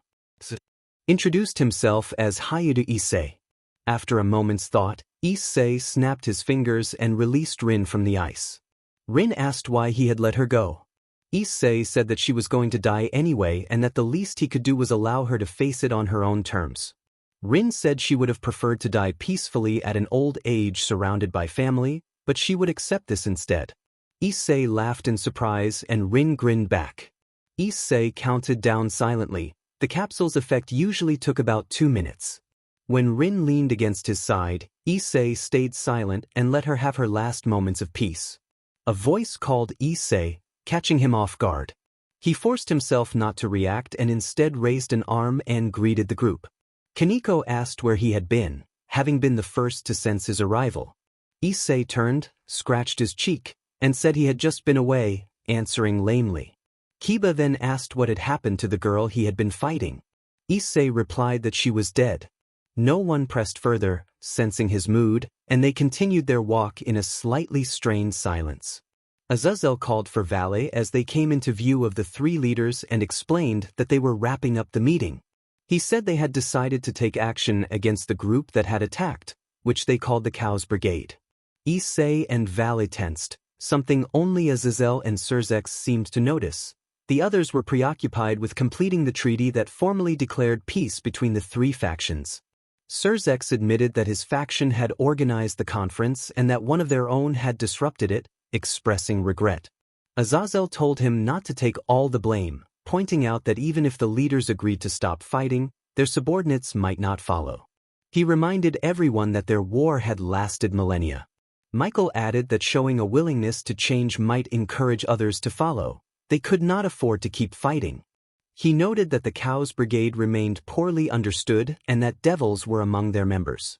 Surzex identified them as the Old Satan faction, a group of devils seeking to overthrow the current underworld leaders.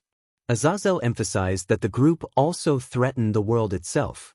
Michael announced that he would inform the others and then return to formally conclude the negotiations. Issei, eager for a moment, wriggled free of his friends and caught Michael's attention. He asked Michael if it would be possible to prevent Asia and Zenobia from being harmed by praying, explaining that devils seemed to get hurt when they prayed. Michael smiled and said he could arrange protection for the 2 of them and then asked Asia and Zenobia if they would still pray given the absence of God. Both agreed without hesitation. Michael noted, lightly, that devils who prayed might become a bridge against discrimination. Issei suddenly remembered his bag and began to search frantically, running about with the bemused group watching him. Graphia cleared her throat and asked what he was looking for. Issei said he had brought his blue bag to the meeting. Graphia produced it from where it had been left on his chair during the commotion and explained that she had saved it. Issei accepted it gratefully. The pack had been with him for nearly 3 years and had survived many dangers. He rummaged through the bag while the others watched curiously. He pulled out an assortment of surprising items: A small statue around 4 feet tall, a camping bag, a cooking set, and a stack of books reaching his waist. Sona arrived and admitted she was impressed along with everyone else. At last, Issei produced a long, faded piece of cloth with many patches and stains. Michael's breath caught and Irina reacted the same. Both came to the same realization at once. Issei revealed that the cloth was the Shroud of Turin. A hush fell over the group. Azazel regarded it with interest. Irina moved forward, trying to inspect it without touching. Michael reached out as if to take it but paused. Gabriel noted that the shroud had been reported lost 2 years earlier when an unnamed person destroyed a church and took it. Issei blushed and admitted that he had been the one who took it, explaining that he had been forced to act during a rescue when demons had attacked the people there. He described the attack in simple terms. Dark creatures had swarmed the area and one of them secreted a corrosive fluid that damaged his clothes. He had pushed the creature away, and afterward discovered his clothing ruined. He said he had used the shroud to cover himself to avoid being exposed in public. Valley interrupted in incredulity at the idea of using a famous relic as clothing. Issei defended his choice, saying the alternative had been embarrassing. Issei changed the subject to a past trip. Kaneko asked, apparently surprised, if he had been in Italy. Issei asked whether he had already told them, and the catgirl admitted she had not been listening. Issei recalled meeting Zenobia in Sicily, how what was meant to be a vacation turned into a basilisk hunt, and that he still had the dagger as a souvenir. Michael thanked Issei for the gift and said he would ensure it was secured where no one could access it. Issei waved him off, saying they did not need to thank him, that he was technically just returning it, and that he should be the one thanking them because it had saved his pride. He grinned. Michael and Gabriel bowed to the gathered and announced they would be taking their leave, then departed in a flash of light. Azazel surveyed the damage and asked if it would take long to clean. Seraphal laughed and reassured him that cleaning would be easy and quick. Sona face-bombed while Tsubaki put a comforting hand on her etar. Surzex announced that he planned to stay for a while to help the sacred gear users, insisting it would be wrong not to use those gifts to their full potential. Issei reacted in disbelief and asked if he was joking. Surzex said he would arrange the transfer and then mused that he might want to be a professor. He joked that chemistry would be a legal way to show young people how to make explosions. Someone pleaded for him to be kidding. Surzex told Valley that they still had much to do and to move on. Issei asked Surzex to confirm he was joking. Surzex, lost in thought, admitted that being a teacher in Kuo might not be a bad idea and that teaching there would let him see Ria every day. Ria visibly paled at the thought and turned to Grafia, asking her to tell her older brother that he could not do that. Grafia nodded solemnly and reminded the Demon King that he still had responsibilities in the underworld. Surzex sighed and wondered if being a leader was worth it. Surzex looked down at the fallen enemy with a somber expression. He thought it was a waste of life and then turned to his wife, Grafia, who had stayed back to tend to his sister's bishop. Surzex asked Grafia how Gasper was. Grafia, the strongest queen, reported that Gasper was fine. He had been knocked unconscious by the strain of the magician forcing his power, but otherwise he was all right and would recover after a good night's rest.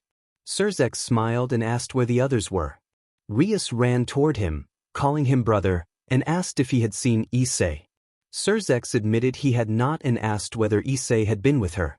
Azazel approached with his hands in his coat pockets and asked where Valley was and where Michael and Gabriel had gone.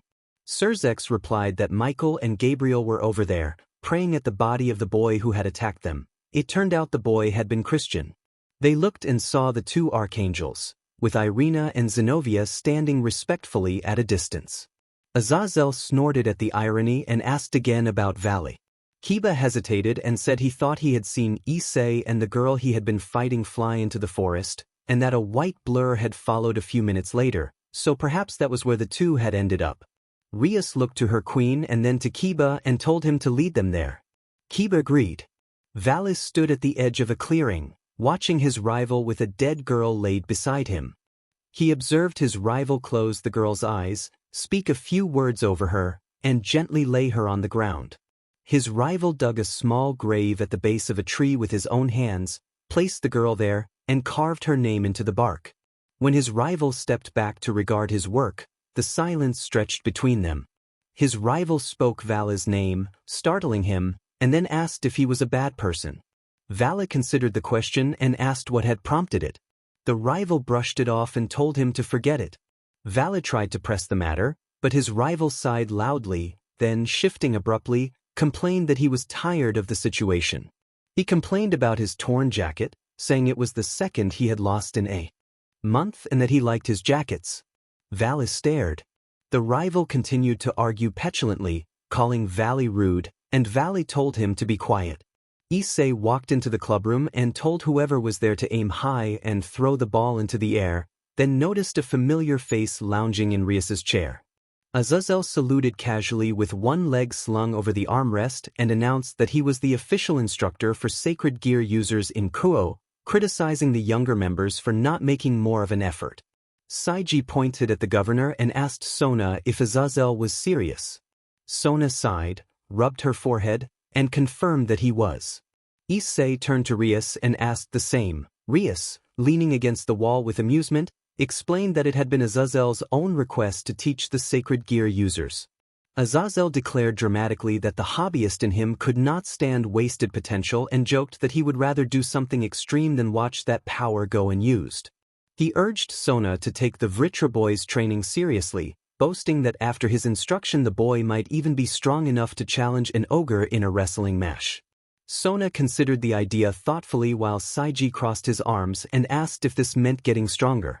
Tsubaki leaned forward and asked if the training would include her, and Azazel affirmed it would, adding that he might even be capable of taking on many of the devils at the school and noting the Cows Brigade as a potential opponent.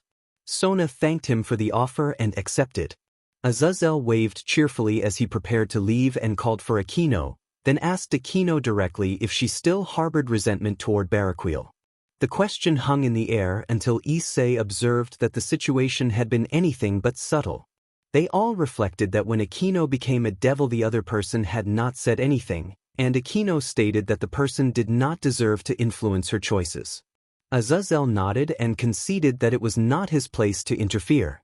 A brief, unrelated exchange was omitted here to keep the scene appropriate. Azazel then changed the subject abruptly, which startled Issei enough that he spat his tea across the table toward Zenobia and began coughing while clutching his chest. Issei reminded Azazel that one of his own had attempted to kill him a few months earlier, and Azazel suggested forgiveness and moving on. Issei harshly rejected the idea and called him an idiot. Azazel shrugged and recounted having been kept at Dudiel for a time and how empty and dull it had felt before he escaped. The members of the Occult Research Club sighed in unison at the pair's bickering. Later, Zenobia, Akino, and Kaneko arrived at Issei's house carrying their luggage and informed him that they would be staying there now. Issei closed the door and asked for an explanation. Akino stepped forward and hugged him warmly, saying that they would live together to strengthen their relationships. Rias explained that their older brother had suggested the arrangement to help them grow closer. Issei did a quick head count and worried aloud about space, noting that the house had only 3 rooms and one was reserved for his parents. He wondered how 6 people could fit.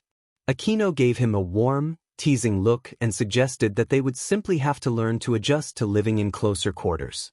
Rias offered to ask their brother about renovating the house to make more room. Kaneko tugged at Issei's sleeve and shyly asked when their next dance lesson would be. Issei remembered their last training session and promised that they could practice on Saturday after school, which made Kaneko beam. Issei and Kaneko went to eat lunch while Issei reflected on how much livelier his life had become. Issei opened his eyes and briefly wondered if he had died and gone to heaven. The scene before him was anything but ordinary.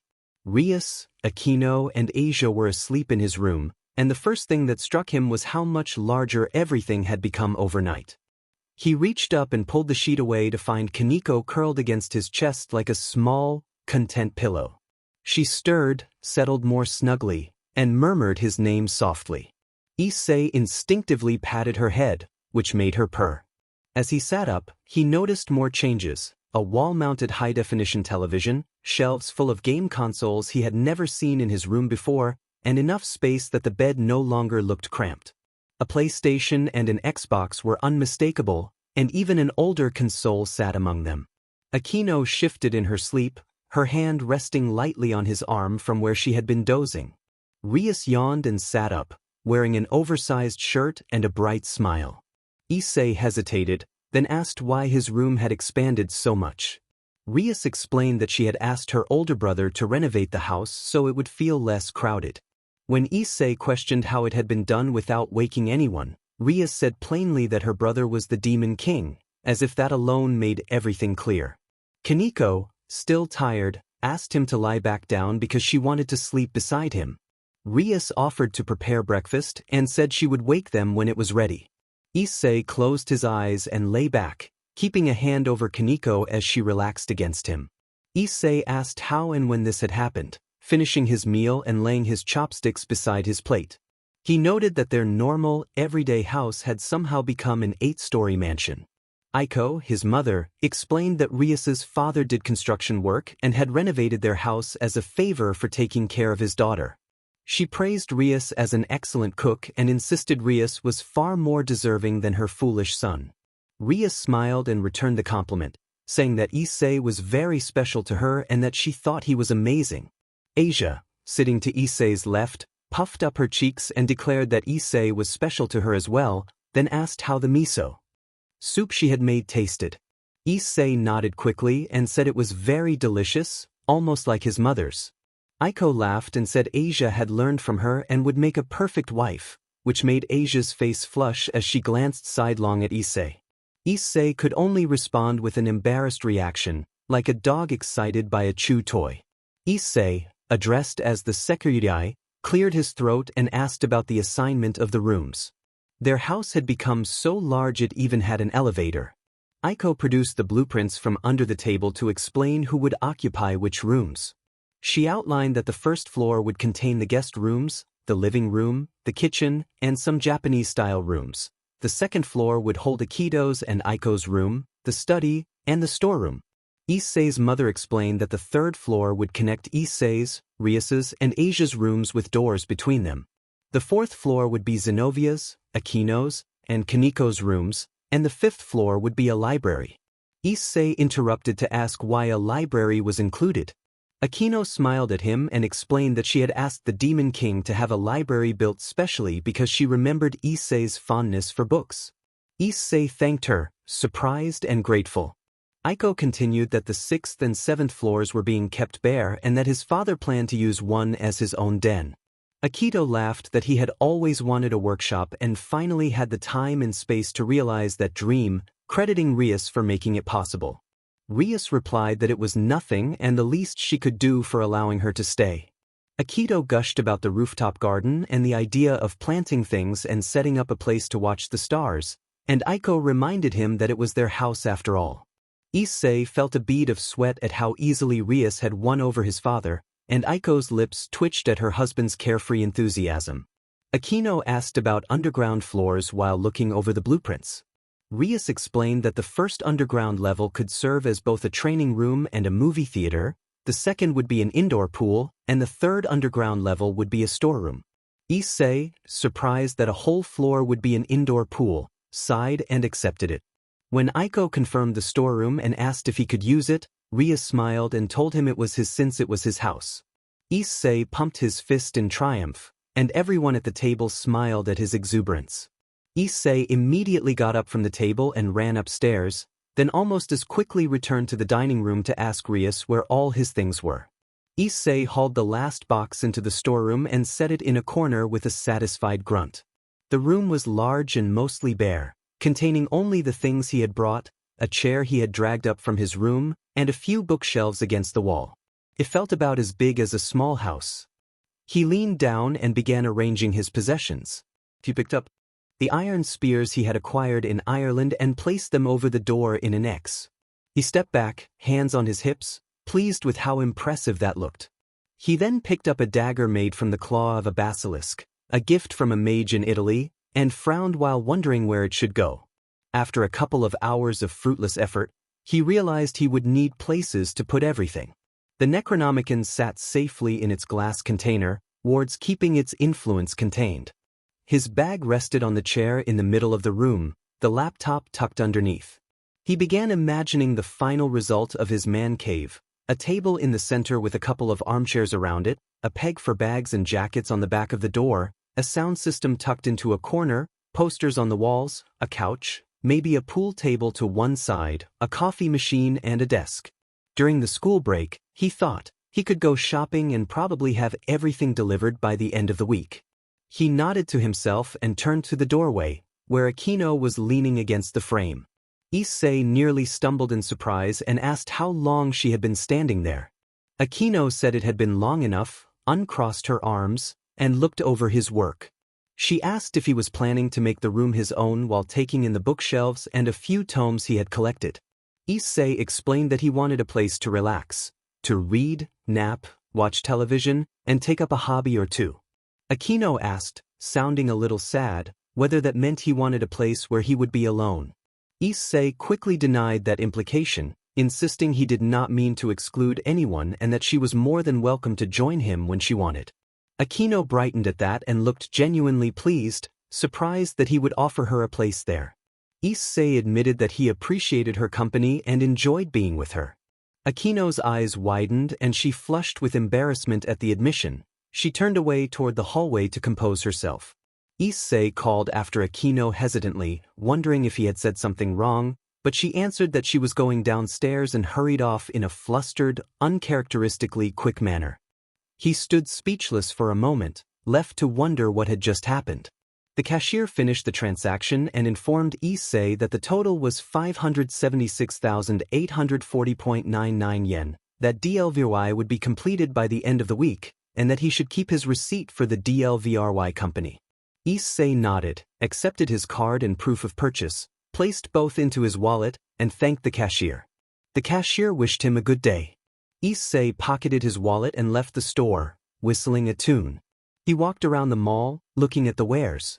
It was at times like these that he was grateful for all his traveling. The dangers had been ridiculous, the trip to Russia came to mind, but the cash he had earned made it worthwhile. Between multiple part-time jobs, where he had learned an assortment of skills from cooking ramen to shuffling cards, and the treasures he had found, his pockets had grown fat. He had acquired rubies, sapphires, opals, emeralds, and even a large chunk of unprocessed diamond found while caving in Africa. He sold them all off the record, of course, receiving less than if he had sold them to an official buyer, but anonymity had seemed safer then. It was not an everyday sight for a teenager to sell precious stones. He passed a cafe and paused. Looking at the time, he realized it was already past noon and he had missed lunch. Shrugging, he was about to go in when something caught his eye. A handsome young man around his age stood nearby, dark silver hair, wearing a white button-up shirt with a high-collared jacket over it and dark maroon briefs. With him was another man with sharp features and an air that vaguely reminded Issei of a monkey. Issei wondered what Vala was doing here. Even as he watched, Vala's companion nodded and walked off. Shaking his head, Issei decided to go over and greet him. Issei greeted Vala. Vala nodded in acknowledgement, having sensed his approach, and asked what he was doing there. Issei answered that he could ask the same and explained that he had been buying some things and was about to grab lunch, then invited Vala along as his treat. Vala reminded him that they were supposed to kill each other.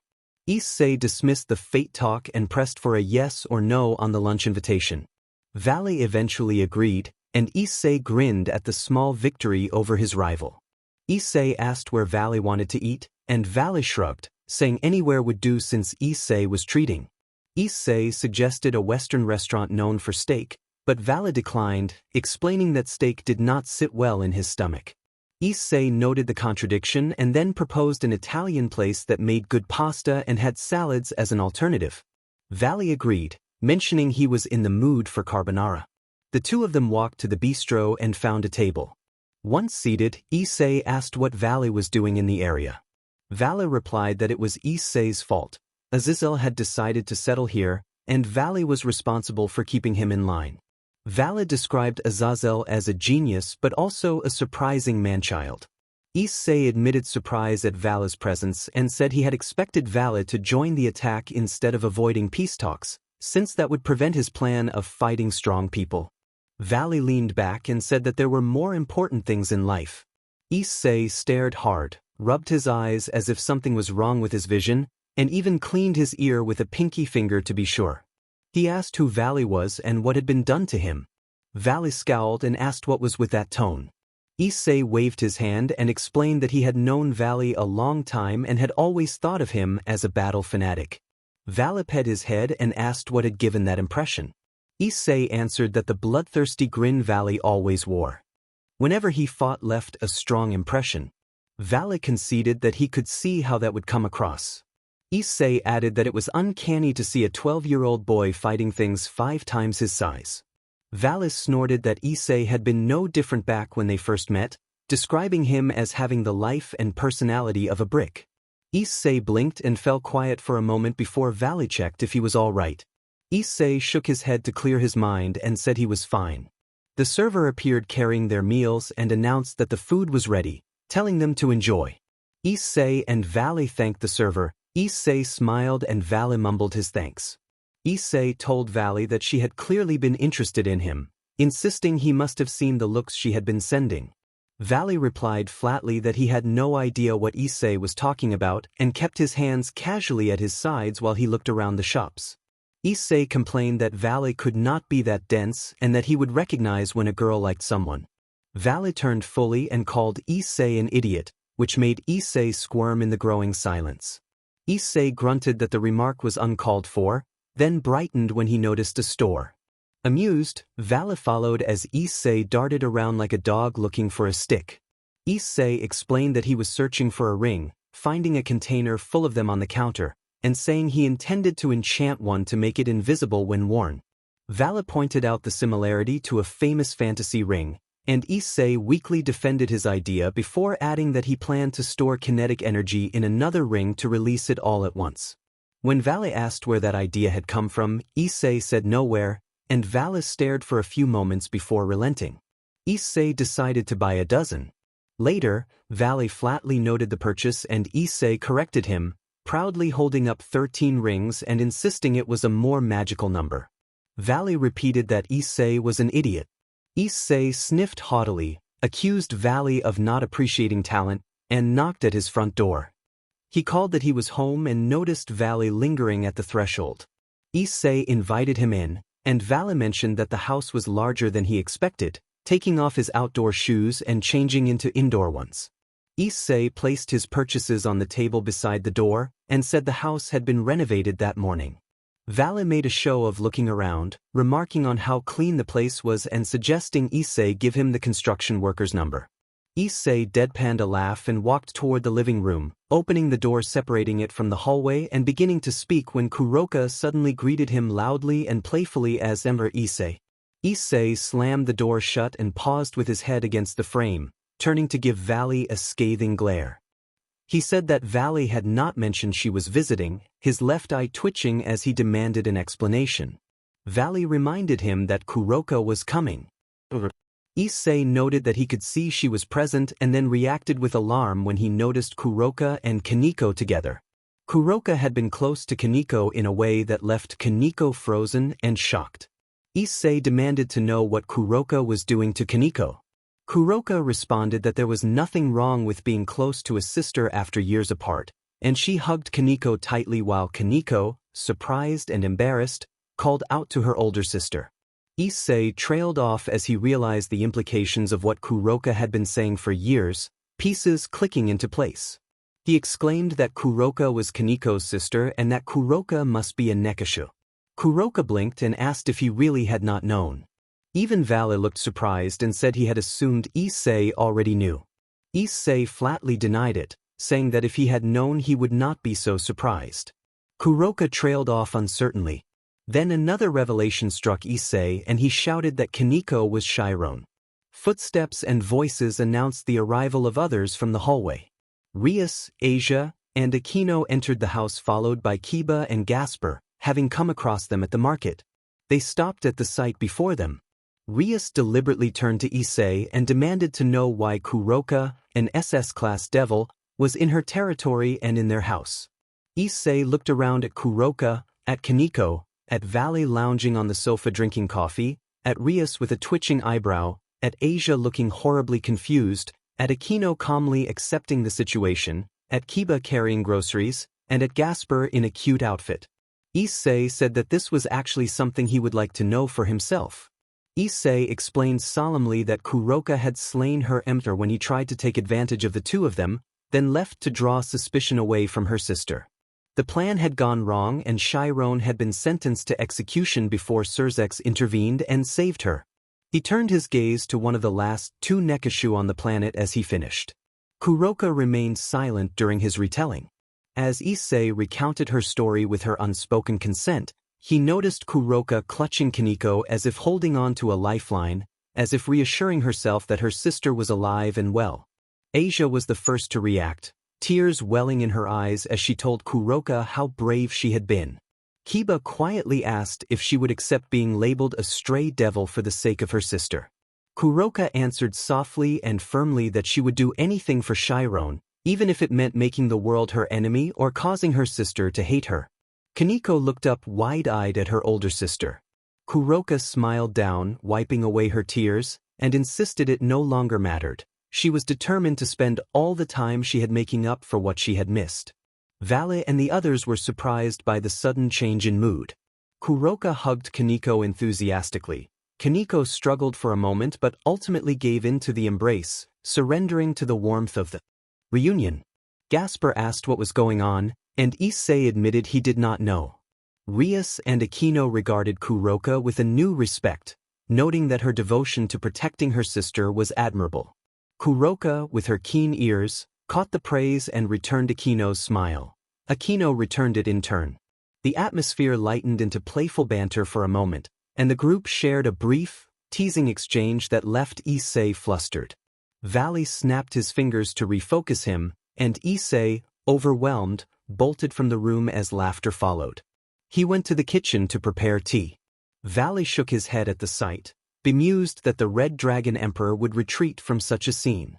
Issei muttered that Valley had the romantic energy of a fool, while Valley scowled and claimed he had something more important to attend to.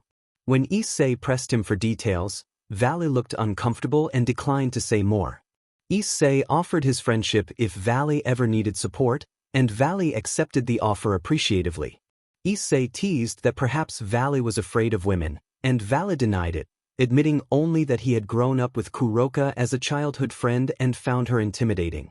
Kuroka called out from down the hallway that she had heard everything, prompting shared laughter between Issei and Valley.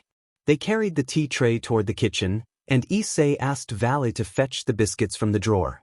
Valley obliged and asked if he could eat some immediately, arguing that he was hungry. Issei pointed out that Valley had already eaten, and the two friends traded mock complaints about each other's eating habits and health. Their banter remained light-hearted and familiar as they set out snacks for the others. Issei had been wrong to hope it would be bearable. It was worse. The moment the two fallen entered the living room, the temperature dropped and the tension in the air spiked. Issei sat across from his ex and her superior, wishing he could dissolve into the floor to escape the suffocating atmosphere. He cleared his throat and took a sip of his now cold tea to wet his lips. Asia asked meekly what Rainier was doing there. Rainier sneered at the maiden and said she was only present at Azazel's request, making Asia shrink back in fear.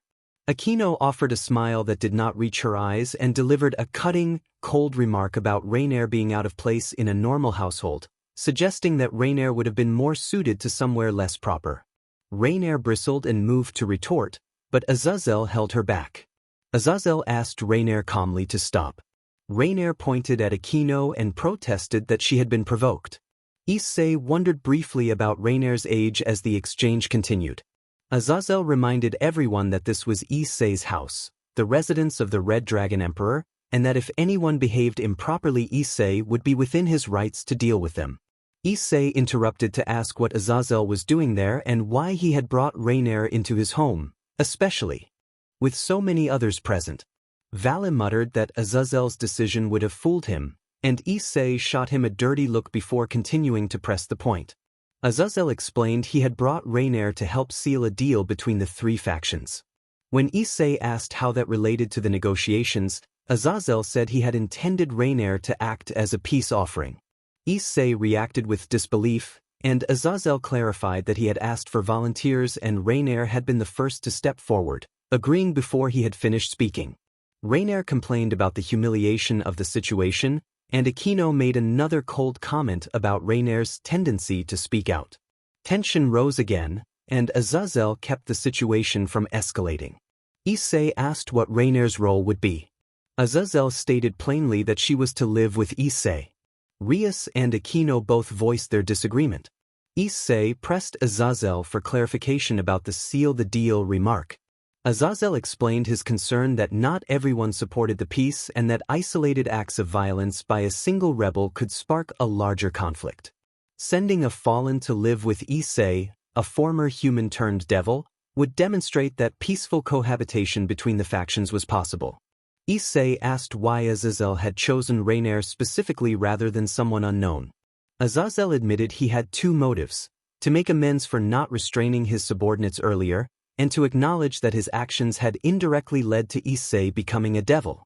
The admission hung in the room, making Rias' peerage tense for a moment. Issei responded that he liked being a devil and did not regret it, which eased the group's anxiety. Azazel then asked Issei to take Rainier in as a servant who would symbolize the possibility of peace between the factions. Issei looked from Azazel to his ex, weighing the request and the fragile purpose behind it. At first she glared back defiantly, but after a few seconds under Issei's unyielding stare she looked down, avoiding his eyes. Issei sighed and told her that it was fine. The devils in the room protested loudly, while Asia only whimpered. Aquino urged Issei to think carefully, reminding him that the person had once attacked him. Vale, the red dragon, shrugged and said the same had happened to him. Kuroka protested that it had been an accident and insisted she had not known Issei was supposed to be in Vale's room. Kuroka then added that, now that she thought about it, Kaneko had tried to attack him a few weeks earlier. Everyone reacted with surprise and turned to Kaneko, who buried herself deeper in her older sister's embrace, ashamed and embarrassed. Kuroka looked delighted and asked when that had happened. Issei returned to the original topic and said that if the girl had no objections, he could take her in. A subordinate began to object, but Azazel smiled, covered her mouth with his hand to silence her, and said there was no objection, asking Rainier to confirm. Wilted under his look and agreed with him. With that settled, Azazel suggested they move on. It was going pretty well in Issei's opinion. The food was good, the mood was cheerful, and everybody was chatting amicably, even Vale and Kuroka, who everyone had been initially wary of. The doorbell rang. Issei excused himself, set his cup on the table, and stood to stretch. He walked to the entrance, whistling, and called that he was coming when the bell rang again. He opened the door and found two visitors. Azazel stood in the doorway with a girl beside him. Issei stared for a moment, unsure if he was hallucinating, then slowly shut the door. The bell rang a third time. When he opened it again and saw the same sight, Azazel remarked that the interruption was rude, his tone carrying amusement. Issei closed the door, rubbed his forehead, took a deep breath, and opened the door for the fourth time in a minute. Azazel greeted him with exaggerated surprise and obvious sarcasm, though Issei could see amusement at the corners of the fallen leader's eyes. Issei demanded to know what Azazel was up to this time, pressing a hand to his twitching eyelid. The girl beside Azazel told Issei not to speak to Azazel like that, and Azazel chided Issei's first girlfriend and the girl who had once tried to kill him, reminding them that they were only visitors and should not make any hostile moves. He then looked to Issei for confirmation. Issei deadpanned that Azazel was aware he led the least trusted group among the three factions and had brought along the girl who had tried to murder him under the pretense of a date. Azazel responded that he was well aware of that. Issei asked why he would do such a thing. Azazel said he could explain inside. When Issei asked if there was any reason he could not explain at the door, Azazel pleaded to be allowed in. Issei sighed and let the two of them into the house, thinking that it could not possibly be that bad. Issei asked if he truly had complete control over her, and Azazel confirmed that he did. Issei frowned and said he was uncomfortable with having that much power over someone. Azazel tried to explain that it was useful practice for leadership and for building a peerage, but Issei shot back with a sharp retort. Azazel looked taken aback. Issei rubbed his forehead, already feeling a headache coming on, and wondered aloud why the girl was wearing a maid outfit. Rainier snapped that she did not like it, nervously fiddling with the frilly headpiece, and the narration noted that she was dressed in a traditional maid uniform. Issei demanded why she was wearing it, and Rainier insisted she had done it for Azazel because he found it appealing when women dressed that way for him. Issei pointed out the contradiction, and Rainier responded angrily. Azazel beamed at their bickering. Valley asked incredulously if they were blind, and Rias agreed, scowling at the governor and the girl he had brought along. Issei noticed the cold, angry glare, aimed at the fallen girl and the quiet wisps of power around her. Aquino added that implying Issei would get along with someone so misguided was completely wrong, and although she spoke lightly, the atmosphere around her grew icy. Rainier challenged the half-collapsed woman who was smiling politely. Kuroka, confused, asked why everyone was worried about Issei almost getting killed. The others stared while Kaneko explained that the woman had once been Issei's first romantic partner. Kuroka reacted with surprise and delight, and the group was stunned by her casual excitement. Kuroka recalled thinking Issei would die alone the first time she saw him, and asked what he had been like back then. Kuroka said he had been dour and emotionless at first. She had even suspected he was an assassin and tried to watch over him. Vala dryly noted that he turned out to be different from her expectations, and Kuroka continued that she had once found herself pinned to the ground during a dramatic scuffle. Valley interrupted, prompting Kuroka to glare at him until he apologized, and she accepted it with a mock air of superiority. Kuroka went on that she kept seeing him around, grew curious, especially when Vala was sometimes with him, and tried to befriend him, but he would only stare with his head tilted in a way she found oddly endearing. Vala muttered that the last detail was unnecessary. Kuroka said she had deliberately tried to make him smile because he always seemed so serious. Issei mumbled that she had annoyed him until he had no choice but to talk to her. Kuroka grinned, and Issei admitted that her efforts had worked and thanked her sincerely. Kuroka blushed and looked down at Kaneko, who sat in her lap twiddling her thumbs while her tail swished and her ears twitched. Azazel finished his tea, stood up cheerfully, and announced he would leave them to it. He asked Issei to look after his subordinate and warned him not to do anything improper. Issei called him an but, and Azazel replied that was the spirit. Issei expressed doubt that anything good would come of the decision, and the others quietly agreed. Azazel laughed nervously. Azazel left, taking Valley and, by extension, Kuroka with him. Kuroka had not gone quietly. She had managed to embarrass Kaneko into running back to her room. Issei noticed the deep affection Kuroka still felt for her sister and the warmth slowly returning in Kaneko beneath her mixed emotions. Issei's mouth twitched into a smile. Those two would have to work to put their complicated past behind them, but no one could deny they still cared for each other. Rainier scathingly demanded to know what he was smiling about. Issei instantly scowled, his good mood vanishing. He wondered why he had agreed to take her on. He snapped a rude reply and turned to his maid, thinking how strange his life had become. Rainier glared defiantly and sneered about what she thought he expected of her, listing demeaning tasks and expressing a genuine fear of being forced into anything against her will.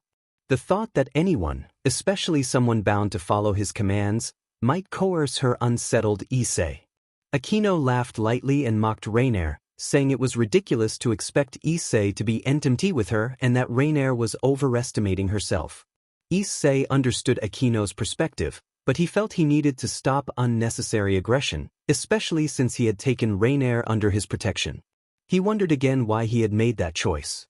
Issei asked Aquino to stop and pleaded with Rias, the president, to remain cordial with Rainier. Aquino glowered for a moment longer but then relented because of him, agreeing not to speak to Rainier unless necessary. The dragon smiled and thanked him, saying it meant a great deal. Rias pressed the issue, glaring at Rainier and demanding to know where she would stay. She argued that Rainier had once tried to kill Issei and questioned why Issei would allow her to live in the same house. Issei stayed silent through the rant and then said solemnly that he simply knew it was right. Rias insisted that was not an answer. Issei reached for Rias's hands, looked deep into her eyes, and asked if she trusted him. Rias hesitated, then met his gaze and saw the same conviction that had been there the day he asked to be her servant. She answered that she trusted him with her life. Issei asked her to trust him in this matter as well, and Rias, reluctant but resigned, agreed. At the corner of his eye, Issei saw Rainier make a gagging motion. Still smiling, he tossed a pen and struck her on the head. He mentally awarded himself 10 points. Rainier rubbed the spot and demanded why he had done that. Issei said it was for being inconsiderate. Rainier snapped back and demanded clarification. Zenobia entered carrying takeout and announced that she had brought food for everyone. She paused and stared at the new, if unwelcome, addition to the household and asked Issei who the newcomer was. Issei sighed and said he would explain later. Zenobia held up the bags and said she had bought Chinese food and asked who wanted some. Issei, realizing he would need the energy to deal with everything, raised his hand to accept. Rias entered Issei's man cave and told him she wanted to talk. She had arranged for Rainier to settle into a room as far from Issei's as possible while still on the same floor. Issei answered while inspecting a small Mongolian statue and wondering where to put it. Rias then said that she was going back to the underworld for the vacation and that she had arranged to leave tomorrow. She picked up a cavalry saber balanced on a stack of books and began to twirl it, moving as if sparring with an invisible opponent. Issei reacted with surprise at her swordplay. Rias explained that her brother's knight insisted a proper lady be as at home on the battlefield as on the dance floor, and that Kiba had been an excellent teacher. Issei thought that one learned something new every day. Rias invited him and the others to come meet her family in the underworld. Issei agreed but added that he would have to bring the fallen angel with them. Rias showed distaste at the idea and asked if they could leave her behind. Issei said he could not, that he was responsible and something might happen if she were left out of his sight. Rias warned that having a fallen angel accompany them would cause a stir. Issei waved the warning away, saying he did not care about reputation and did not plan to change. Rias stepped forward, gently placed her hands on Issei's cheeks, and asked him to promise to never change. Issei swallowed at the earnestness of her request. Rias then let go and left the room, and Issei stood there bewildered. They arrived at the entrance to the underworld, which was a train station.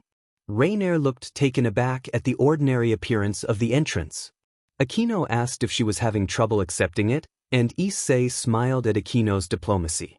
Aquino then pointed out that the entrance to the Grigori had been placed in a restroom on Azazel's suggestion, reasoning no one in their right mind would enter an out-of-order bathroom. Gasper was nearby in a yellow sundress that Issei had bought at the mall a few weeks earlier.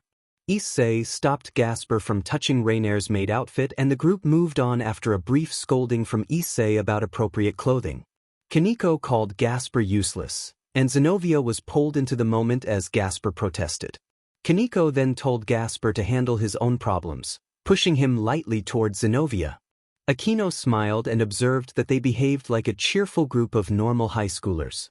Issei scoffed at the notion of normalcy, noting their unusual abilities and backgrounds. Someone who could wield a balance brake, a former holy maiden turned away by the church, a damper, the wielder of Durandal, and a cat-eared girl. Rias cut off the banter and told everyone to get going. The group responded in agreement. On the train, Issei asked if it belonged to Rias's family.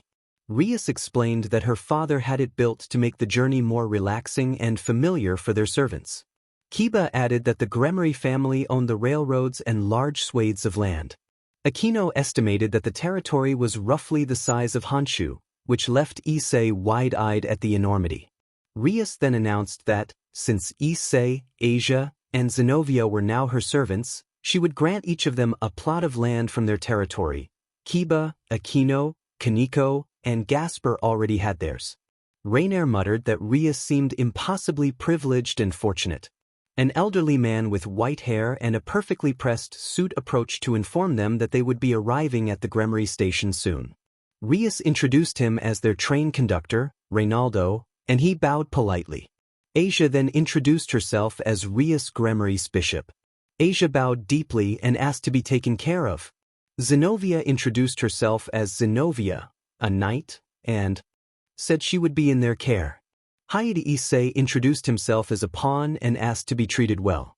Issei wondered aloud to Drake whether Reynaldo had been born with that name or had adopted it when he became a conductor. Drake observed that Reynaldo was a common name for butlers and the like. Issei agreed that it seemed as if they were born for the job. Drake then asked whether every Sebastian, Alfred, and Reynaldo might have been trained from childhood to serve. Issei replied that he had no idea. Reynaldo produced a strange device from the inside of his jacket. Drake remarked that he liked Reynaldo's style and that not everyone wore coattails these days. Issei told Drake to be quiet. Asia asked, confused, what the device was. Aquino explained that it was a machine to check the database to confirm whether someone was registered. It would be an embarrassment and dangerous if someone entered the underworld without a record, given the potential threats to their people. Issei, Asia, and Zenobia were checked and passed the examination easily. Reynaldo's expression changed when he stood before Rainier. He looked surprised and asked what the fallen angel's purpose in going to the underworld was. Rainier snapped that it was because of Issei, jerking her chin toward him, and insisted she would not be there if she had a choice. Reynaldo murmured that it was easily fixed, input the data, confirmed completion, and then asked who was next. Everyone turned to Azazel, the leader of the Grigori, who lay sleeping on a train headed to the capital for the greatest gathering of devils. He and the devils were his natural enemies, and he had only a tentative ceasefire with them from a few weeks earlier. Reynaldo chuckled and shook his head, remarking that the leader of the fallen angels was such a peaceful person. The train's automated voice announced that they were breaking through the dimensional wall. Issei looked up from his book with a quizzical expression. Rias smiled and gestured for him to open the window. He stood, marked his page in the book. At that point Alex was about to be exposed to the Ludovico treatment, and followed her instruction. A wave of fresh air hit him, carrying the smell of grass and earth. The scent felt invigorating. Issei felt a rush of excitement. Asia immediately leaned over the glass beside him, eyes wide as she declared how amazing it was. He glanced back at the view outside. They had just emerged from a dark tunnel that seemed to swallow light. He thought to himself that this must be the dimensional wall, and the dragon Drake acknowledged the sight as impressive. Issei asked whether everything beyond the wall belonged to Rias's group, and she confirmed that it did. He whistled softly in awe. The train announced 10 minutes to arrival. Issei closed his book with a satisfied sigh and put it into his blue bag of holding. Instead of taking out another book, he went to where Gasper, Zenobia, and Asia were playing a card. Issei asked who was winning. Zenobia indicated that the damper was ahead. He stared at Gasper in surprise. Gasper cheerfully explained that he had been lonely for years and had played games non-stop to pass the time, which had led him to become skilled at cards rather than computer games. Issei felt a pang of sadness at how isolated that must have been, but Gasper brightened when he added that he now had his friends. Issei smiled softly and assured him that they would always be there. Rias placed a hand on Gasper's shoulder and promised the same. Zenobia, competitive as ever, bragged about getting 4 of a kind, slamming her hand on the table in frustration when Gasper revealed a royal flush in diamonds. Asia timidly laid down a random set of 5 cards and looked disappointed when Issei gently corrected her, so he quickly encouraged her that she would do better next time. Kiba reassured her that everyone needed time to learn. The train announced their arrival. Rias told everyone that this was their stop. Rainier muttered that Rias tended to state the obvious, and Issei quietly told her to be quiet. Azazel laughed at the exchange and clapped, teasing that the two of them seemed to be getting along splendidly, while Issei and Rainier simultaneously insisted that they were not. Azazel explained that he would not be coming with them because he had an invitation from Surzex to attend a meeting and would return afterwards. After a brief farewell, the doors closed and Azazel departed. Issei slung on his backpack and went down the steps toward the entrance. A massive crowd greeted them with thunderous cheers that nearly made Issei stumble on the last step. Fireworks burst overhead, soldiers fired salutes into the sky, an orchestra played a lively tune, and a group of riders on griffins waved flags as they passed. Asia hugged Issei's arm, overwhelmed by the spectacle, and even Zenobia blinked in surprise. Gasper whimpered and hid behind the group, clearly unaccustomed to so many people. They followed a red-carpeted path lined with butlers and maids to a large building that Issei assumed was part of the Gremory estate. Lady Rias greeted the crowd and thanked them for their welcome, smiling as everyone responded with delight. Issei watched and realized how much the people adored the heir of the Gremory family. Grafia stepped down from the house steps and expressed relief that everyone had returned safely. She instructed them to board the carriages that would take them to the main house, explaining that this location was only one of the estate's vehicle stations. Issei asked if this was not the main house, and Rainier muttered that the family was impressively wealthy. Grafia turned toward the fallen and asked who she was. Rainier grew intimidated under Grafia's steady gaze. Issei stepped forward, placed a hand on Rainier's shoulder, and apologized for not having mentioned her companion earlier, explaining that he had been busy. Grafia accepted the explanation and directed them to 2 sets of carriages. Issei, Rias, Aquino, Asia, and Kiba boarded the first carriage with Grafia. The others were asked to enter the second. Asia asked about their luggage, and Kiba explained that the maids were sending it using magical circles and that it would arrive by the time they reached the main house. Issei wondered why they had not used the circles from the start. Drake pointed out that not everyone preferred the dull efficiency of magic circles. Some enjoyed traveling in style. Issei conceded the point. They passed rows of green trees and beds of red roses beneath blue skies and white clouds. A rainbow arced overhead, and then the group looked up at an enormous castle that dominated the horizon, grand and imposing in its beauty. Issei stared in stunned awe. Rias smiled proudly and explained that it was one of the main residences of the Gremory household. Rias explained that she had been raised there.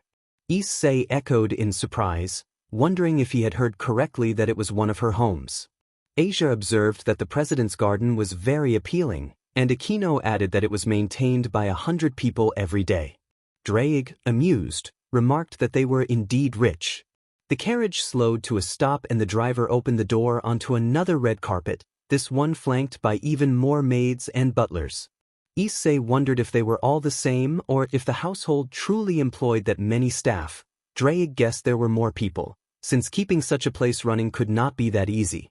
Issei noticed an ornate fixture above them and wondered if it was a chandelier. Drake confirmed that it appeared to be one. Issei then wondered why it seemed to be made of diamonds, and Drake responded with a wry thought that there was no reason it could not be. A red blur shot forward and tackled Rias in a hug. Millikas greeted her as his big sister and addressed Issei as his older brother. Millikas proudly announced that he had grown 2 inches, standing on tiptoe at roughly Rias's waist. Issei smiled and ruffled the boy's hair, asking if he still kept the Cthulhu doll he had been given. Millikas nodded eagerly and promised he would never let it go. Issei admitted he might like one for himself and mused about buying one later. Millikas seized the opportunity and asked to come along, taking Issei's hand and leading him toward the house to show him his room. The others followed with amused expressions. Grafia raised a hand and, asking the young Evis if she should show everyone to their rooms, summoned dozens of maids to the entrance. Rias said she would like to greet her parents first. Grafia informed them that the MSTR of the house was currently out and would likely return by evening to meet them at supper, then offered to lead the guests to their respective rooms and confirmed that their baggage had already been brought in. Issei smiled, but Millikas tugged insistently and demanded to go to his room. First, a warm laugh came from the staircase on the 2nd floor as a woman scolded Millikas for his persistence with a fond tone. Issei did a double take because the woman resembled Rias closely. On closer look, her hair was flaxen and her eyes a little narrower, but otherwise she was nearly identical. The woman noted that she understood why Millikas was so cheerful and that Issei had been the source of many stories. Embarrassed at being put on the spot, Issei stammered and then asked who she was. The woman smiled and introduced herself as Rias's mother, Venelana Gremory. Issei, struck by her presence, blurted in surprise that she was very appealing. Venelana laughed softly and called the compliment a nice thing to say. Flustered by his mistake, Issei hurried to compose himself and asked to start over. Venelana gave him permission with a warm gesture. Issei then bowed formally and introduced himself as Issei Hyoudou, explaining that Rias and his Zemster had taken very good care of him. Venelana remarked that he was very polite for someone so young, and Issei offered a tentative smile that she returned wholeheartedly. Zenobia demanded to know why Rainier was here, standing and preparing to summon Durandal once she had finally heard the fallen angel's story. She insisted that someone as dangerous as Rainier should be kept as far away as possible. Issei thought that having Excalibur thrown at his face was as safe as a game of softball. Drake mentally noted that Issei still would probably have survived, which did not reassure him. Issei interrupted Zenobia to say that it no longer mattered what she thought. He had confronted Rainier and felt obligated to honor his decision. Zenobia blinked and then nodded in reluctant agreement. Issei felt strangely relieved that had gone so smoothly. He noticed the blonde trying to make herself small and hiding behind Rias. Issei decided to give Rainier her first order. Rainier flinched and demanded to know what he wanted. Issei told her he wanted a sincere apology to Asia and that he expected her to look into Asia's eyes and ask for forgiveness with all her heart. Rainier protested until she met the determined look in Issei's eyes and then agreed. Ria stepped forward to shield Asia with her body and warned Rainier in a whisper that if she harmed Asia, Rias would put an end to her, regardless of Issei's wishes. Rainier swallowed hard and confirmed she understood, visibly shaken by the Gremory princess's icy expression. Rias tapped Rainier on the shoulder and walked past, leaving Rainier and Asia facing each other. Asia had been killed by Rainier in the past, an act committed in pursuit of power and to impress someone Rainier cared about. Rainier found her voice difficult to find. She looked ashamed and guilty. She offered a clumsy apology for killing Asia, clearly uncomfortable with what she had to say. Asia hesitated, then forgave Rainier, reaching forward to take her arms and saying that, despite the hurt she had met new people afterward and had found someone who became very special to her. Rainier expressed surprise at the forgiveness, and Asia confirmed it. Drake remarked internally that the whole exchange felt ridiculously easy, and Issei rubbed his forehead as the dragon's voice trailed off. Issei later sighed from exhaustion as he trudged toward his assigned room after spending most of the day roaming the city with Millikas and the others. The little prince had insisted that Issei accompany him to the underworld mall and had dragged him around to show his favorite spots. Issei decided to skip dinner and take a long nap.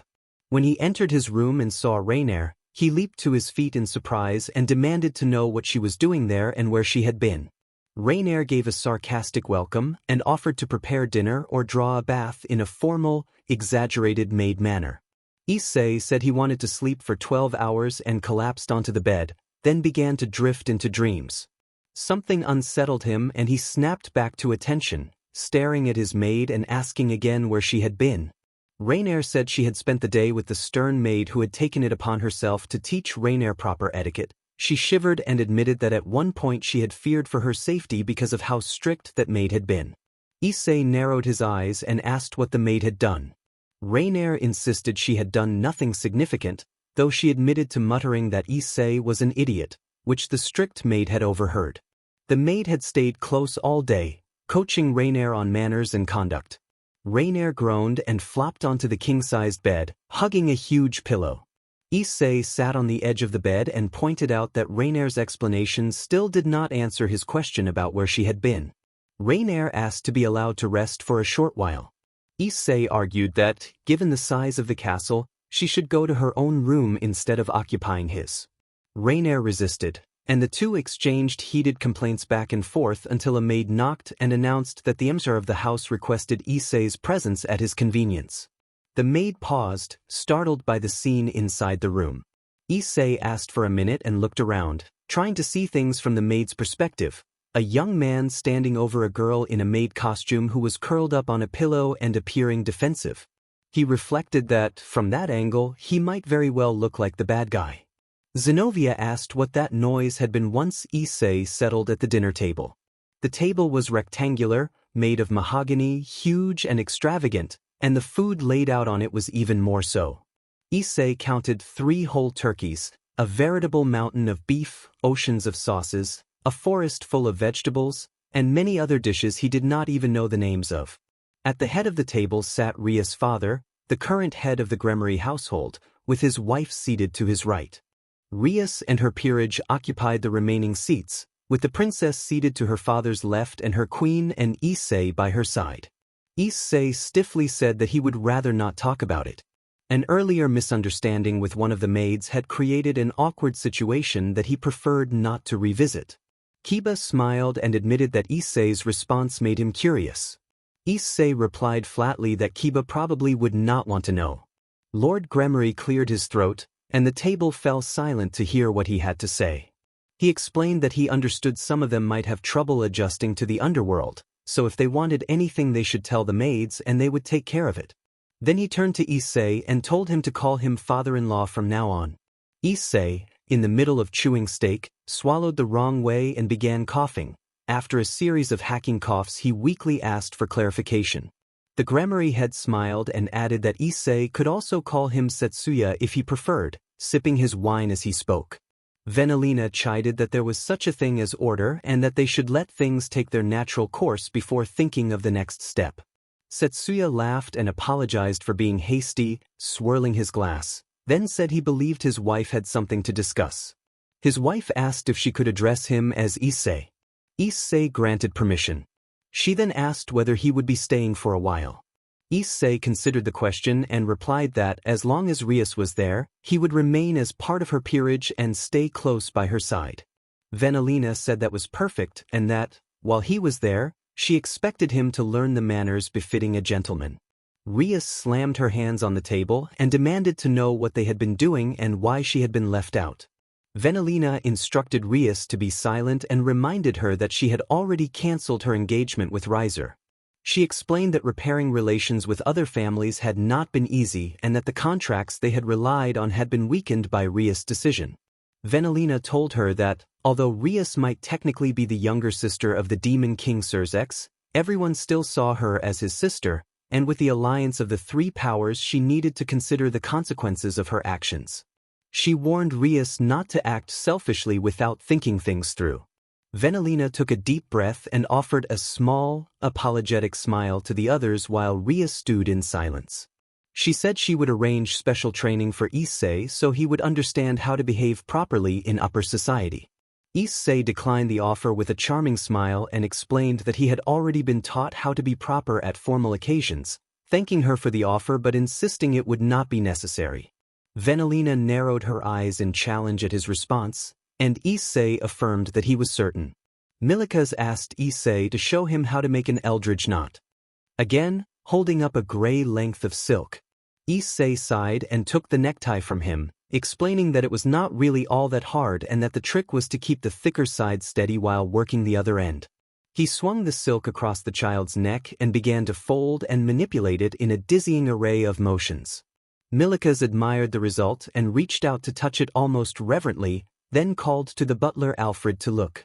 Alfred, who had been sent by Grafia to teach proper court manners, had been a little doubtful when Issei had claimed he knew what to do, glancing at his jeans and gray jacket.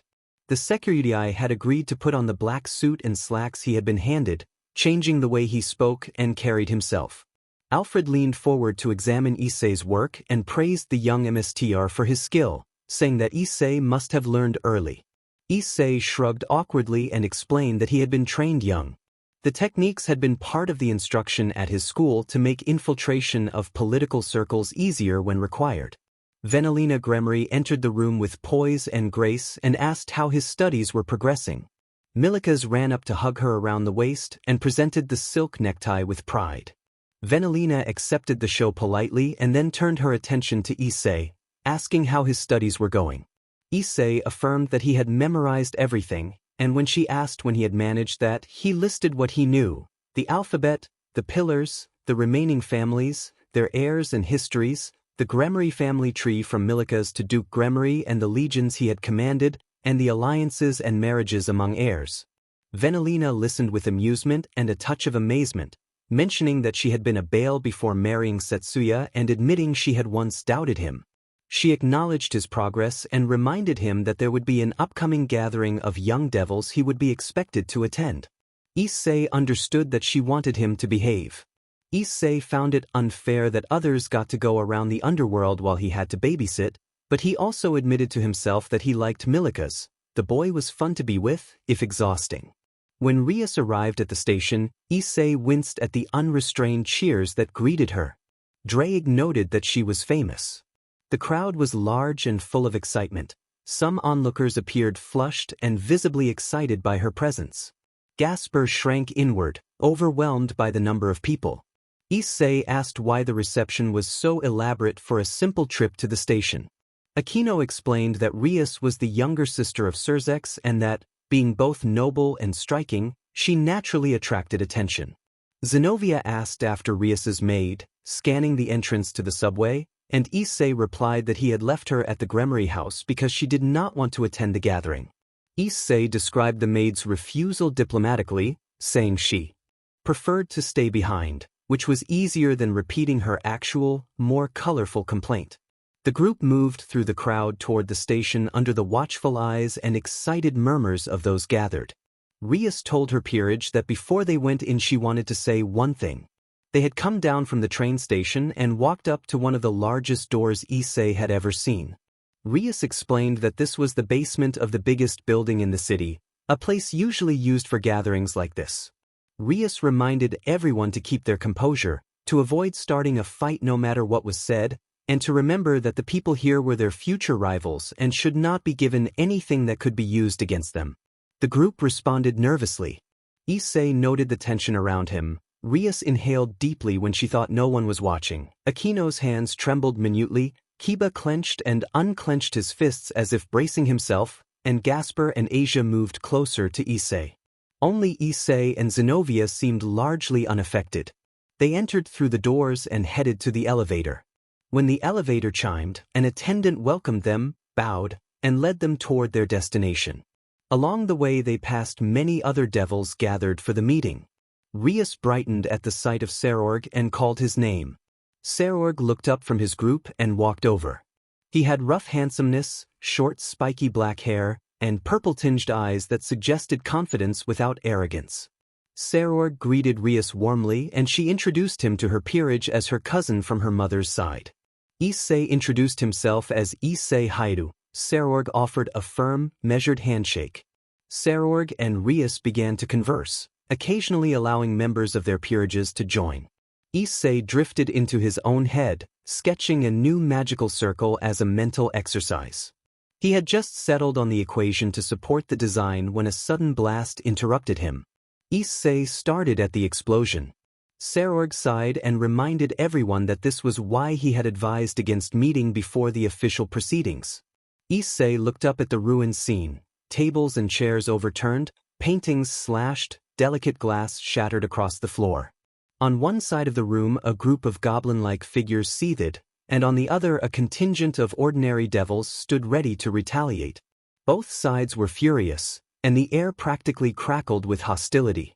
A woman who appeared to lead one side glared at a green-haired devil whose skin bore tattoos. She scolded him sharply for provoking trouble in such a place.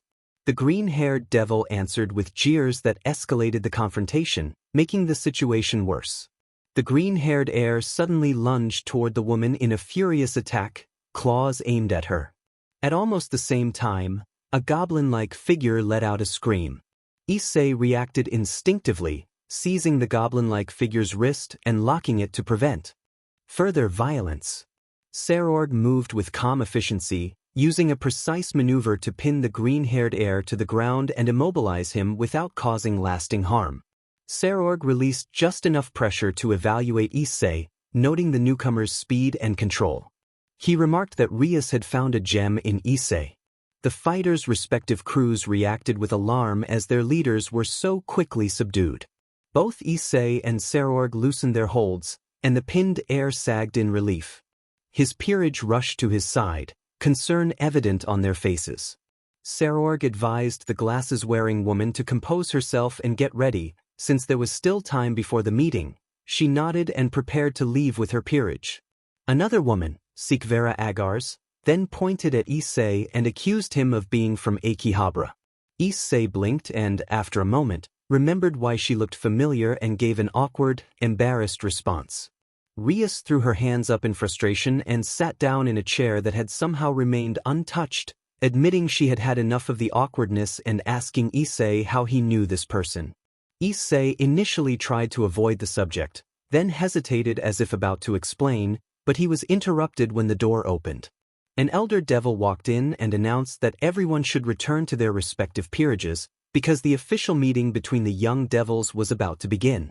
The elder looked like a master of ceremonies in a coat with coattails and a bow tie.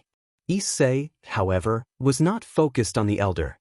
He was looking at a gentle-looking man with blonde hair and expensive clothing, but he was not staring at the man because of his appearance.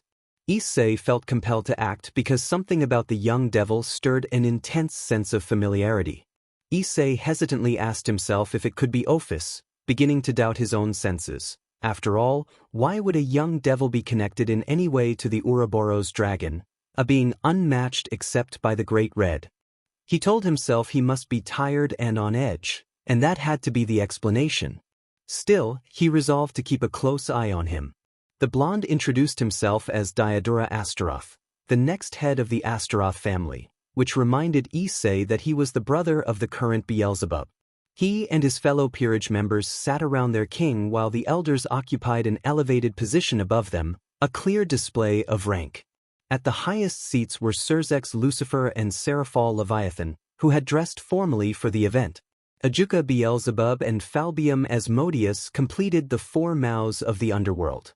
Issei counted the devils seated just below the four mouths and noted there were 34 elders. Draig confirmed the count for him. Issei wondered about the non-pillar members who had been promoted through merit and whether they had a voice in such matters. Draig warned him that it was best not to dwell on it. A single person could not overturn